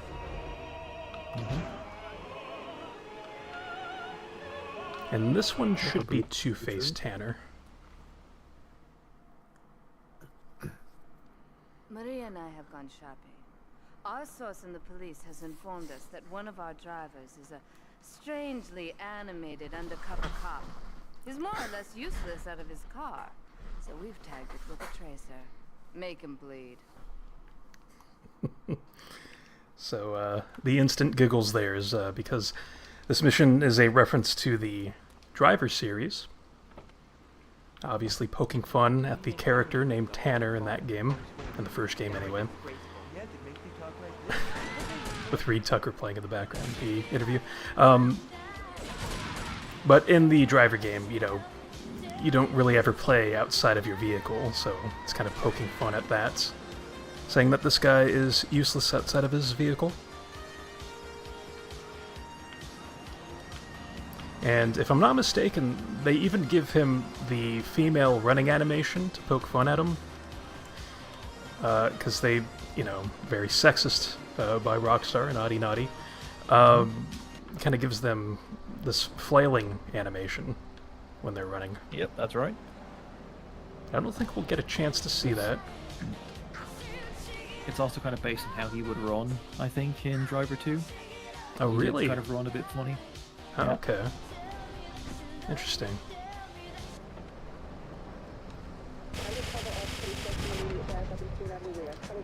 Alright, so Nice. very, very similar to the Paparazzi Purge mission. And that should be the final Azuka mission. So we'll do Kenji's, because all of these are optional.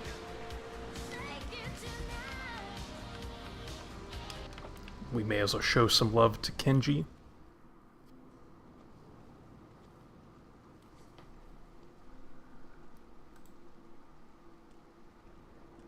My sister speaks highly of you, though I'm yet to be convinced that a Gaijin can offer anything but disappointment. Perhaps you could help deal with a situation that has me at a disadvantage. Of course, failure has its own disgrace. A Yakuza Kanbu is in custody awaiting transfer for trial. He is a valued member of the family. Break him out of custody and get him to the dojo at Bedford Point.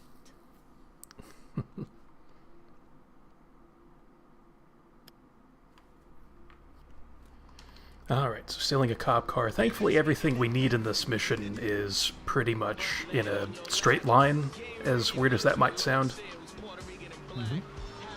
So right around the corner here is going to be the police station that we'll eventually be heading to at the end of this mission. But we can go to now to get a police car.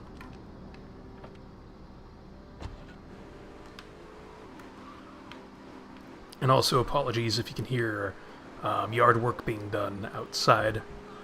I think today is the yard work type day for the apartment complex, so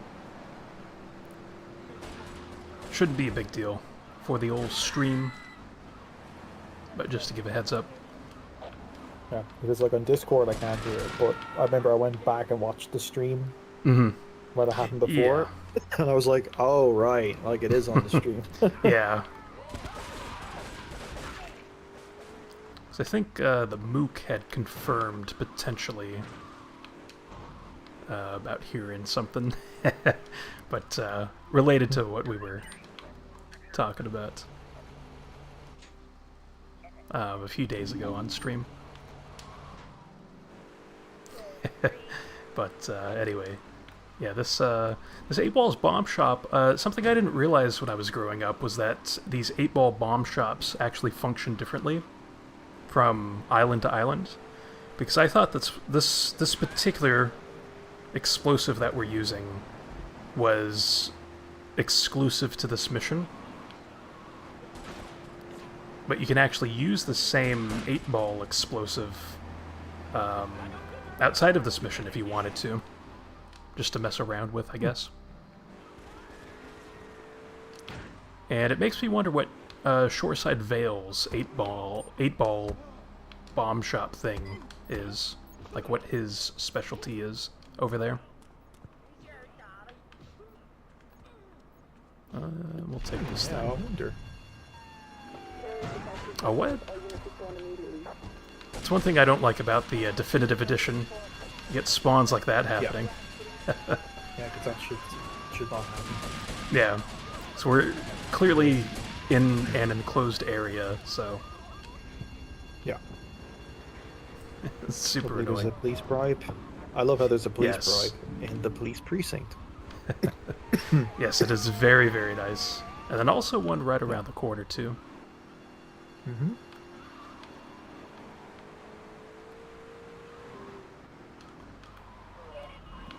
And then I guess a third one in front of Kenji's, but you typically don't need to pick that one up. Yep. Because it is a bit annoying to get that one. It's the old ladies yelling Yeah. back there. But yeah, it's a bit annoying to get that one, because it's in this like enclosed, gated space in front of the casino. Yep.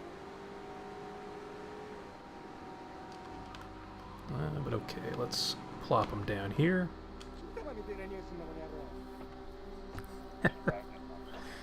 Yep, he says It's a shame. Japanese stuff, which isn't it? Like he says something like "you smell like dick" or something like that. Yeah, I mean, it is genuinely something raunchy like that, you know.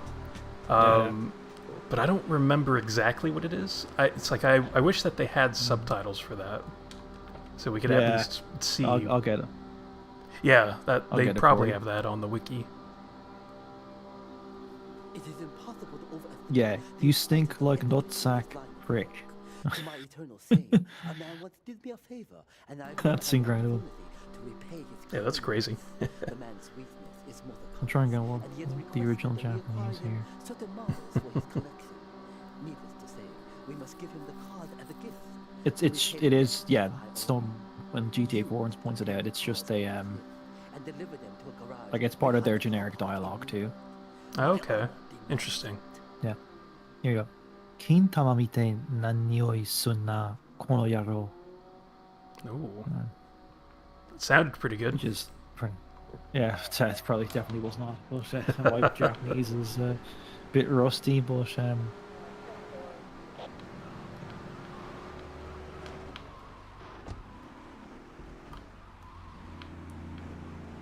just checking. Let's squeeze on in here. Oh, which speaking of Jam 8 Tone, you know, these are uniquely colored cherry finishes on these vehicles. Hi, my name's Phil. I've got 3 I think that is the distinction being made, that they're cherry red. Yep, that's right. Then I called New Beginnings. Thanks to Fernando, I'm still married, but on Wednesday afternoons, I meet Barbara. Yep, they have yeah, slightly different color, which is pretty cool. Mm-hmm. Yeah, tints of red. That's it. Exclusive cherry proof, red proof, blue proof, cheetah. I think I've talked about it before that like there's this one video he did. I think it was in San Andreas.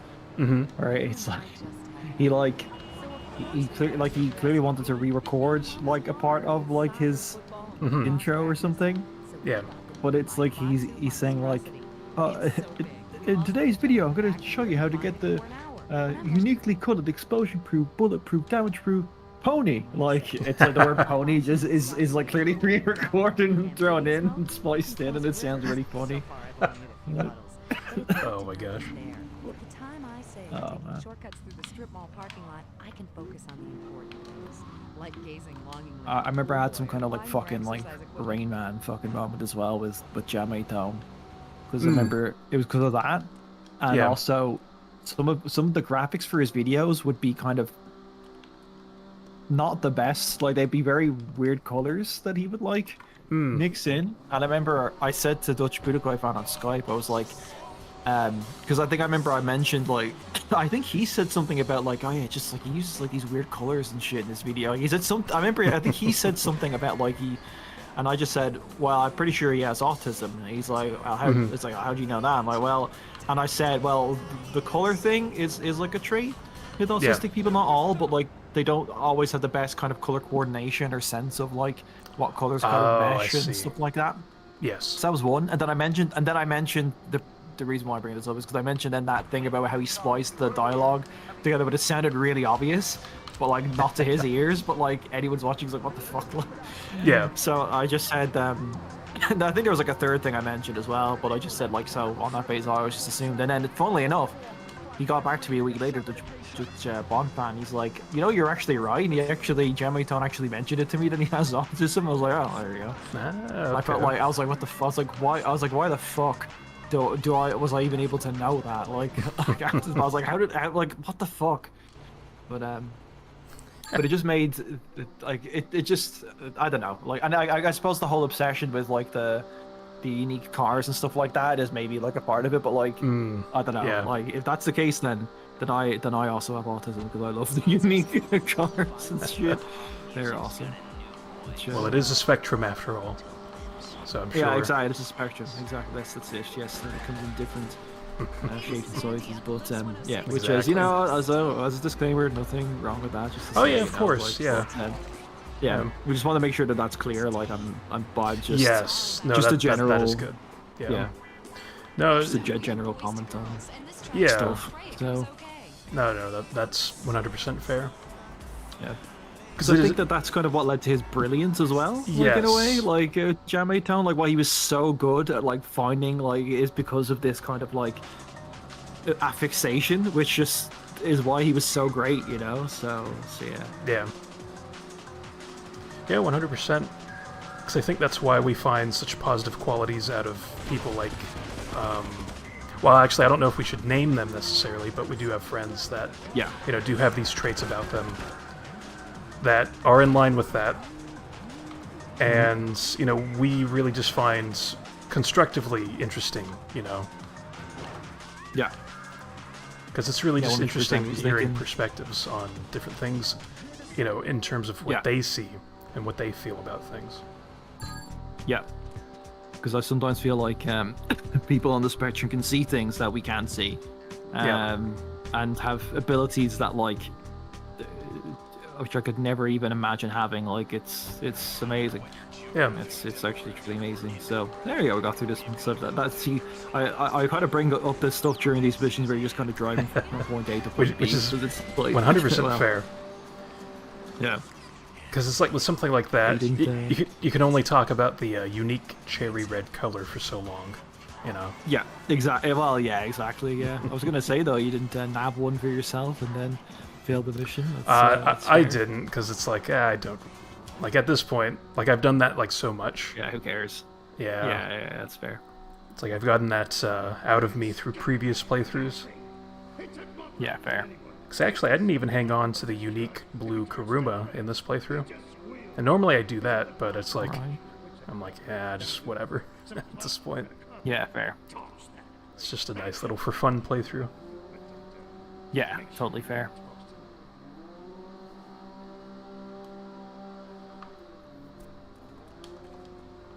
Okay, the witness protection house.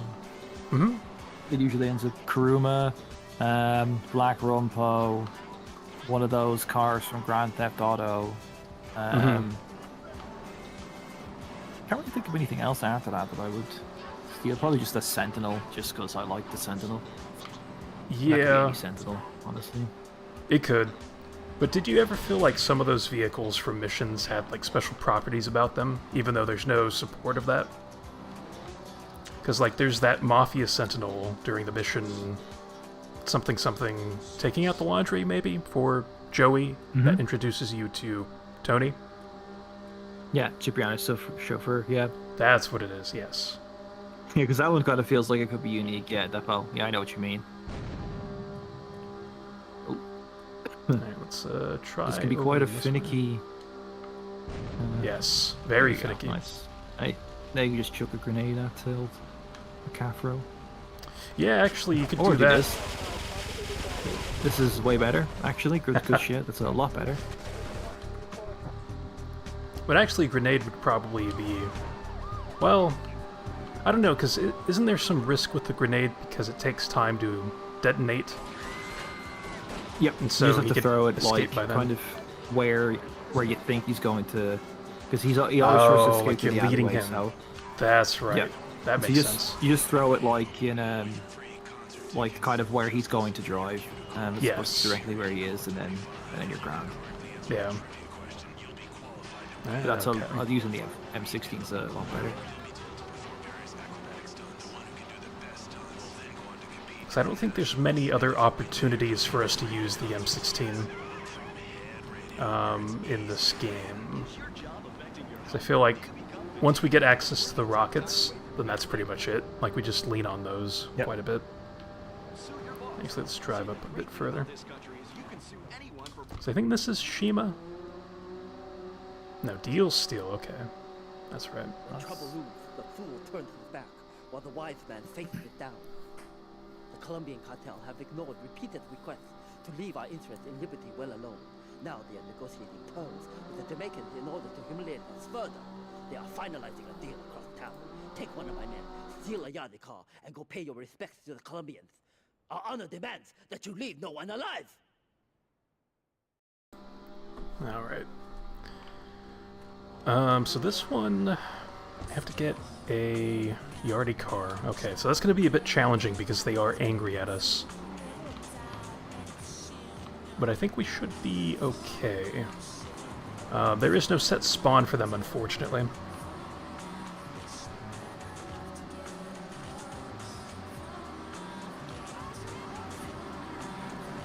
Oh my gosh. Yakuza's stinger back that's just popping off. Yeah, it is. Oh yeah, there he is again. Jeez.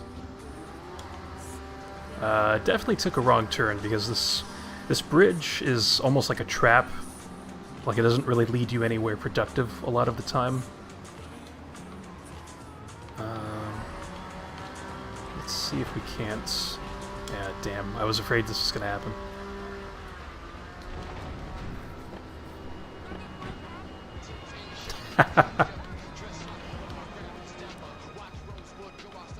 Love that pedestrian.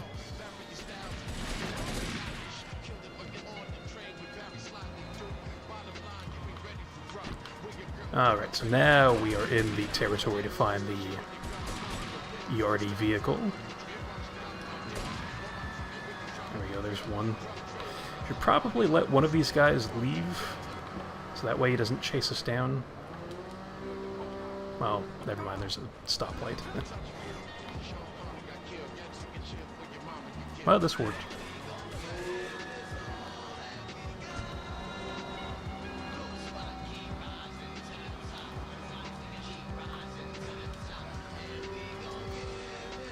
Could also get the hydraulics going here. Yep, that's you can.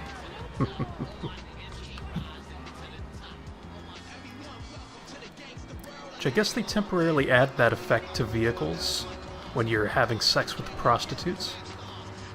Yep, they do.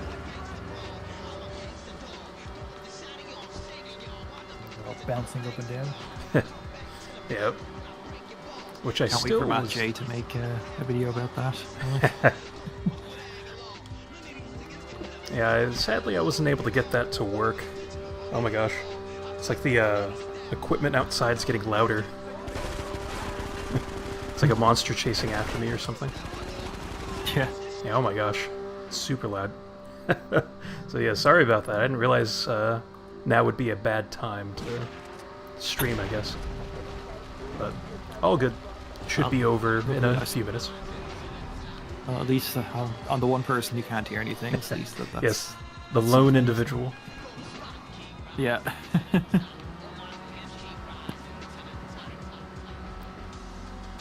Alright.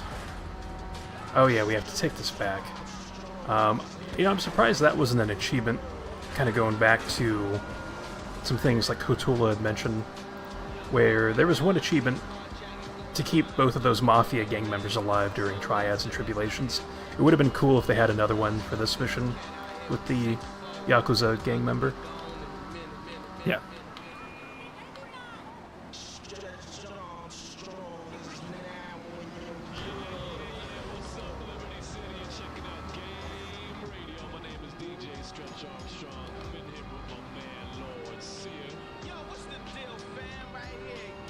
Oh yeah, and this is a thing. The infamous Kenjis Casino. There's no apostrophe. Yes. That's right, Kenjis.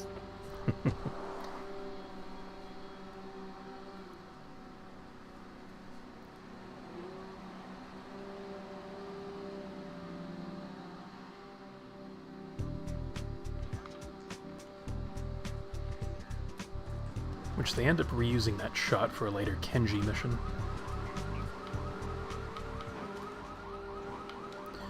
I'm gonna be honest though, I don't know if I can be too fussed to do de-ISIS missions later.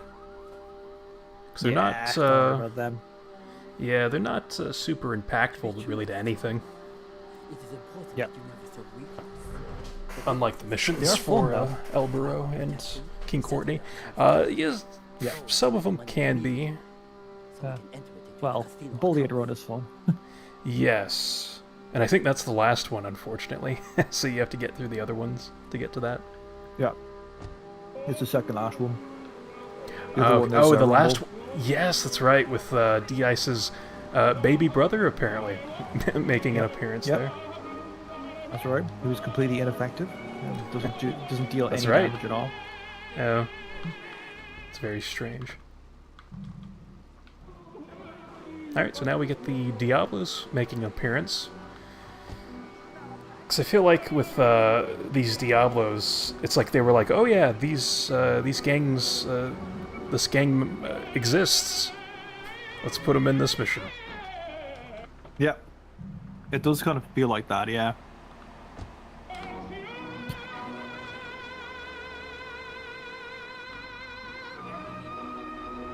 Oh. And I just remembered something about this mission in the Definitive Edition, where I really hate this little touch that they added to this cutscene coming up here. And you'll probably spot it right away when the cutscene begins. But let's not run over anybody. Yeah, you'll see it pretty quickly here. I can't pay you, and I wouldn't pay you if I could. Some young gang just dragged up the place. They took everything. You guys are useless. What kind of Yakuza are you anyway? It's like the #1 employee Bob sign. I don't know, it just annoys me that they put that in there. Yeah, no, I hate it too. I think it's like a fucking SpongeBob or something. Yeah, I know, right? Actually, that might be like a little Grove Street Games SpongeBob reference there. Yeah. But I don't know, it's just too forced in my eyes. Yeah, it's very forced, yeah.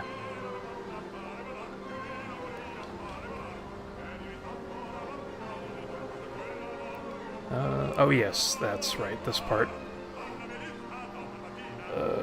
Why do you think that this mission is called Shima, by the way? Which means island, if I'm not mistaken. So I looked at, well, I don't know if, no, it's actually, again, Matt J. I keep fucking shitting at this guy because he mentioned it. And Big ups, Matt J. the code for me. Oh, yeah, let's hear it. Because he said that Shima, as well as meaning island, can also mean someone's or a gang's territory. So, okay. So that makes a lot more sense. I will triple check that now. Shima meaning Japanese. Yeah, here we go. Yeah, primarily means island. It can also refer to one's territory or turf, especially in the context of organized crime. So that makes sense. Yeah. Since they're encroaching on your turf.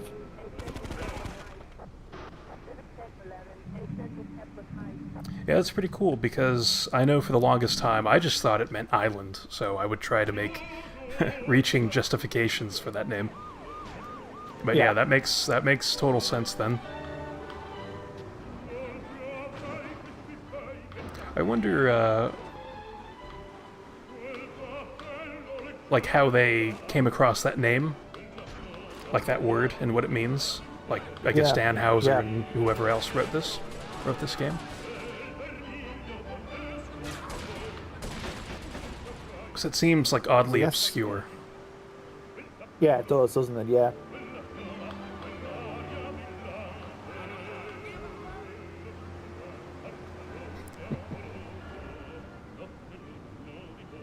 They might have read some kind of... they must have read something maybe specific on Yakuza history or something to that effect, maybe. And yeah, that's a good point. Maybe they just found it there. Yeah. That makes sense, because I could see them researching to maybe help with, like, Kenji's character. Yeah. And kind of the things that he stands for during his cutscenes. Yep. And they might have had even, like, a few Japanese people, because they had, like, you know, the guys who do the dialogue for the Yakuza are Japanese speakers, so maybe it was to do with that as well. One of them just said, like, oh, yeah, Shima means this or something, I don't know. Yeah. Well, that makes sense.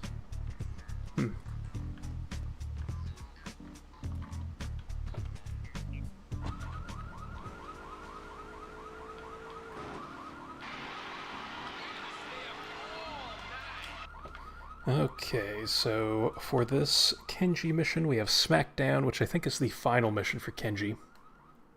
Indeed it is. How fitting you should choose this moment to show your worth. I love that recoil from Claude, bending his back like that. From becoming bedfellows with the cartel were wholly inadequate. Yardi pushers line Liberty Street, selling packets of spank like they were selling hot dogs. Those cartel pigs are laughing at us. At me. I will give you one last chance to prove my sister's faith in you to be well-founded. Run these scumbags into the ground and wash your shame in rivers of our enemy's blood. So we need to take out at least 8 of these guys. Do you... Well, yeah. I guess for this type of mission you can acquire some kind of high score. So do you remember potentially getting any kind of high score that's, like, super noteworthy to you? At least maybe like 13 or 14, somewhere around there. Yeah. That's I pretty can't good. think of anything more than that. Yeah. Yeah, definitely got into... I'd say it's probably something like 13 or 14. It's the highest I can think of off the top of my head. Yeah. It's a mission which I wish you could just repeat over and over again. That would be... It's yeah, honestly, yeah.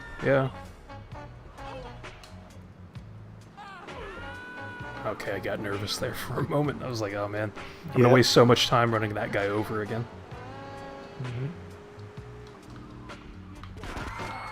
Yeah, you kill 1, 2 more spawn, but then the window closes and closes.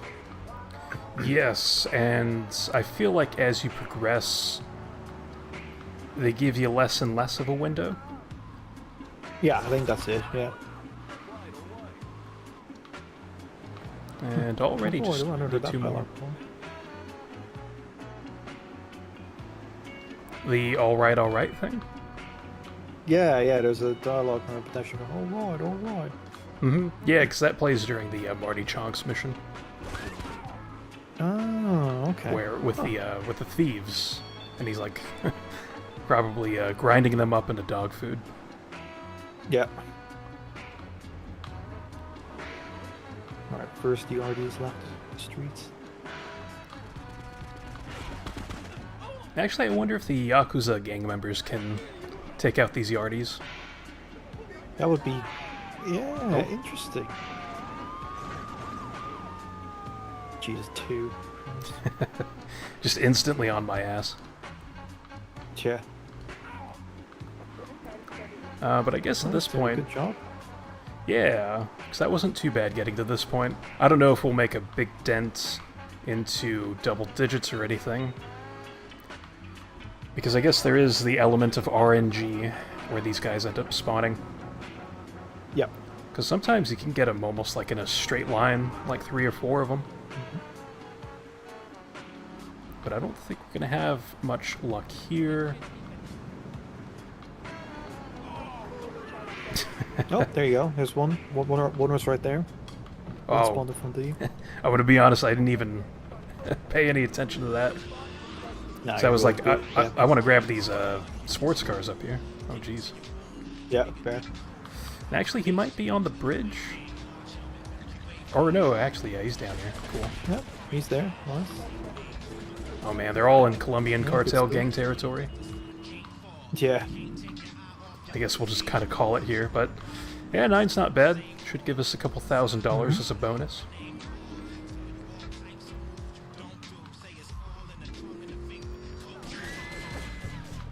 There you go. It's all in the tongue and the finger.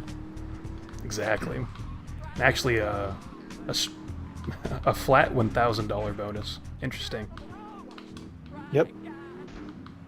Yeah, extra 1,000 for every one over 8. Okay. Okay. So you need 6, but the bonus comes after 8. Huh. Oh, I thought no, you need 8. Do you? I could have swore I saw 8. Yeah, but I think you need 8. 6.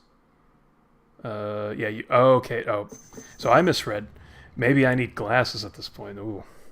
Yeah, because I saw that as 6. Right. As the requirement. Okay. Well, we kind of lucked out then. And hold on, anybody. Yep, that's what we did. We saw action in Nicaragua back when the country knew what it was doing. Anyway, some cartel scum roughed him up yesterday. Said they'd be back for some of his stock today.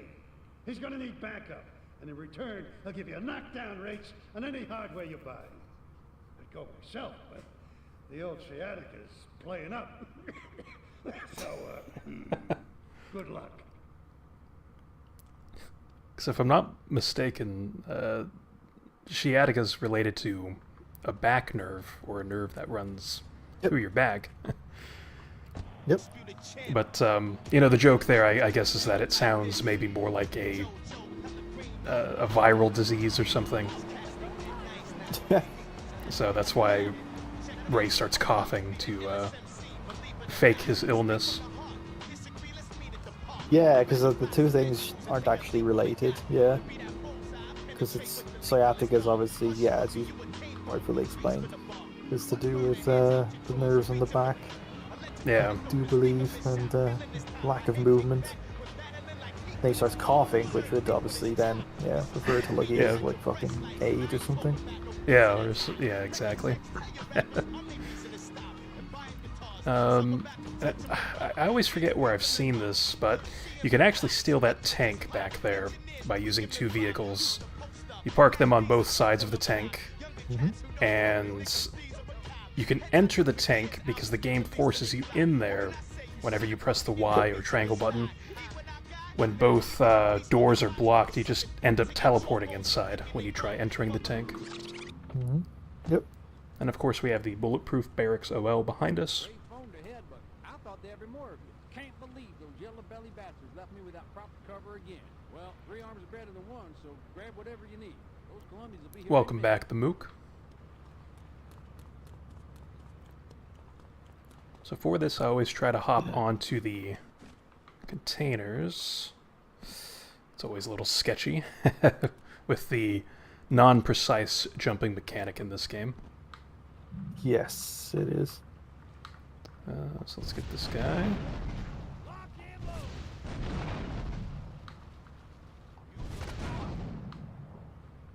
Nice job, because he has a shotgun, I believe, to go in the alleyway. Yes. Sadly, not a super clean finish. As that guy dives out of the way, jeez. Yep. But, yeah, no damage done, hell yeah. Hey, if I teamed up with you in Nicaragua, maybe I'd still have my arm. If you need any firepower, just drop by and take what you need from the locker.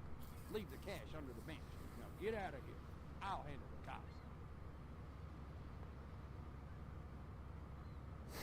cops. Yeah, there's the old Phil before they came up with a backstory for him. Where he seems like a relatively sane individual here. Yes, exactly. I'll pick up this next. Yeah, I think that should be fine. 10 rockets for the rest of the game. Yeah. Oh, I love this song on Game FM. Yeah, it's good. But yes, the Mook. We are on the second island. Almost done with the missions here, I think, because we have Ray, and then we have Donald Love, and then some Azuka missions, and we should be done after that. If memory serves me right. And I just realized something. I didn't pick up the Barracks OL. I just drove away from it. So that's going to make a later mission a bit more difficult, but we still should be fine if we take the Porter Tunnel.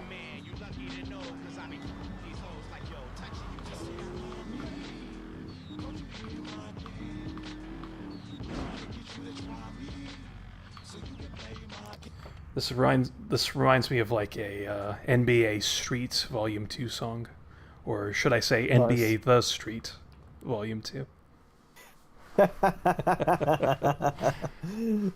Great reference. So Al and I have a buddy who sometimes, well, I guess it's not common, but you know, sometimes he'll add extra words to things just by accident, and it's quite humorous. The prosecution has some rather embarrassing photos of him at a morgue party or something. The evidence is being driven across town. Wasn't it like it was annoying you that he was calling it that, and I kept it was. Yeah, I kept reinforcing it. Because I feel like it's one of those things where I may have corrected him on it, but then he just forgot. Yeah. It's kind of like with the Zelda thing that happens before that, where I gave him advice and then he just completely ignored it. Again, you know, he's not malicious or antagonistic or anything like that. It's just, you know, that's just how he is sometimes when he's super invested in something. But the payphone missions, yes. I ended up doing El Burro's payphone missions as well as King Courtney's, so we are done with those.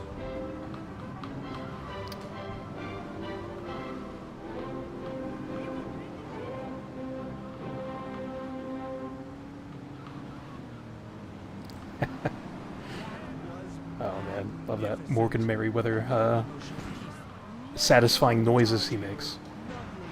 Alright.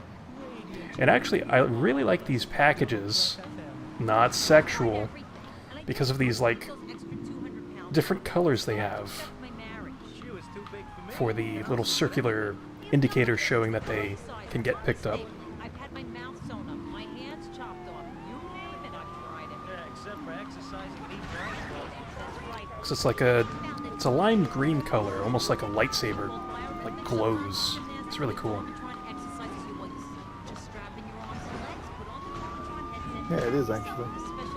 It's very cool. So this is actually going pretty swimmingly here, because he's just driving around in a circle. That's right, honey. No more escort services. Now he's flipped.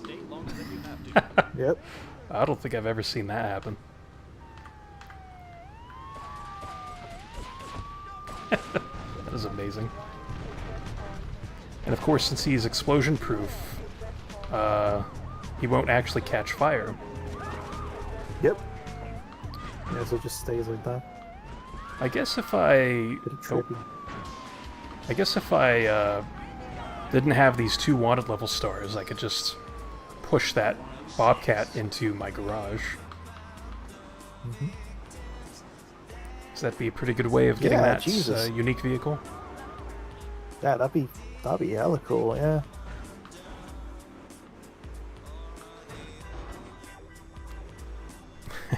Yeah, it did look a bit radioactive. Actually, that's a good adjective for that.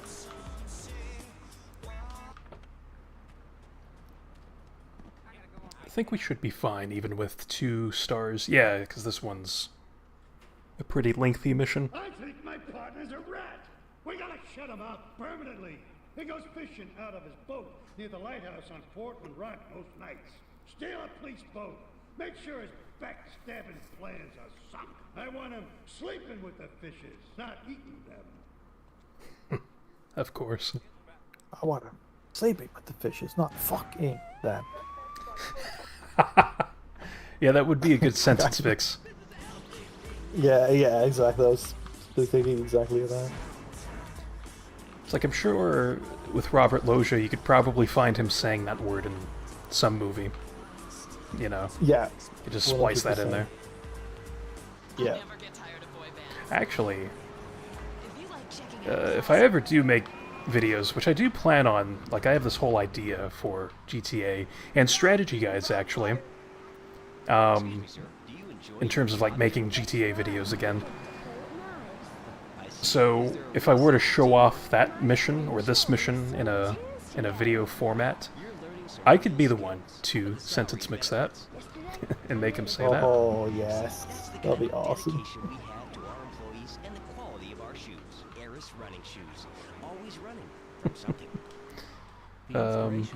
I'm not sure what you mean though about the glitches being taken out, because I think pretty much all the glitches are still in this version from what I remember. Overpower the senses, much like a 12-year-old nephew.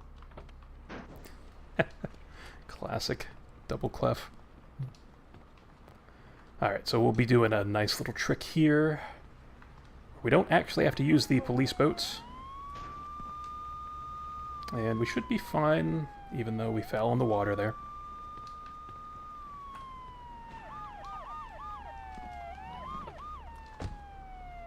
Actually, this is kind of sketchy. Oh. This is especially sketchy now. Oh my gosh. Alright, there we go. Thankfully in Portland Harbor there is a nice police bribe, so we'll be in the clear.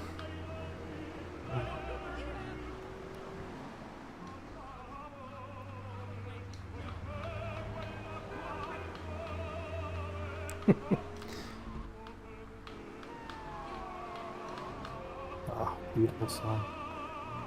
Yep. If I'm not mistaken, in my Liberty City Stories Let's Play, I have this song playing in the background. That's, you know, obviously edited. But Tony and Salvatore are both on a Faggio jumping over the Callahan Bridge, you know, because it's under construction. Yeah. And I have that song playing in the background.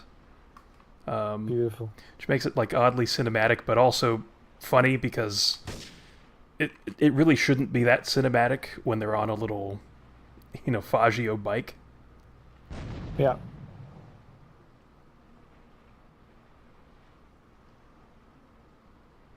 And I suppose it is very culturally accurate, since most Italians do drive the real-life equivalent of the Faggio, so I suppose that's right. Maybe why. Because didn't we see that with DL when he was playing GeoGuessr?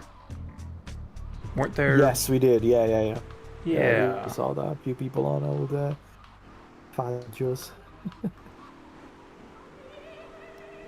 So it was like that, and then some spots in the Netherlands where I think they had bikes that were like distinct to the Dutch. Yep. Yes, sir. And their transportation habits. Nope. Looks like TikTok thinks I'm inactive, so let me just do something real quick. Good stuff. Unable to verify. Interesting. That seemed pretty lined up to me. They make me play this little puzzle game. Okay, there we go. The TikTok live should be fun.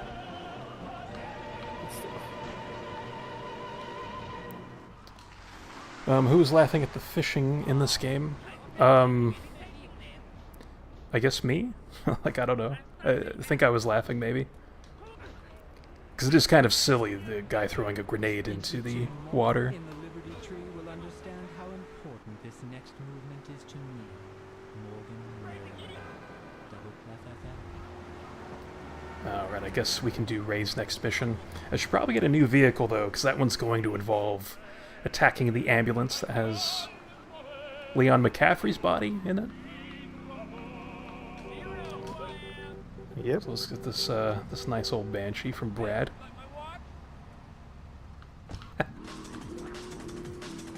Alright. This mission might be a bit of a pain, though, because it is raining. So we do have rain physics to contend with.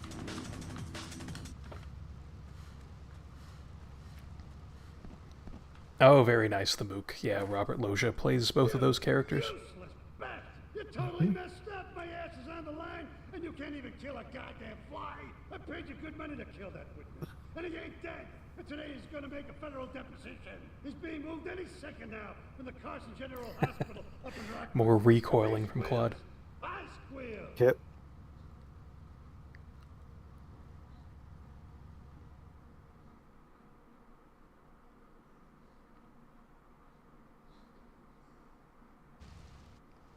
Okay. Ray's lucky. Last time someone did that to Claude, he killed them. Well, not yet, but can be, I'm referring to. Who he ends up yes. killing, but, that is right. Which is actually right around the corner, because we do have Donald Love's missions after this. Yep. And so it's, I think the second one, because the first one is related to the old Oriental gentleman, who you end up rescuing from Colombian cartel captivity. Nope.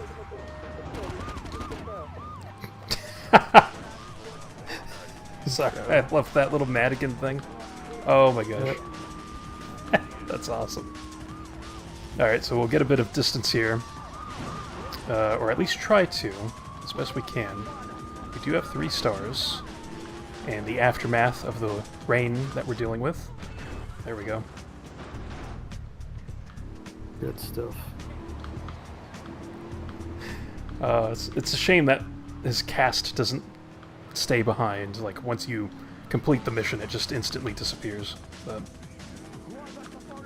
I'd love to look at that thing closely. Yeah. Okay, let's just slide on in there. And actually, I'm gonna heal up my car right now, since we're here.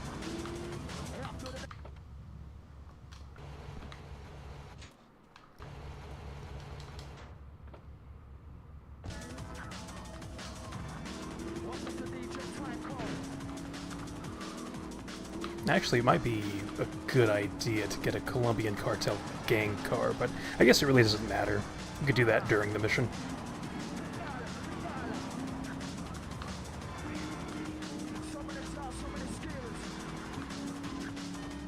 Oh, yes, this is the beautiful Star Junction of this game here in Bedford Point.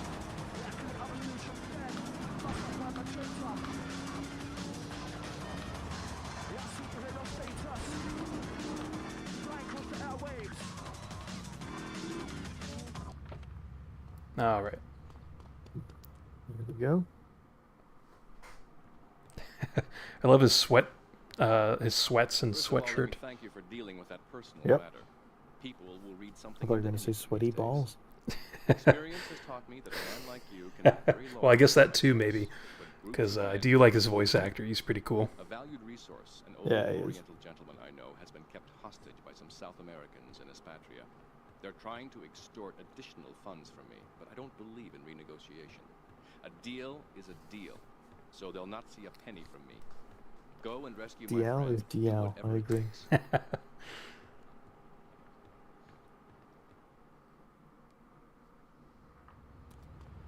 Guess maybe I should have gotten more rockets, but I guess we'll still be okay. Because there's this really nice thing you can do with the Colombian gang members in these garages, where you can, like, take them out without actually opening the garages by shooting rockets near the garage doors. Mm-hmm. Yeah, good strategy.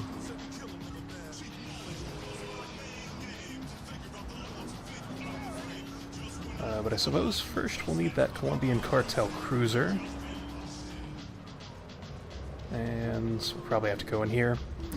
In the good old construction site that thankfully has a parked spawn.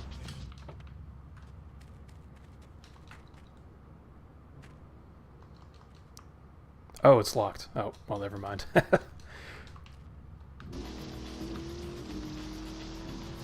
Probably drive down the street and then come back. Or we can just find one here, which works.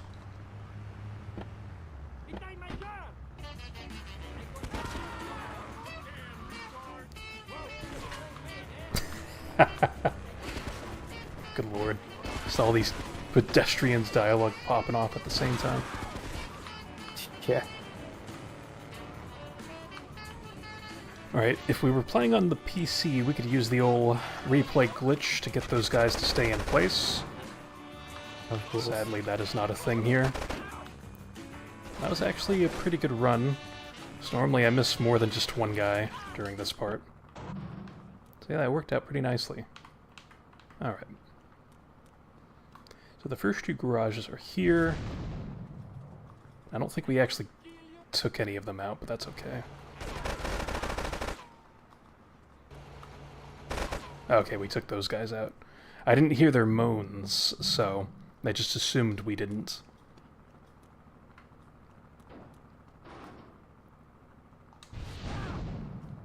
Alright, I heard those guys, so let's see if the gentleman is in here. Nope. Interesting, he'll be in the last two in one of these.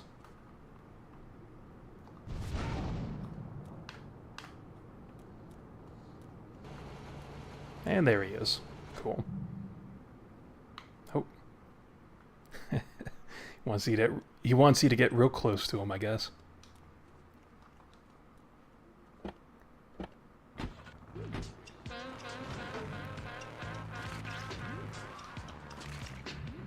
Knowledge is king. Knowledge is king.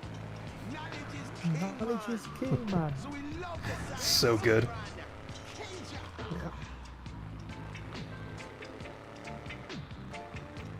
Alright, I suppose I'll try to hang on to this Colombian cartel cruiser.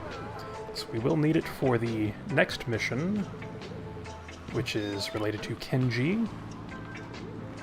It's a Wakagashira wipeout.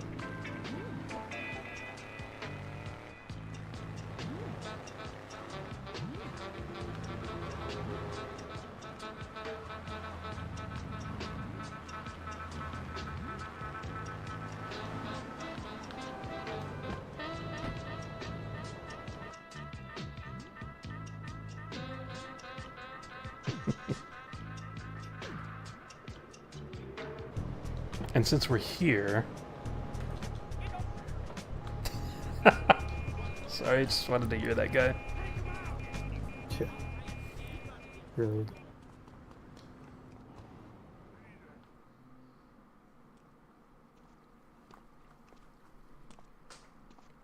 Nothing drives down real estate prices like a good old-fashioned gang war, apart from an outbreak of plague, but that might be going too far in this case. I've noticed the Yakuza and the Colombians are far from friends. Let's capitalize on this business opportunity. I want you to kill the Yakuza Wakagashira, Kenji Kassen. Kenji is attending a meeting at the top of the multi-story car park in Newport. Get a cartel gang car and eliminate him. The Yakuza must blame the cartel for this declaration of war. See, this is one of those missions. Well, first off, yeah, we should point out that, yeah, that's a very nice Avery Carrington line at the start of the cutscene, where in Vice City we see Avery Carrington, who is Donald Love's mentor, who says that same line practically verbatim. So that's a little cool connection, but I feel like this is one of those missions where people look very deeply into things, where they're like, oh, the way Kenji treated Claude during his cutscenes is why he's fine with doing this. But I just feel like it doesn't really matter, like, what happened during any of Kenji's missions. Like, Claude just has one goal on his mind, you know? He's meant to be this silent psychopath. So I don't really think that there needs to be that much justification for why he does the things he does. Yeah, he would have done it anyway. I do like to think that it helps that Kenji got mad at him, because he is still affiliated with Asuka, obviously, and it is her brother. Yeah, so... that is fair, yeah.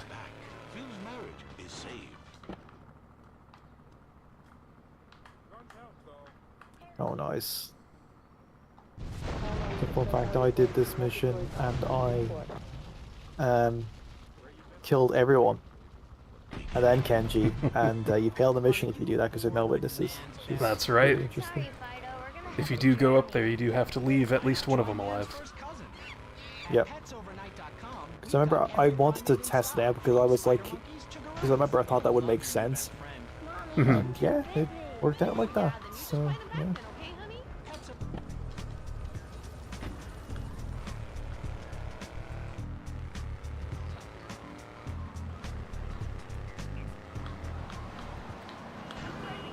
But okay, pretty good stuff there.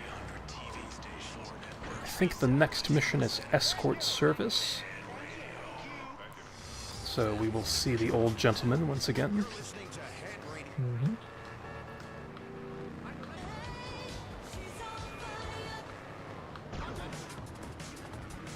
Now I do like that we've pretty much gotten a good opportunity to listen to all the radio stations in this game. It's been a good mixed bag of complimentary music.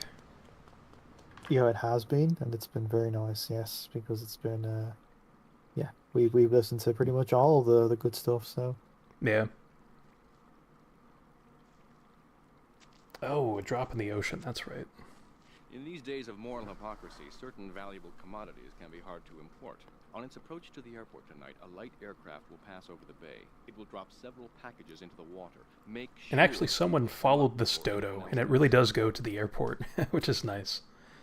The same hangar that you end up going to later for a different Donald Love mission. So it's really nice little attention to detail, I think. It is, yeah.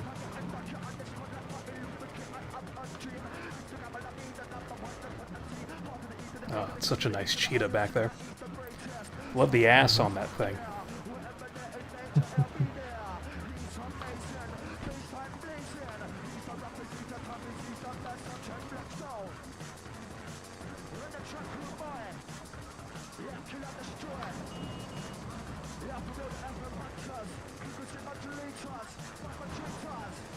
So I believe with this we'd want to go to Azuka's first pier, because there should be some kind of speedboat.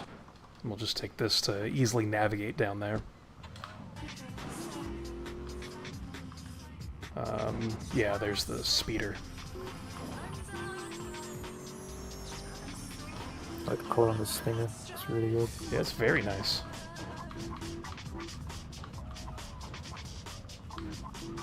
Of course, we'll align this so we could just hop back into the speeder, or I'm sorry, into the stinger when we're done picking up the packages. Yes, indeed.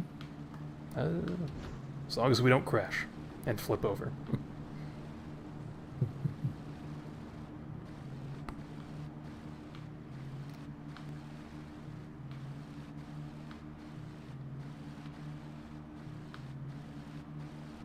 So how do you feel, Elle, about the change in Donald Love's character, where it does seem kind of like a drastic leap in between 3 and Liberty City Stories.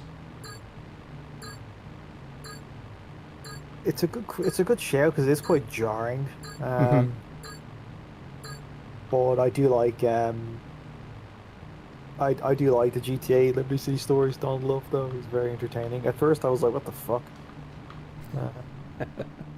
Yeah. But then you get used to it and you realize, oh, he's actually fucking hilarious in GTA Liberty City Stories. And I think it makes sense that they made him like he's a fucking like I don't even know if I can say the word, but like the stuff he's into obviously. Yes. And it would make sense that he's just this fucking like wacko, so yeah.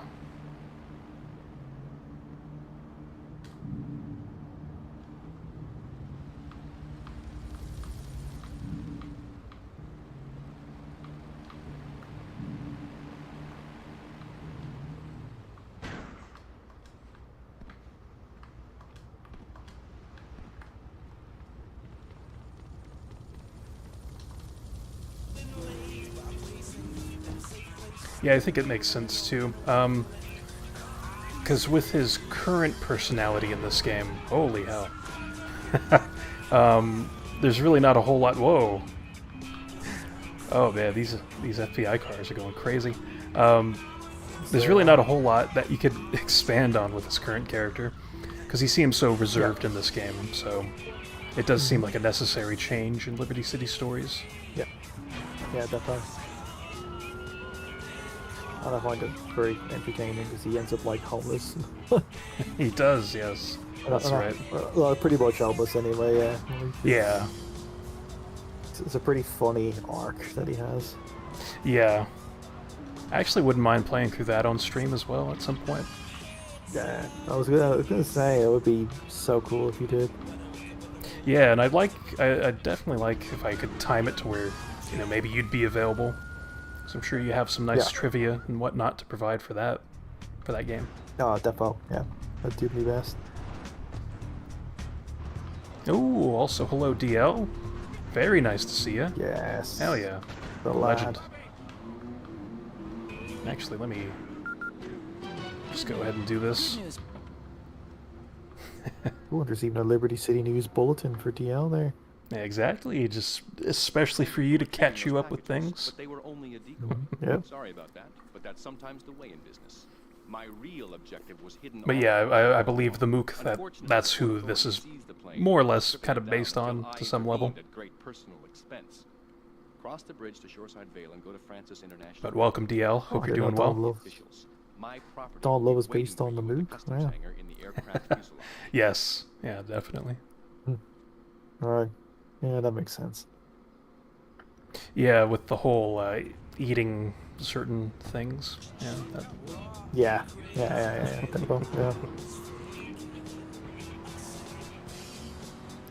Yeah, DL, he's based on you, yes.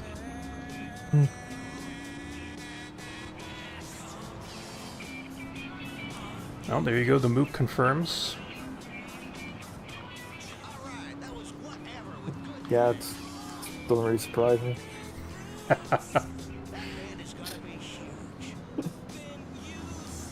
But actually, DL, I'm curious, are you familiar with this game? Like, have you played it? Because I don't think I recall you mentioning playing this game.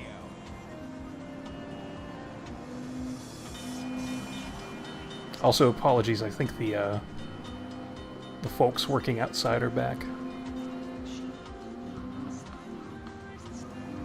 All good. Yeah, exactly. It's like they've got a job to do. So I'm not going to get mad at those folks, but just want to give a nice little heads up to people. Okay. Get a little nervous with that for some reason. Like, I always feel like that little barrier is going to do like a ton of damage to me. Like explode my car.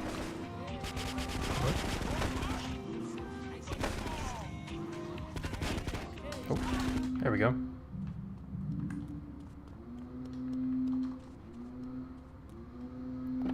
You said you're familiar with this, but not 100%. Okay. Should probably just get back into my Stinger.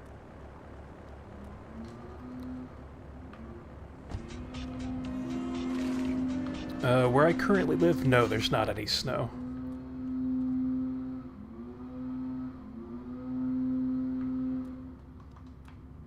I guess this is an instance of Claude having some form of inner monologue, I guess. With the, Pan-Atlantic construction questioning. Yeah.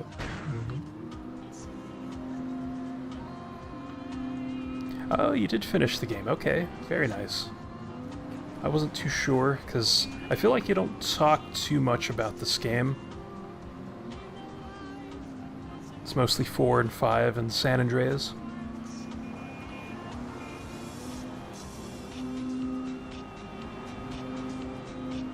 Also, DL, how is the stream audio today? Compared to the other day when Skelet had joined and pointed that stuff out.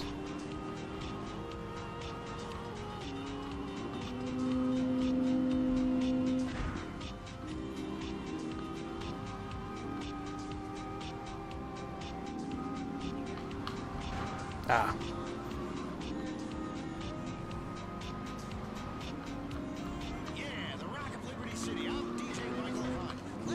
Okay, that like somehow works. It's just somber. This is just somber song, and it's like, yeah, I'm Michael Hunt, I'm a cunt. Yeah, exactly right. Yeah. Hey, it's DJ Michael Cunt here. Rock, woo! She's going to jump out the window. Yeah, it's Michael Cunt.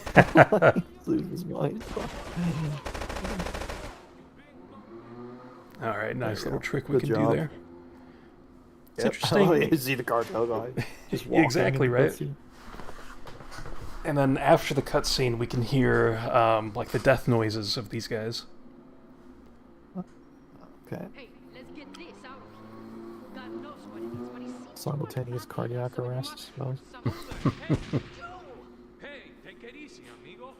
No es nada, no es nada. I left you pouring your heart out into that Boy, gun. Don't shoot, nah. amigo. No problem. We all friends? Here, Don't be such take a this. pussy. Hey, we got no choice, baby. Yeah. We always got a choice, you dumb bastard. I'm sorry about the crazy bitch, man. They all the same, please. Por favor. So, the whore got away. But you've done me a favor. You're not the only one that has a score to settle with the cartel. This worm killed my brother. I never killed no Yakuza. Liar! We all saw the cartel assassin. We are going to hunt down and kill all you Colombian dogs. I'll be operating on our friend here to extract information. You, drop by later. Oh, that's fair enough, DL. Please, amigo. Don't leave me here with her, man. She's psycho, chico, man. Please, amigo. So yeah, right here, we should be able to hear the Colombian cartel moans. Yeah, you can faintly hear it, but yeah, it's like they're alive during that cutscene, but then to simulate the Yakuza infiltrating this compound, they all collapse at the same time. Any ones that were left alive. Which I always found this sky to be a little weird over here. Because he's just like perpetually shooting at this Colombian cartel cruiser. Yeah. Read our lips. The best commercials.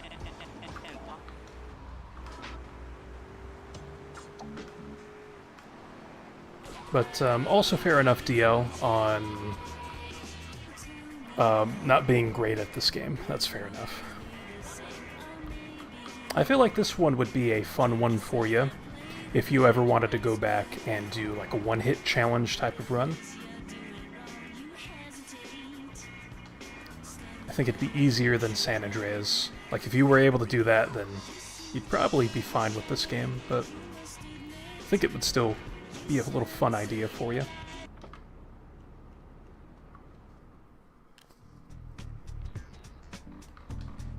Actually, I'm going to back this car up a little bit. Because this one should be escort service.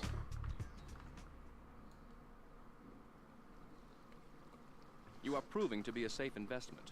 A rare thing in these days of falsehood. My Oriental friend will need an escort while he takes my latest acquisition to be authenticated. I want you to follow him and make sure both he and my package get to Pike Creek unharmed.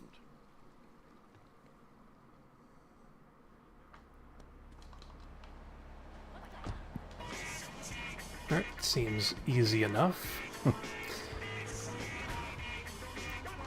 But I know I do, on occasion, have trouble with this guy. Which, by the way, the old guy from Van Heist earlier in the game makes a reappearance here, as he's driving with the old gentleman. Yes, he does. But, yeah, this van is maybe not notorious, but can often get stuck on things, so hopefully that doesn't happen here. I used to be concerned and nervous about the future. Sometimes I'd get scared before an important event. As he's lane changing for some reason.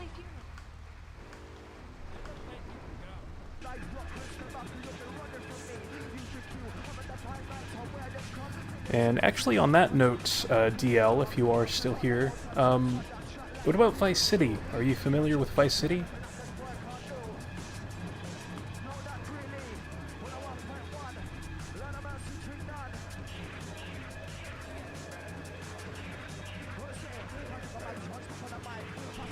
Oh, that is cool. You did an 80% playthrough as your first run through. And streamed it? Hell yeah. Does the VOD happen to exist for that? 'Cause I'd love to watch that.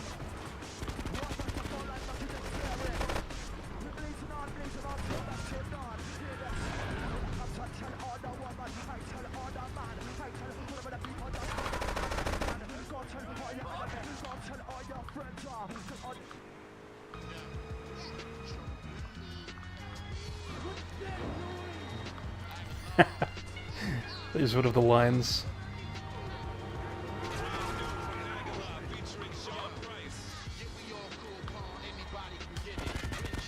Yeah, this mission, quite a difficult one.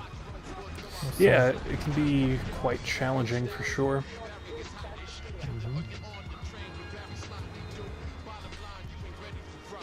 I think once we reach shoreside, what the hell is he doing? Okay. Yeah, you could have just driven straight forward there. But anyway, yeah, no, this mission, I feel like once we get to shoreside, it somewhat eases up on the difficulty, because he just makes a straight line to the garage. And there's a lot of guys that spawn on the ground that you can easily run over. Yeah. I think this is the position. Oh, there we go. Well, let's see. You were playing briefly Vice City in 2020, but then stopped playing. Then you forgot about it. Oh, yes. No, that's fair. Yeah, I would, yeah, I mean, I'd go back to that if you ever have the chance. Because you were pretty close to the end of the game.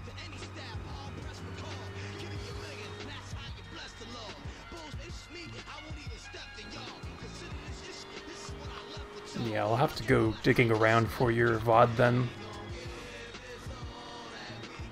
If it's been exported properly.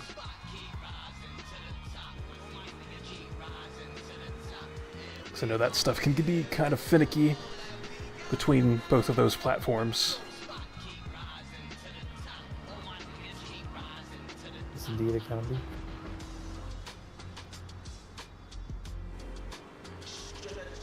Ooh, and then also DL, you can, after that, get into Liberty City Stories and Vice City Stories.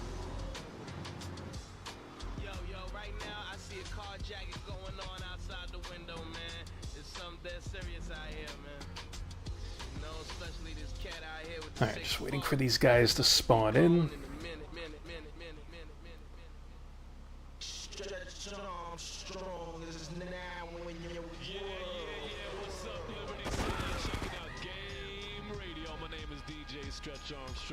Actually, we should probably take out this guy up here.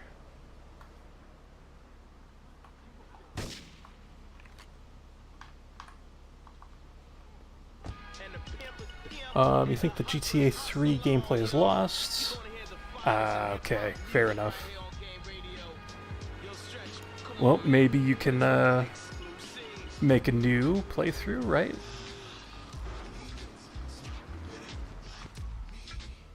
That would be very cool. Yeah, hell yeah.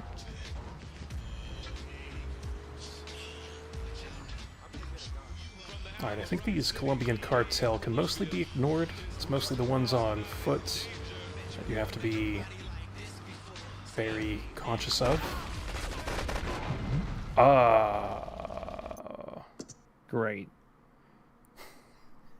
Annoying. Oh my gosh. Well, I was right. You do have to be conscious of them. Yep. Ooh. Now, apologies to everyone watching. We have to endure this once again. Happens. Yeah. But yeah, this definitely wouldn't be one of those missions that I would be weary of. It's just, yeah, unfortunate. I should have been more responsible with the Yakuza Stinger that I was driving. 'Cause it took a bit of damage during the previous mission.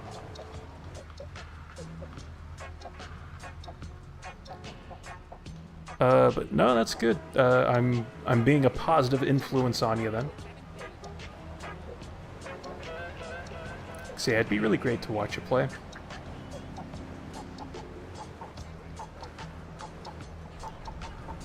And LCS would be awesome. Tried playing VCS, but it wasn't for you. You know, that's fair. Because I know with me personally, with Vice City and Vice City Stories, the 80s vibe doesn't really draw me in compared to these other games in the GTA series. Yeah, fair. I still do like the aesthetic for the most part, but I do favor the other games a lot more. Yeah, it's the same for me. I like the aesthetic a lot, don't get me wrong, but it's like, it doesn't attract me in ways that it attracts people who might have maybe even lived during that Yes. time, or or they just have a general kind of like particular obsession with the 80s. For me, it's never been. The 90s has always been my thing because I was born in the 90s. Yeah, makes sense. And yeah, so therefore, that's why San Andreas, Liberty City Stories, and then GTA 3 kind of occupy that space for me of this is kind of my nostalgia type of thing. Yeah, that makes sense. Because I'd say we're in the same boat with that. Yeah. And so I never actually really thought about that, but that all checks out now. Yeah. Because when I play GTA Vice City, I obviously fucking love the game, like a lot. Yeah. But like I'm playing it, but like if I play it 100% or whatever, it's like I'm doing it from the perspective of, oh, this is a fucking awesome game.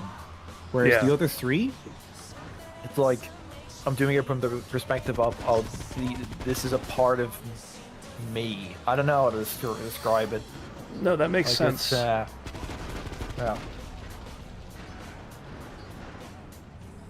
So yeah, it's strange, but that's just how it is. So yeah. Because it's something hits on a deeper level. Because I mean, 3 obviously I played when I was small and it was modern at the time. Mm-hmm. So there's that, and then as I say, Liberty City Stories obviously playing it after that, but it's 1998. So again, it's like I'm like, I don't know, they just hit differently, you know. And same with San Andreas for that matter, especially the music. I think the music is really 100% in San Andreas. Yeah. So yeah, there you go. Sorry if you hear me moving around, by the way. I'm just trying to find my headphones because my shitty Bluetooth headphones are running out of battery. No, that's fair enough.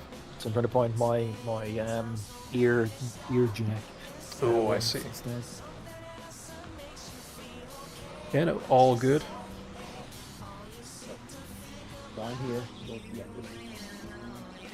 DL mentioned that the playthrough for Vice City was boring.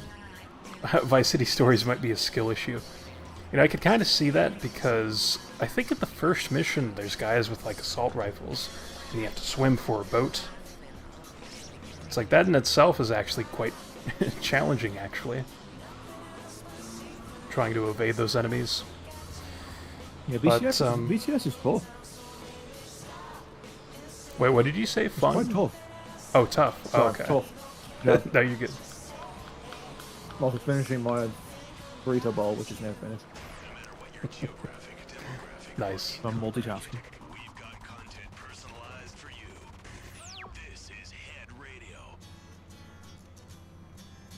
Oh, nice. You finished your PUBG. Hell yeah. Well, welcome back. Things have been mostly good. I'd say this is the first mission in a little while. That caused some problems, as I ended up failing right at the end, sadly.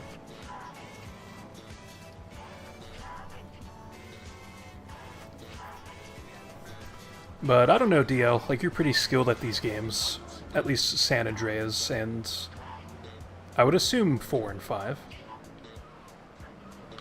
So I feel like if you went back to Vice City Stories, you probably would be in good shape. Yeah, that's fair, you know, Vice City. Like, if you do find it very, very fun, I mean, even though I might be kind of speaking low on Vice City, it's like I still find it to be a mostly pretty fun game.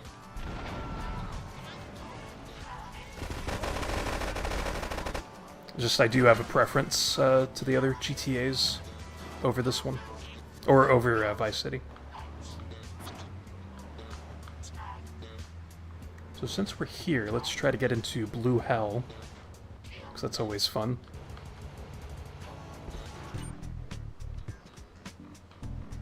Oh. Sadly not quite. And I think we soft-locked the game.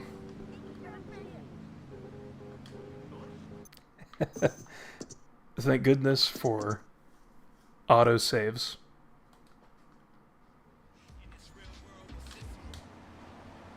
Oh, actually the autosave doesn't even help. Oh. Yeah, I've really screwed the pooch on this one. Oh, jeez. Alright, so what do we have? Oh, we have shit. rockets, M16... Yeah, we'll have to get our weapons back. Yeah. But that is fucking crazy. Yeah. Well, at least you're able to get out of it. Yeah, thankfully I had something, because, yeah, the autosave didn't help at all with that. So, yeah, that would have been pretty bad otherwise. But it's all good. We can get pretty much all those weapons again. I think we really just need rockets for SAM. And I guess some kind of like long-range weapon would probably be nice. So we'll stop by Phil Cassidy's and pick up some weapons there. Yep, old Phil Schmill. What's this with that? Don't know why I'm calling him that, but Bill Schmill it is. So. Alright, this thing's a death trap. I'm gonna take this Infidus.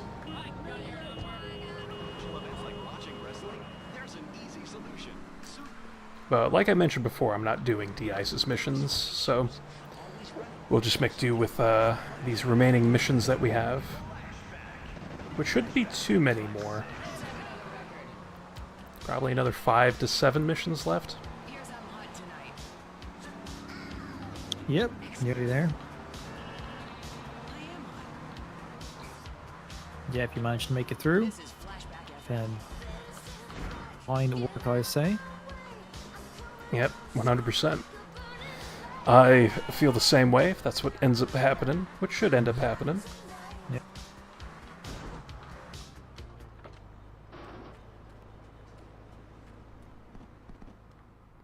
How many missions? Oh, yeah. Oh, so I just kind of answered that for you. This is it. I'm way over my in head. just 4 hours. Is that how long the stream's been going? Yeah, 4.5 hours. So we'll probably get close to 5.5, because I'd imagine we'll be done within the next hour. Get me to my friend at the airport, and I'll make it work. And that is including doing extra missions and also watching all the cutscenes.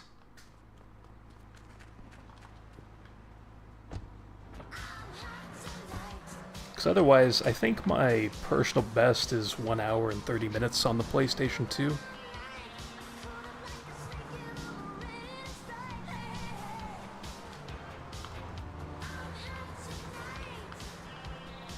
Sometime around there.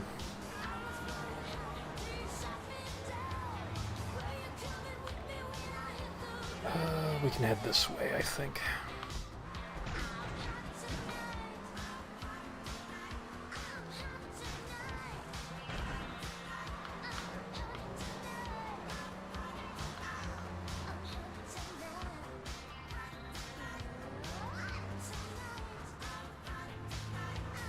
Yeah, there's something weird with the photos, actually, the MOOC. Where I remember when I was taking photos in San Fierro, there were 2 or 3 of them where I was aiming where I thought I had to aim, but the little marker thing wasn't popping up, so it's like I had to readjust my position. I retook the photos and it worked, but the marker still wasn't showing up. So normally it would show you a little camera marker when you're taking the snapshots, but it wouldn't even give me that, even after playing around with my position in certain points. So it's like super annoying in the Definitive Edition version. Alright, let's hop over here. I don't think that this mission's all that problematic. It is nice, though, when you have a bulletproof vehicle and you can just take the lift bridge. Yeah. Just be careful when you go out of the tunnel here. There's guys, some of them are standing around. Yeah, you should be at the top of the tunnel, I think. I think thankfully they gave... Yeah, thankfully they gave that guy an AK-47. Some of those guys have M16s. Mm-hmm. They have a lot of health, too. Yes, yeah, it's almost like they have body armor or something. Yeah, because I remember, that was my crazy thing that I was trying to do in my LP, was snipe them all. Yes, and, that's right. I was headshotting them when they weren't dying. Yeah. So they have extra health, which is crazy. Also, I was laughing for a moment there during that cutscene because, speaking of Dutch Bond fan, during his Let's Play, freaking Ray ended up getting ran over by a taxi during that cutscene. Oh my god, that was so fucking funny. Yes, it's fucking legendary. Because I'd never seen that before either. Like, that was very interesting. Yeah. So I always just assumed... It's yeah, it's like I assumed that the traffic would just freeze, like, regardless of if there's angry drivers, but clearly that's not the case. And angry drivers can still be active. Yeah. Oh, jeez. Oh. Did you hear it too? My lord. I did. Get out of my way, ho. Love that. Oh my god. But anyway, we can reclaim a bulletproof vehicle because our reward for this is a very nice bulletproof Patriot. Yep, which would have been good idea. Would have been nice for this. Brought that during the mission. Yeah, right? Exactly. It's like he's clearly aware of this lockup. It's his own lockup that he's giving to us. Oh, jeez. Oh, God. Yeah. Not again. Oh, my lord. Oh, jeez. Oh, that's a very nice silver cheetah back there. Yes, it is. Look at that. Or I guess it's gray or black, but because of the lighting and... Yeah, it's like gray black. Yeah.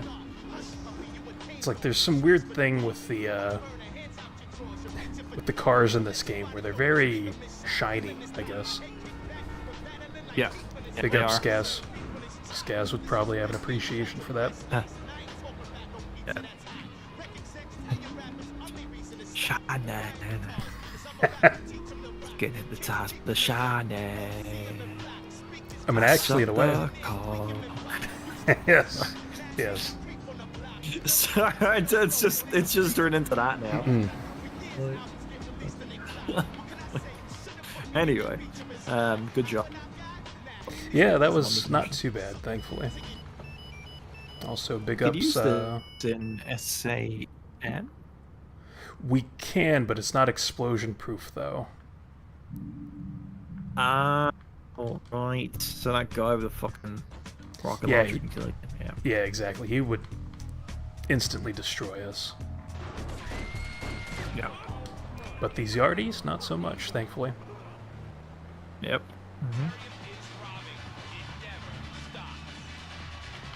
Yeah, honestly, I agree, Mook, where the original game, like that dullness, I guess. Maybe dullness... I don't know. I guess dullness could work. There's something dark about the original game that I do miss compared to this one.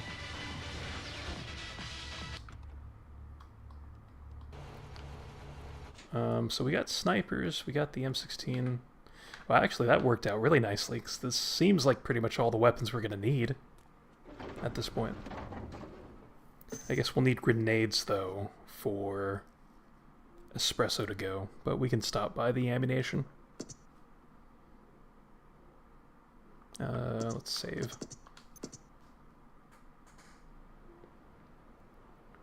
Let's see.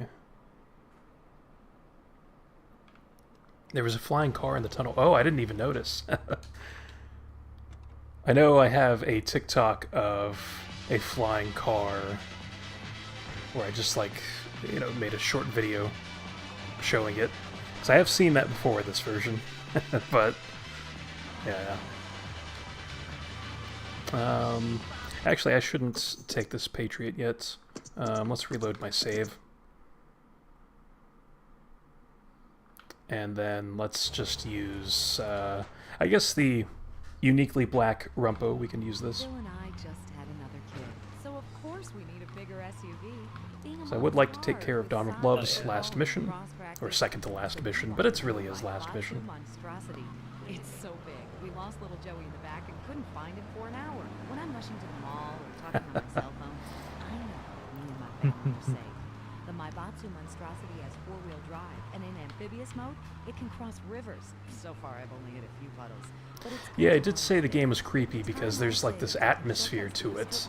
I wouldn't necessarily say it was because of the dullness of Grand Theft Auto 3, the original version. It was just, I don't know, the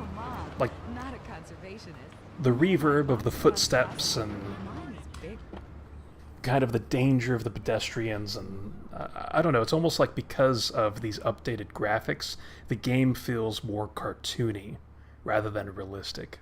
So I think that's where a lot of the original scaredness came from when I was growing up, was because of how real the game seemed.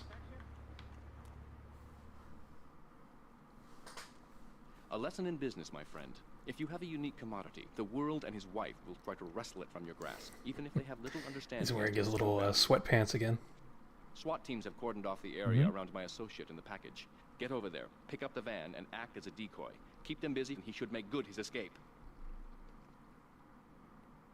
Now, I believe you had a strategy, because I remember playing this in a call about a year ago or something, where I wanted to do something, but then you were like, well, actually, you should do this instead, because this would be a bit better. Do you remember what that was? Because my plan right now is... Yes, I do, because I remember. Oh, perfect. Yes. Yep. I remember exactly what it was. So I remember that call, I remember everything, yes. It was to go into, like, that little, it's kind of like at the side of the airport. Like, yeah, exactly. Like, I'm trying to think of how to describe the area, but, like, you probably remember it. But yeah, you go into this little area. Just like, as you said, at the side of the airport, and they just can't get to you in there, basically. It's like on the opposite end of where the parking lot is. Mm-hmm. In the airport. So you get to it from like a hill.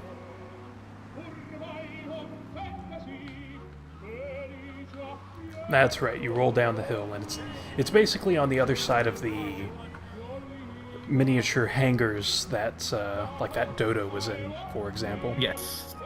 Yes. That's right. Exactly. Because they just can't get in there, basically. You just have to drive for it. Yeah, it's like behind the billboards there, actually. Yeah. Yeah. You just have to drive around continuously just because the helicopter can hit you. That's right. Yes. Because I think that actually ended up happening. Or wait, no. I remember failing this mission because the cops just really ganged up on me during this opening bit. Yep. And just completely destroyed the security car before I even was able to get out of this area. Yep, that's correct. So the old definition of insanity, I'm just going to do the same thing that I did when I failed. But, yeah, like you said, behind these billboards, more or less. Yep. As we slowly eke over. Yeah, once you get rid of these annoying cops here. It's like to the left then. Yeah, it's just around there. Because they basically fucked themselves over by doing that. Yeah, okay, so that one accompanied you, which is annoying. But yeah, basically, yeah, they can't do anything.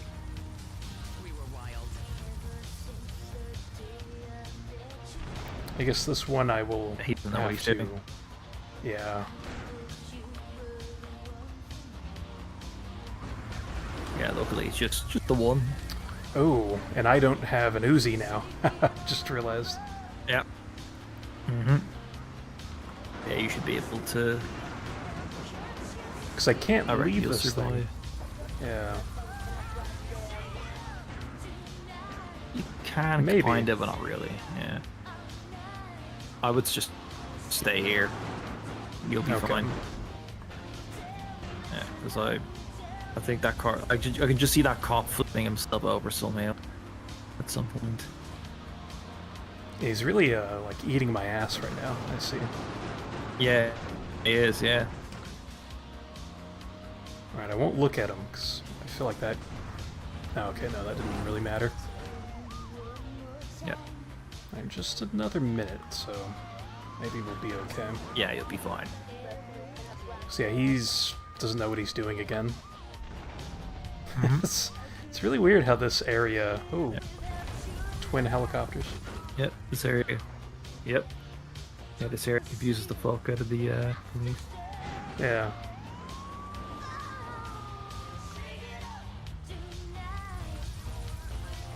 They just can't get in here. Makes a very annoying mission a lot easier. Yeah, definitely. So I think I remember what my original plan was from that call last year, where I was just gonna drive around on the like airstrip part of the airport. Just drive around in circles over there, which I guess could work. Because I feel like I've done that before, but that this also is way works. easier. Mm-hmm.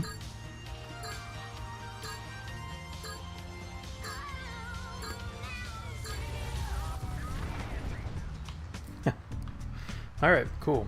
Hell yeah.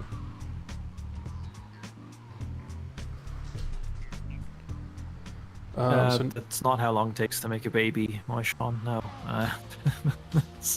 No. Again, Well, chat. that just takes takes one moment, like, to actually make the baby. Just saying.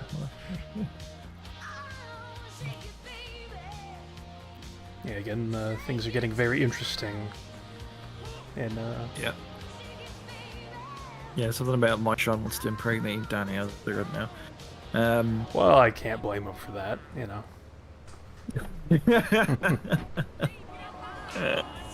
Oh man. Yeah, that's Donald Love done. Just have that little cutscene. Yeah.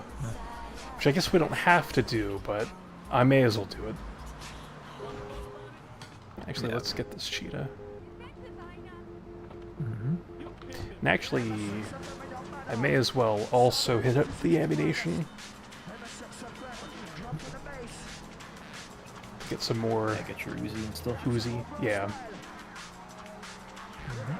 Because we might need that for Espresso to go with the Colombian cartel gang members that are occupying those stalls. But also, I'm gonna need grenades.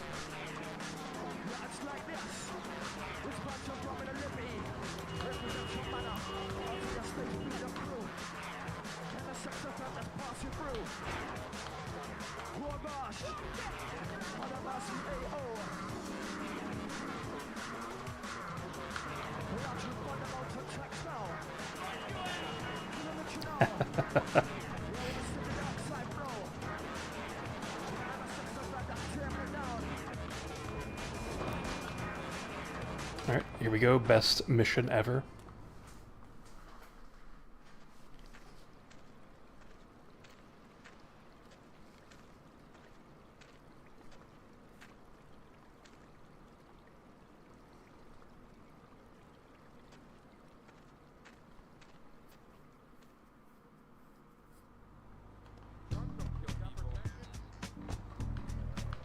Yeah, so much like with the green goo from San Andreas, like we never really find out what the hell happened there with what was in the container, what happened with Donald Love and the older gentleman. So, yeah, I wonder, Al, if you've come across any videos these days that maybe talk about that.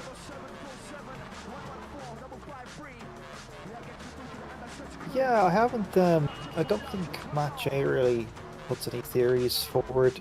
I just think it's one of those things where he just didn't know what to do with the character. He was quite a late addition to the story as well, so they were just like, I'll just fucking write him off like that, so... yeah, he was a late...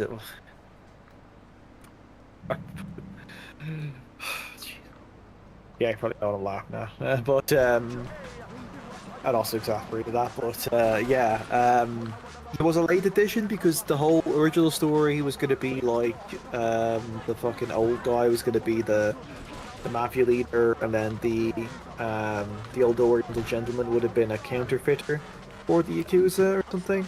Okay. So yeah, so old Donald was a late enough addition to the game compared to the other characters. So I feel like they... it kind of makes sense. He is kind of like adjacent to everything. Yes. Like he doesn't actually really like link, except for when he tells you to kill Kenji. Yeah. She has 3 death squads But Liberty, whose sole job is to hunt you yeah, down. so I just think they just needed an excuse to get rid of them, and they're just like, this box, this empty box, you know, and that's it. It's like a forced mysteriousness to tie things up on their end, anyway. Yeah.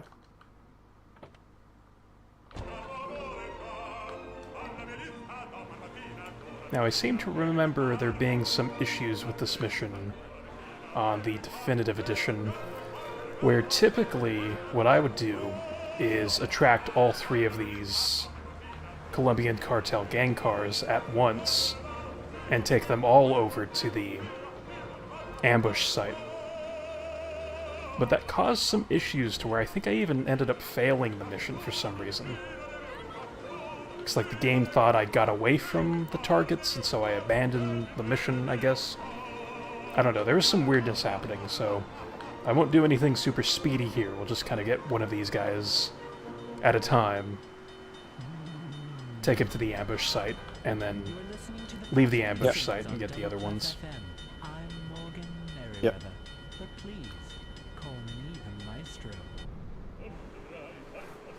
Yeah, I don't know about development time. I mean, I guess, honestly, I'm in favor of pretty much every game getting more development time.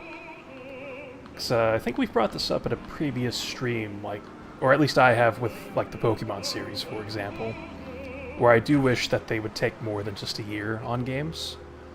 Especially these days, with hardware being a lot more intensive than back in the day.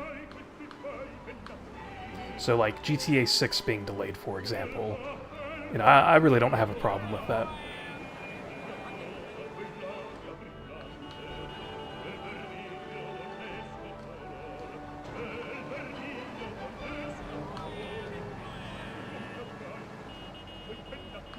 And hopefully this works, because I know these guys can sometimes get stuck. And if they do end up taking... Yeah, very. If they do end up taking themselves out, that in itself can also be a problem. So you need to lead them to these sites. Yep. And... shows how jank the mission is. Yes, very.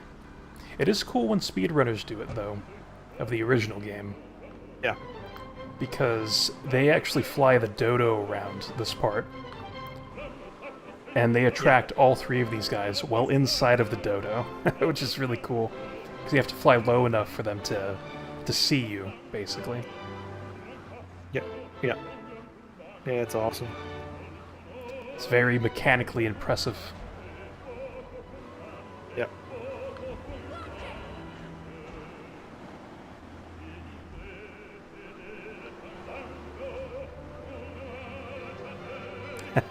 Yes, exactly, Tyler. We're going to start and finish in the same stream, very likely.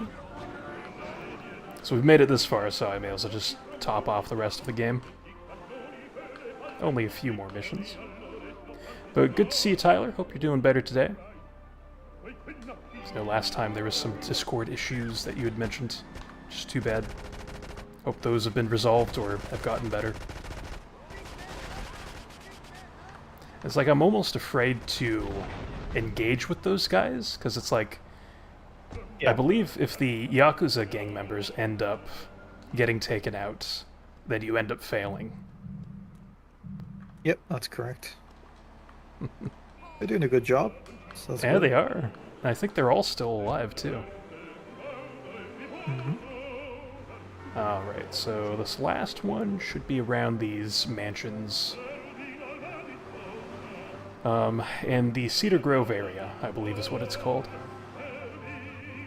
Yep. Which shoutouts to Tony Cipriani, having a nice mansion back here in Liberty City Stories. I guess I probably should have taken the other road.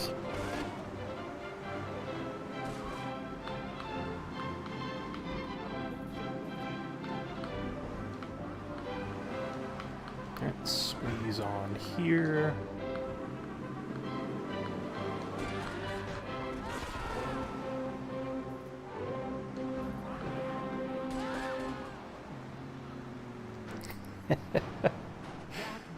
It's like the Morgan Merriweather moans always just make me laugh still. Yeah, they're brilliant. Which again, because I've talked to you about this, but I don't think I mentioned it during these streams, where my scope of the world was very small when I was growing up. Where Morgan Merriweather sounded like a character from Yu-Gi-Oh! Quite a bit. Pegasus from the first season of Yu-Gi-Oh! So it's like I thought those were just the same people voicing both things.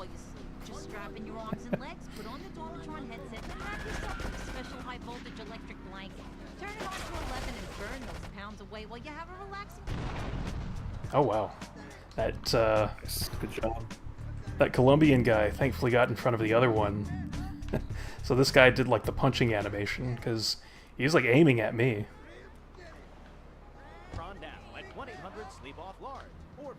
And this one's popping off, saying his threats. Jeez. All right. Let me catch up with the chat real quick.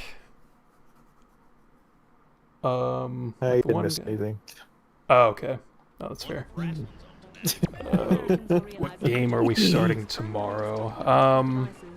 If I do stream tomorrow, it would probably be later in the day. And I would hope to start The Lost and Damned as the next game I stream. So I'll get back to some GTA 4 goodness. Yeah, we just have Azuka, so I'll head back to the construction site. But yeah, the Lost and Damned would be the next game to aim for.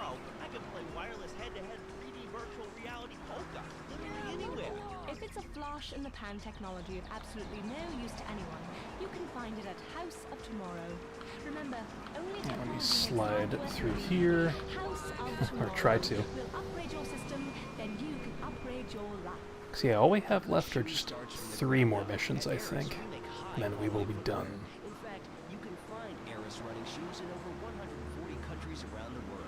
In the past, there's been some... But I remember, El, you had been critical long ago in your Let's Play about the ending of this game. Do you still feel those? Do you still have those same sentiments about them just kind of wrapping things up poorly? Oh, not really. No. Well, but not really. I kind of. I think they wrapped it up as well as they could. Yeah. But it is kind of like very much like there is that kind of crescendo of like, oh, this person's dead, that person's dead, oh, they're all dying. Okay. It's like, oh, jeez, like. Yes. It's like fucking. It's like, I think I described it like it's like Hamlet, you know, where like everyone just fucking dies. And it's like. Yes. That's kind of what it feels like. Yeah. But yeah, it is what it is. That's a really good comparison. Yeah. Yeah, 'cause I noticed something, like anytime I do mention like those older opinions, it's like, yeah, you do hold different sentiments these days about those topics that get brought up. Yeah. Yeah, definitely. Because even when you brought it up here, I was like, shit, did I say that? Because I probably don't, yeah. Oh, I don't agree with my past self. But I know what I meant. Yeah. I think, yeah, just everyone just getting fucking killed, like, suddenly is kind of like, oh, okay, right. Like, I could see that, like, as being just like, oh, we need to just fucking end this now, like, the thing. Yeah. So I get that, but, like, still, I'm just like, whoa. Also, good to hear, Tyler. Good stuff. But I do, yeah, I do agree with Yale about the point where they pretty much just wrapped it up as well as they could. I really think that is a good point there.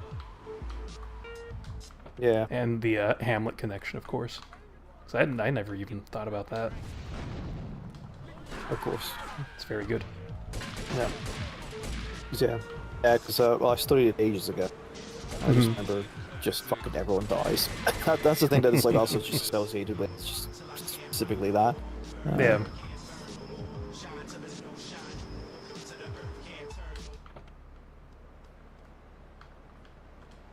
I believe we can basically snipe this stall here. Yeah, because you can see the tip of it. Just the tip. Yep. Just the tip, yeah.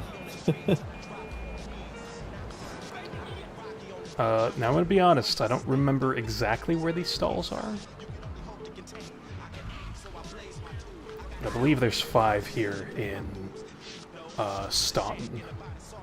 So there's one more by this little kind of park type area. Mm-hmm.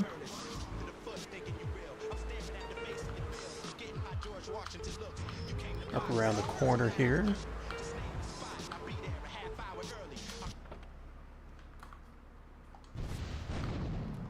I also like how you can zoom in with the rocket launcher now.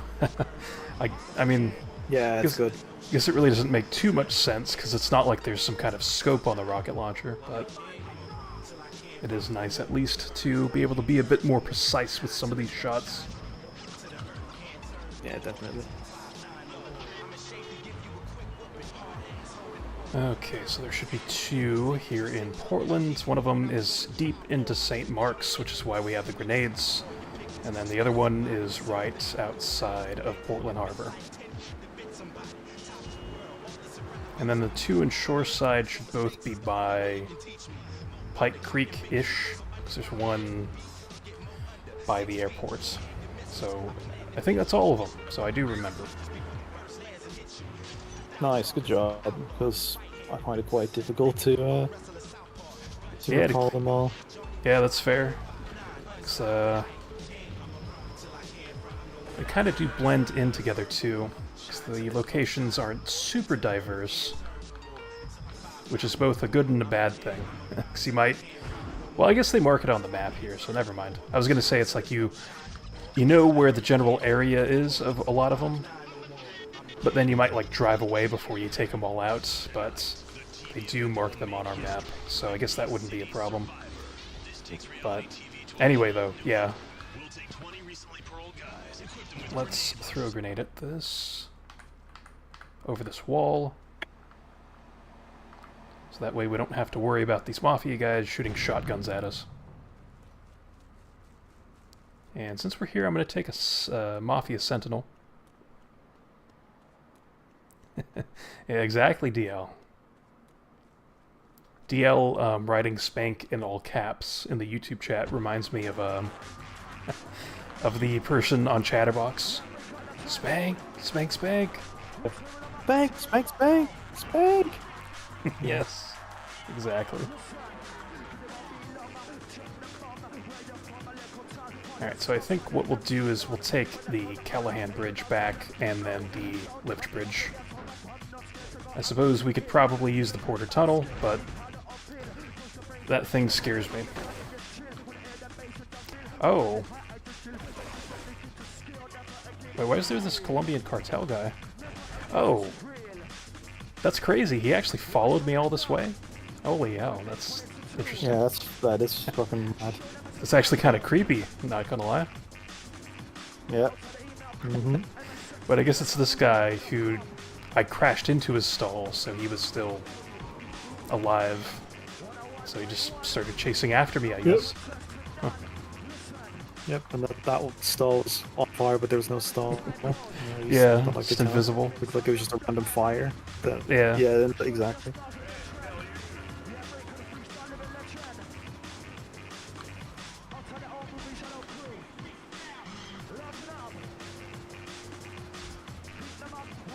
Yeah, I mean, that might have been your Uncle DL, with his pants around the ankles. Talking about that spank business. In Liberty City Stories, they mentioned spank, right? I seem to recall. Sure, they might. Yeah, they might do. But can't say I'm too sure. So I feel like in that game, they just do it as like a little subtle reference, kind of implying the beginnings of spank being a prominent drug of choice in Liberty City. Yeah.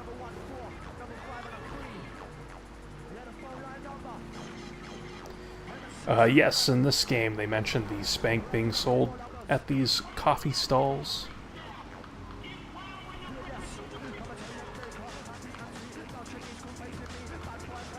But yeah, in this game there's tons of references to spank.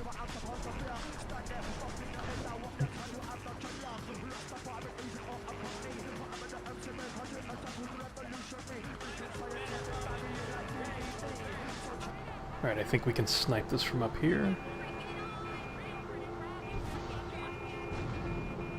Cool. Nice. And then we have plenty of time to spare. It's like even though I know where the locations are, or I was able to remember them, I feel like this mission's pretty tight on time. It is. Like it's easy to fail if you don't actually know where the locations are. Yeah.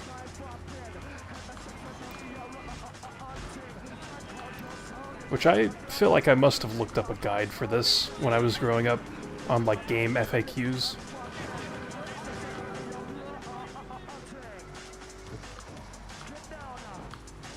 I know I did, but shit's difficult. Yeah. Good job. A minute left as well. Yeah, hell yeah.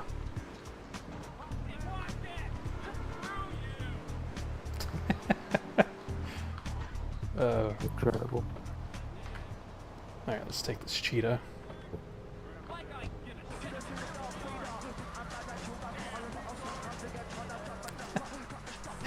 There's just so much going on. Oh my god. Yep. It's like, honestly, right? 'Cause he's quoting the village people. Yep.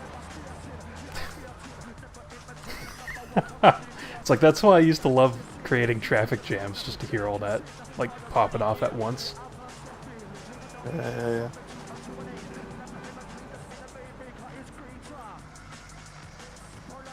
Alright, so this should be SAM, and then we have Ransom afterward. If we can contain our slacks a bit with the cheetah nearly spinning out.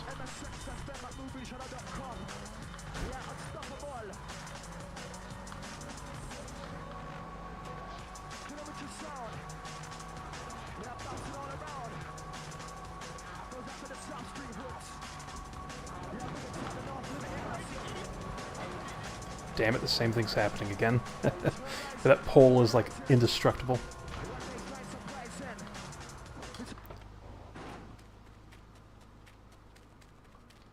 I think they get gross in this cutscene with the chili oil being mentioned. Yes. Give it a Yep, they do.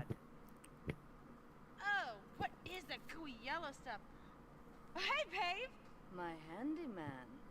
I was bored, so I came over to keep Asuka company. She's got the makings of a natural, this girl. She's managed to extract this little gem from our guest. There's a plane coming into Francis International in 2 hours' time. It is full of Catalina's poison. You can avoid airport security by getting a boat out to the runway light buoys and shooting the plane down on its approach. Collect the cargo from the debris and stash it. Oh, you be careful now, okay, baby? Now try the chili oil. So gross. Yep. Alright. Oh, that's right, we need the boat. Okay. Yeah, well, we don't need the boat, but you can enter a boat if you want to. To then, I guess, drive on over to Francis International Airport. What I'm gonna do, because I don't think you need any kind of boat, really, is just drive right through the front gate of Francis International Airport and get to that runway. Nice. The plane will land. So I guess the boat is pretty smart because it forces you to take kind of like a back road type of a strategy. Because there's some miniature docks in Francis International Airport that allow you to access the runways that way. But by doing this, we'll have to be very careful with that rocket guy who is somewhere. But I don't remember exactly who this one is, who the rocket guy is, like which group he belongs to.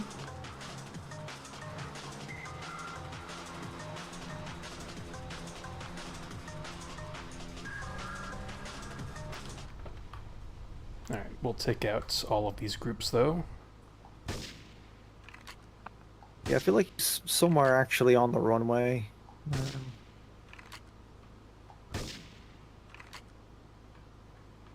Yeah, I think you're right. Yeah, because all these guys in the side Oh, there of he it are is. like... Oh, nice. Good job. Yeah, great job. Wise choice, sir. Wise choice. And then we have those guys down there. Probably have to get closer.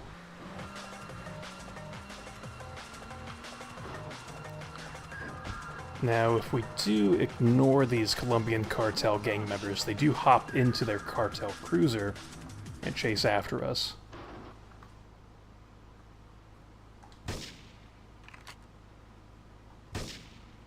Now, thankfully, they are unaware of sniper shots being fired at them, so that is good.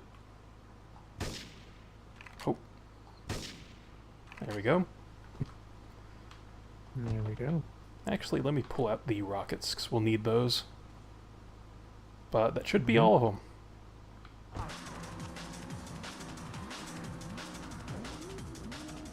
Probably don't want to get too close to the start of the runway. Yep. Because then I'll miss the approach. Mm-hmm.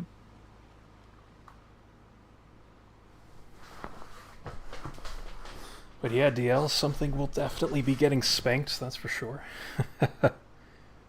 Hopefully not me.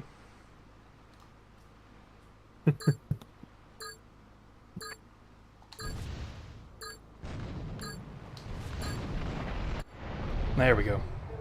Nice. Nice. Kinda got nervous missing that first shot. Second shot.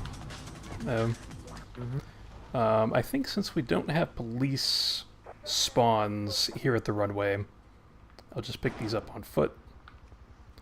Because normally, like, if I were playing the original version of this game, I would actually take out this plane at the Cochrane Dam.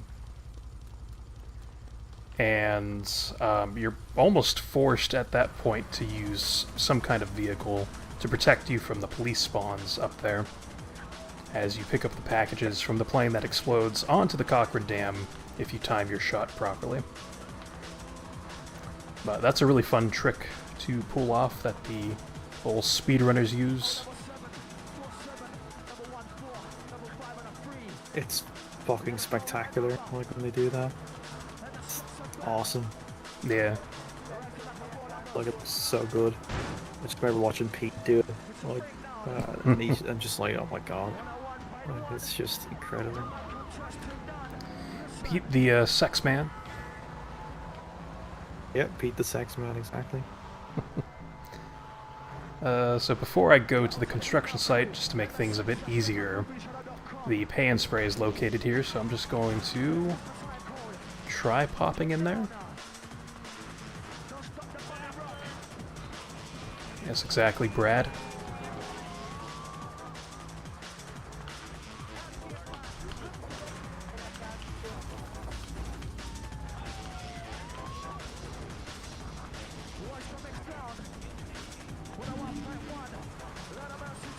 Alright, so from here it should be smooth sailing. Famous last words, of course.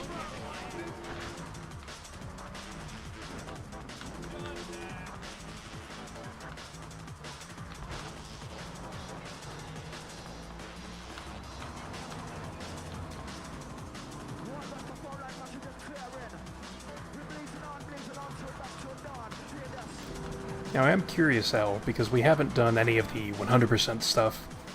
Do you have a favorite side activity in this game?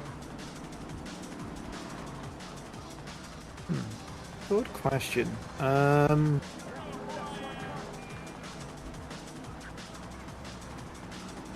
don't know, actually, now that I think about it.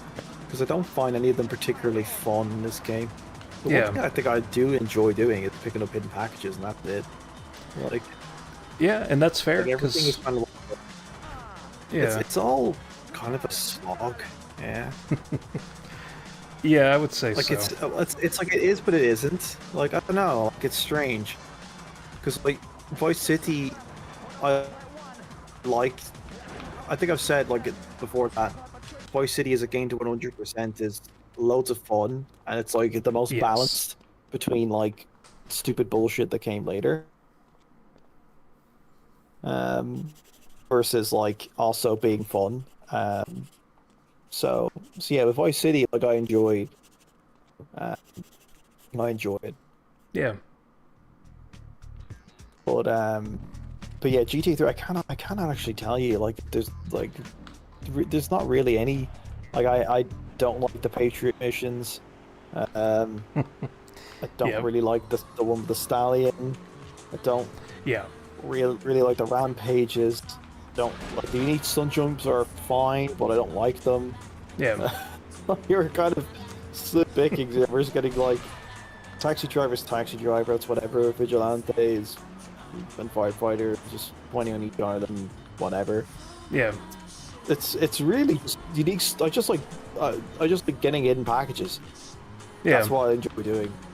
that's fun, and everything else is not really what I wouldn't describe it as fun. It's just the game. Yeah. Like, whereas with Vice City, I'm like, oh, I like the races, like at least in the cars anyway. But even the RC race on the beach is fun. Even the RC Baron is actually not that bad. I kind of like Paramedic in GTA Vice City. I don't know why. It's the same as GTA 3, but I like it for some reason. Yeah. Yeah. It's because it doesn't feel like, even though it's a smaller map, like. Well, actually, no, I don't know if it is. I don't know if that's fair enough, but for some reason, anyway, Vice City doesn't feel so bad. Pizza Boys is fine. Yes. Yeah. I like some of the rampages are fun. You know, the chainsaw rampage, the data rampage is kind of interesting. Hidden packages are actually way better in 3 than they are in Vice City. In Vice City, they're pretty annoying because you have to fucking go on like rooftops and shit, which I don't enjoy doing. Yes. So the sun jumps are pretty annoying, but yeah, all in all, though, I prefer. Yeah, well, anyway, after all that rambling, here we are, final mission of the game. Yeah, that's why I asked, because I was like, well, you kind of need to stall for time. But yeah, that's good. Yeah, I'd say I'm pretty much in the same boat. Where actually, yeah, the hidden packages were probably the most fun, especially in terms of like trying to route them and get from one point to another. Because it's like some parts of Liberty City are very dangerous, so it's like you want to spend as little time as possible on foot. So yeah, I mean, I think the hidden packages are pretty awesome, and I don't mind the vigilante either. One of these Scarface idiots.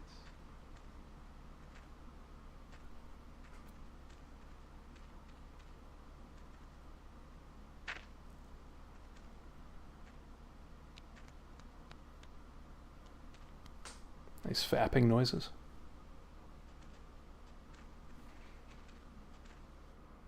they were very fappy.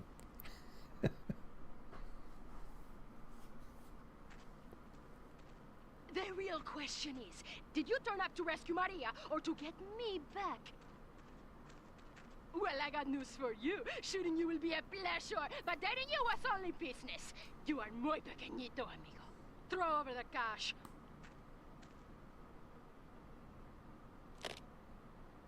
You have been a busy boy, but you haven't learned.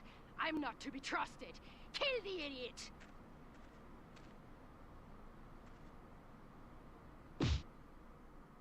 Neato.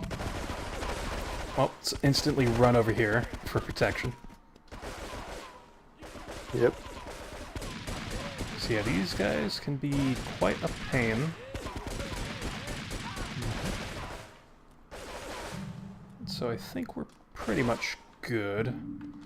So we have some Uzi ammo, so we can perform drive-bys and stuff.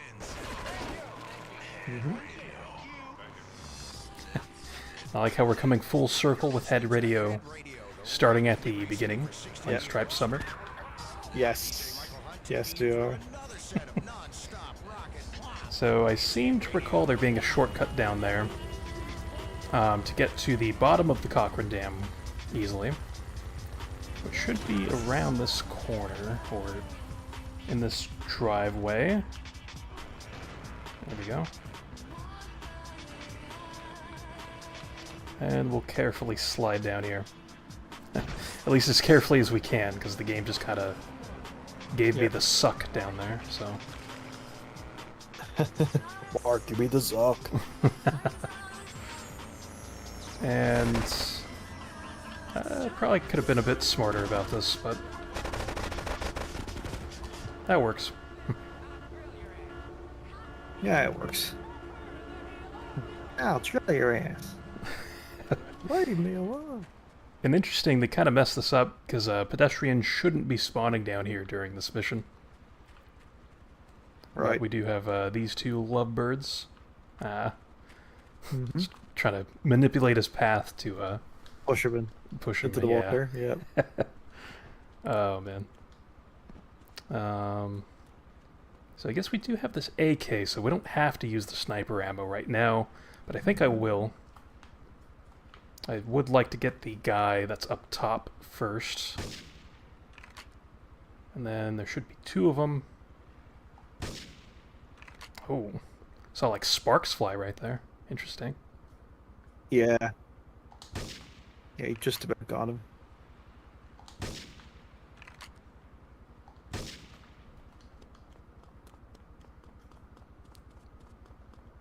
And once again, you know, we can move around pretty freely with the AK-47 in this version of GTA 3, so it's like even moments like this are made pretty easy, where this guy had the jump on me, but was very ineffectual. Even the free aim's pretty nice too, just being able to do that. Yep. Oh.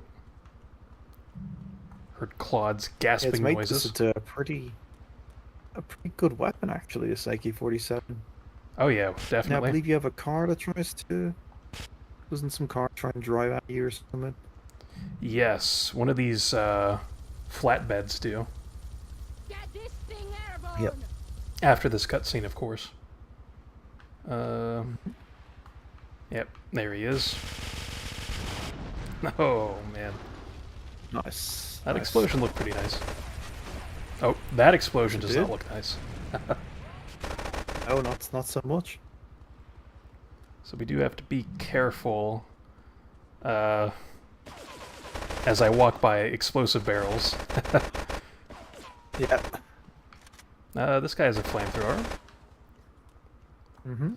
But I believe the move is to obviously take that guy out, but also hide behind these shipping containers. I believe that protects us from Catalina's Taco Bell farts. Just bringing that back again. Yep. You got one more guy up here. Yes. So we'll take this guy out because he has a flamethrower, which can definitely knock me out at this point. And this guy, we might have to go out.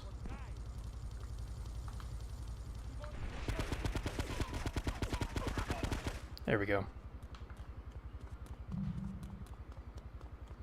So from here, we just have to wait for Catalina to circle back around. Then we should be good. We have 3 shots to make this happen. Oh my lord. Also, shoutouts to that hidden package there. Speaking of Spank in chat. And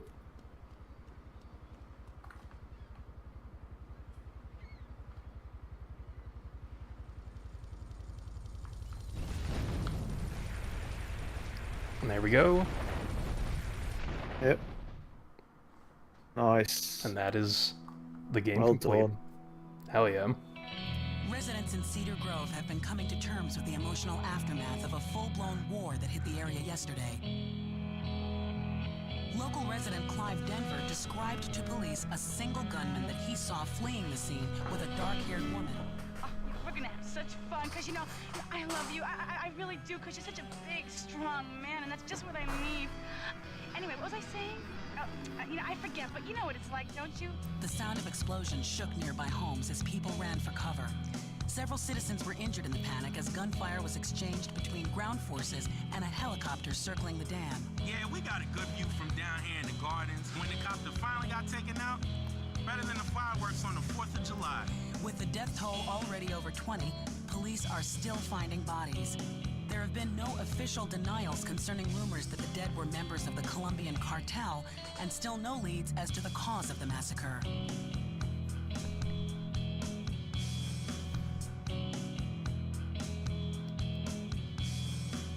I broke a nail and my hair is ruined. I mean, can you believe it? This one cost me $50. And just like that, Maria's dead. Probably. Yep. Which makes sense, because, again, kind of going back to something we talked about during the stream, is like Claude is just intending to accomplish whatever he wants to accomplish, which he's done that. And so it's like now, well, he really has no use for Maria, I would think, right? So, exactly. I guess with that, like with all of these games, I actually like this moment where we get to discuss our thoughts on the game. And I'd say for this game, I would actually rank it as my third favorite GTA game, behind 4 and San Andreas. And I think it's the bare bones aspect to this game that is something that continuously draws me back in. I just love the formula that they have here, and that they've expanded upon in later Grand Theft Autos, but there's like this real sense of progression in this game that is just very distinct. Like, I don't know really how to describe it too much, outside of just kind of explaining, you know, take Portland, for example, and it's this industrial area of Liberty City. And there's no sports cars outside of that Banshee, which that's something we talked about too, where finding that Banshee kind of reinforces exploration as being a positive thing to do.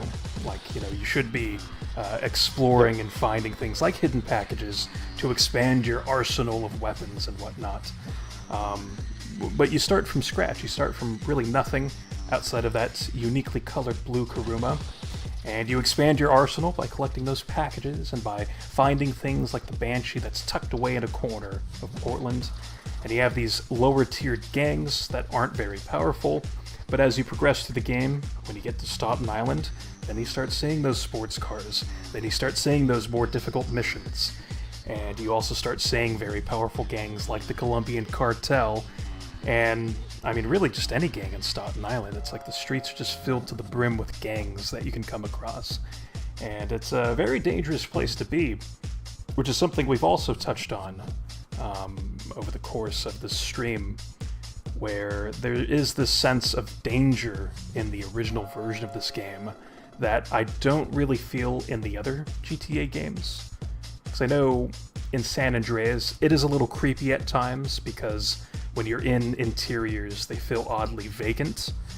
But GTA 3 almost always feels like that for some reason. Because I had described things like hearing those footsteps, the reverb, the echo of the footsteps when you're walking around the streets of the red light district, for example. And you have these weird pedestrians with the things they say. You know, thieves often trying to start fights with pedestrians and stuff, and it's, you know, it's like there's danger looming, I think is a phrase used in the GTA 3 manual for the PlayStation 2. It's like danger looms at every corner, and there's just some kind of emotion that I get from playing this game that I don't get with the other GTAs. But overall, though, the story is very straightforward, nothing too crazy with that, but there are some pretty decent characters that are intriguing at the very least, like with Donald Love, and I like Azuka. She's, to me, an intriguing character. That, you know, thankfully a lot of these characters do get expanded upon later on, like in Liberty City Stories, but I do like how they're presented here in this game, with the missions that they give you. It's all pretty straightforward stuff.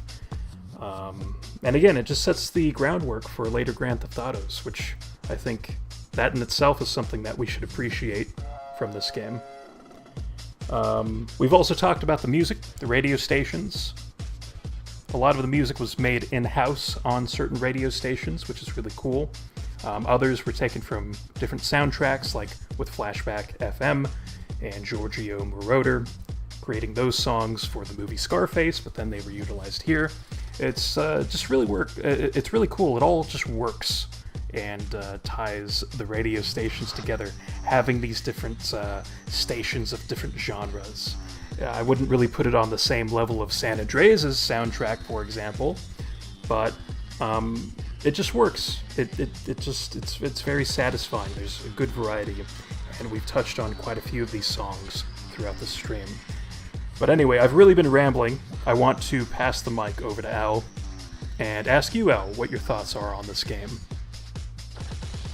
Oh, I love the rambling, don't worry. It was very, very good. Yeah, I could definitely agree with a lot of it as well. I think that because this is like it's the first, it's the one which really put them on the map, and I've talked about it many times, but the big thing for me is when you like having played the original 2, and well, not just that, I played GTA, the first GTA London, GTA 2. Like I was very familiar with the GTA games, and playing this was just like, what the fuck? Like it was just it will always hold this special place for me because, like, I was playing it and I wasn't aware of how much of a phenomenon it was for those first few months that I was playing it. It still felt like it was something personal to me to be playing this amazing like GTA game. Yeah. Because I felt like I was just continuing something which I had already been playing before, kind of like casually, because I wasn't like the biggest fan, even though I played GTA, GTA 2, etc. Like, I wasn't like super into them or anything because they were actually quite difficult. So this game will always therefore kind of hold this special place for me, where it's like every other GTA game that came after that was like, obviously still I hold them very highly because I was like, well, you know, it's fucking GTA. But at the same time, you know,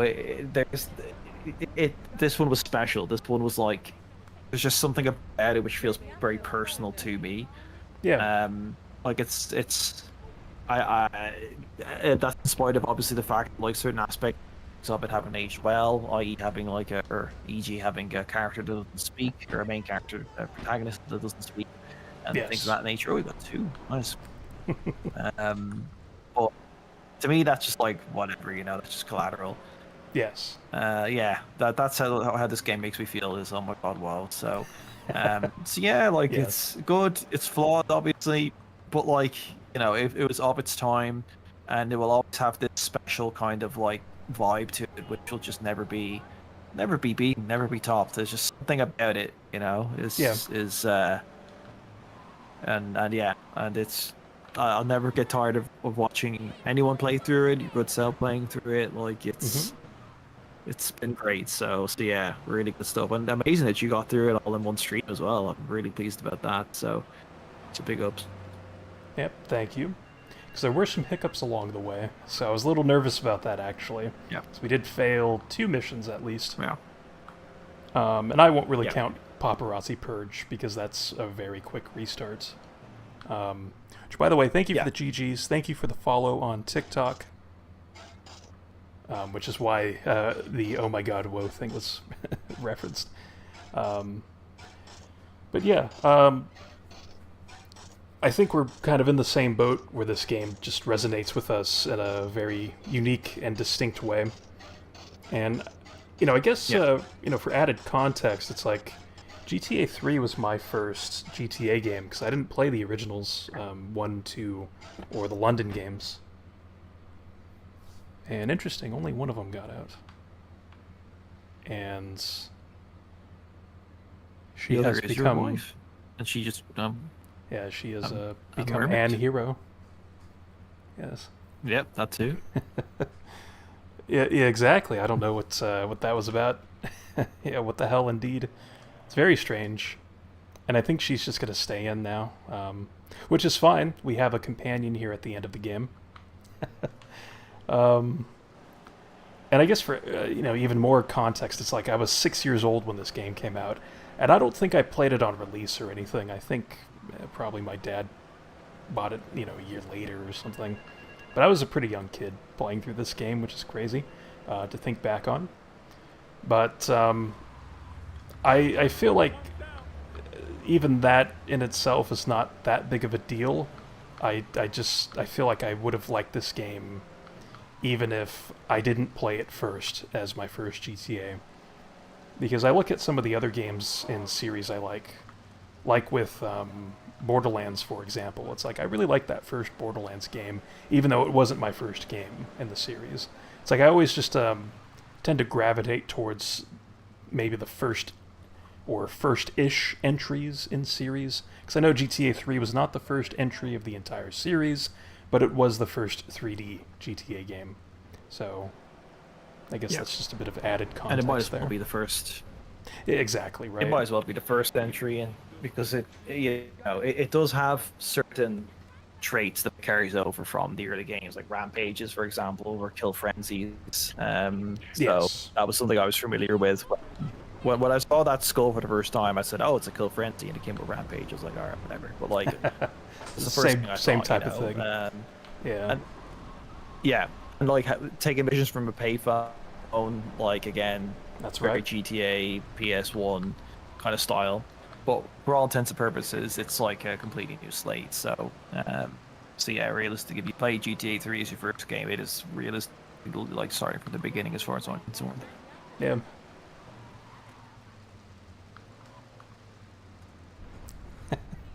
Also in the YouTube chat, I do like DL and Hutula's comments there. The other one saw too much, so she froze. Yeah. Yeah, she did. Sounds about right. I wonder. So I'll just exit here. Okay, so she does get out. Oh. Because I was kind of thinking maybe her AI glitched and she would just stay in there, because the game would have said, well, the other prostitute exited the vehicle, so that'll count for both of them. So she'll just be like stuck forever inside of this perennial. But anyway. And actually something I should point out, I mean, I don't know if anyone's still watching at this point, but it's like MSX-FM, which we have mentioned before, is definitely one of my favorite radio stations in the entire series. Like, this version of MSX is up there as being one of my favorites, even though it is a bit wild at times. But I just wanted to give extra props to MSX, besides the entire radio station. But MSX specifically is something that's very near and dear to me. But I suppose at this point, any final thoughts, Al? You know, anything else you want to put out there before we end the stream? No, I think that's kind of summed it up. Just great job. Always just great to see you play this game, as I say. You know, always so enjoyable, and really, really enjoyed it. I was so happy when I saw that you were streaming it again. I was like, yes. So, yeah, very, very pleased. So, thank you for this. Yeah, of course. It was a lot of fun. Again, GTA 3 is just one of those games that I feel like I could repeatedly come back to. It's like, and honestly, let's start up a new save file right now and just go through it again, right? I mean, not really. I won't actually do absolutely. that. But yeah, you know, it's a good game to me. So yeah, I'm glad you enjoyed it. I feel the same way. I love when our friends are, you know, playing through these games. It's always a joy to watch. Speedruns are a lot of fun too. But yeah, I suppose with that pretty much sums up everything, you know, as you pointed out, that you have to say. And yeah, I'm in that same boat. I feel like I got everything out that I would want to say that maybe I didn't already say in my Let's Play from years ago. So yeah, with that, thank you, El, for joining me on this stream. It's always a pleasure to have you. No problem, my pleasure. Thank you, sir. Thank you for having me. Yeah, of course. And also thank you to those watching, because I know on TikTok there's been some consistent viewers, and it's much appreciated. There's also been some engagement, some nice comments on TikTok from folks that have come in and out. And it's just nice to have engagement with people, because on YouTube, tons of engagement. It's always nice to see. So just getting more engagement from people, more comments, more questions being asked. It is always a pleasure to engage with you kind folks who are, you know, here watching these streams for extended periods of time especially, and leaving nice comments and liking and sending likes and sending follows, which then activates these very funny sound effects on the TikTok stream side of things. But anyway, yes, just thank you to everybody who is watching, and to those of you who have left some kind words in the YouTube chat. I see those coming through with the good streams, so thank you, Tula, DL, and everybody else. As I'd say, that just about wraps up what we have going on here. So in the next stream, which I don't know when that will be, but I do know I will aim to play the Lost and Damned from GTA 4. That'll be the next game, I think. So whenever that stream is, could be tomorrow, could be Friday, could be the weekend, I'm not too sure yet, but whenever that next stream is, I will see you next time.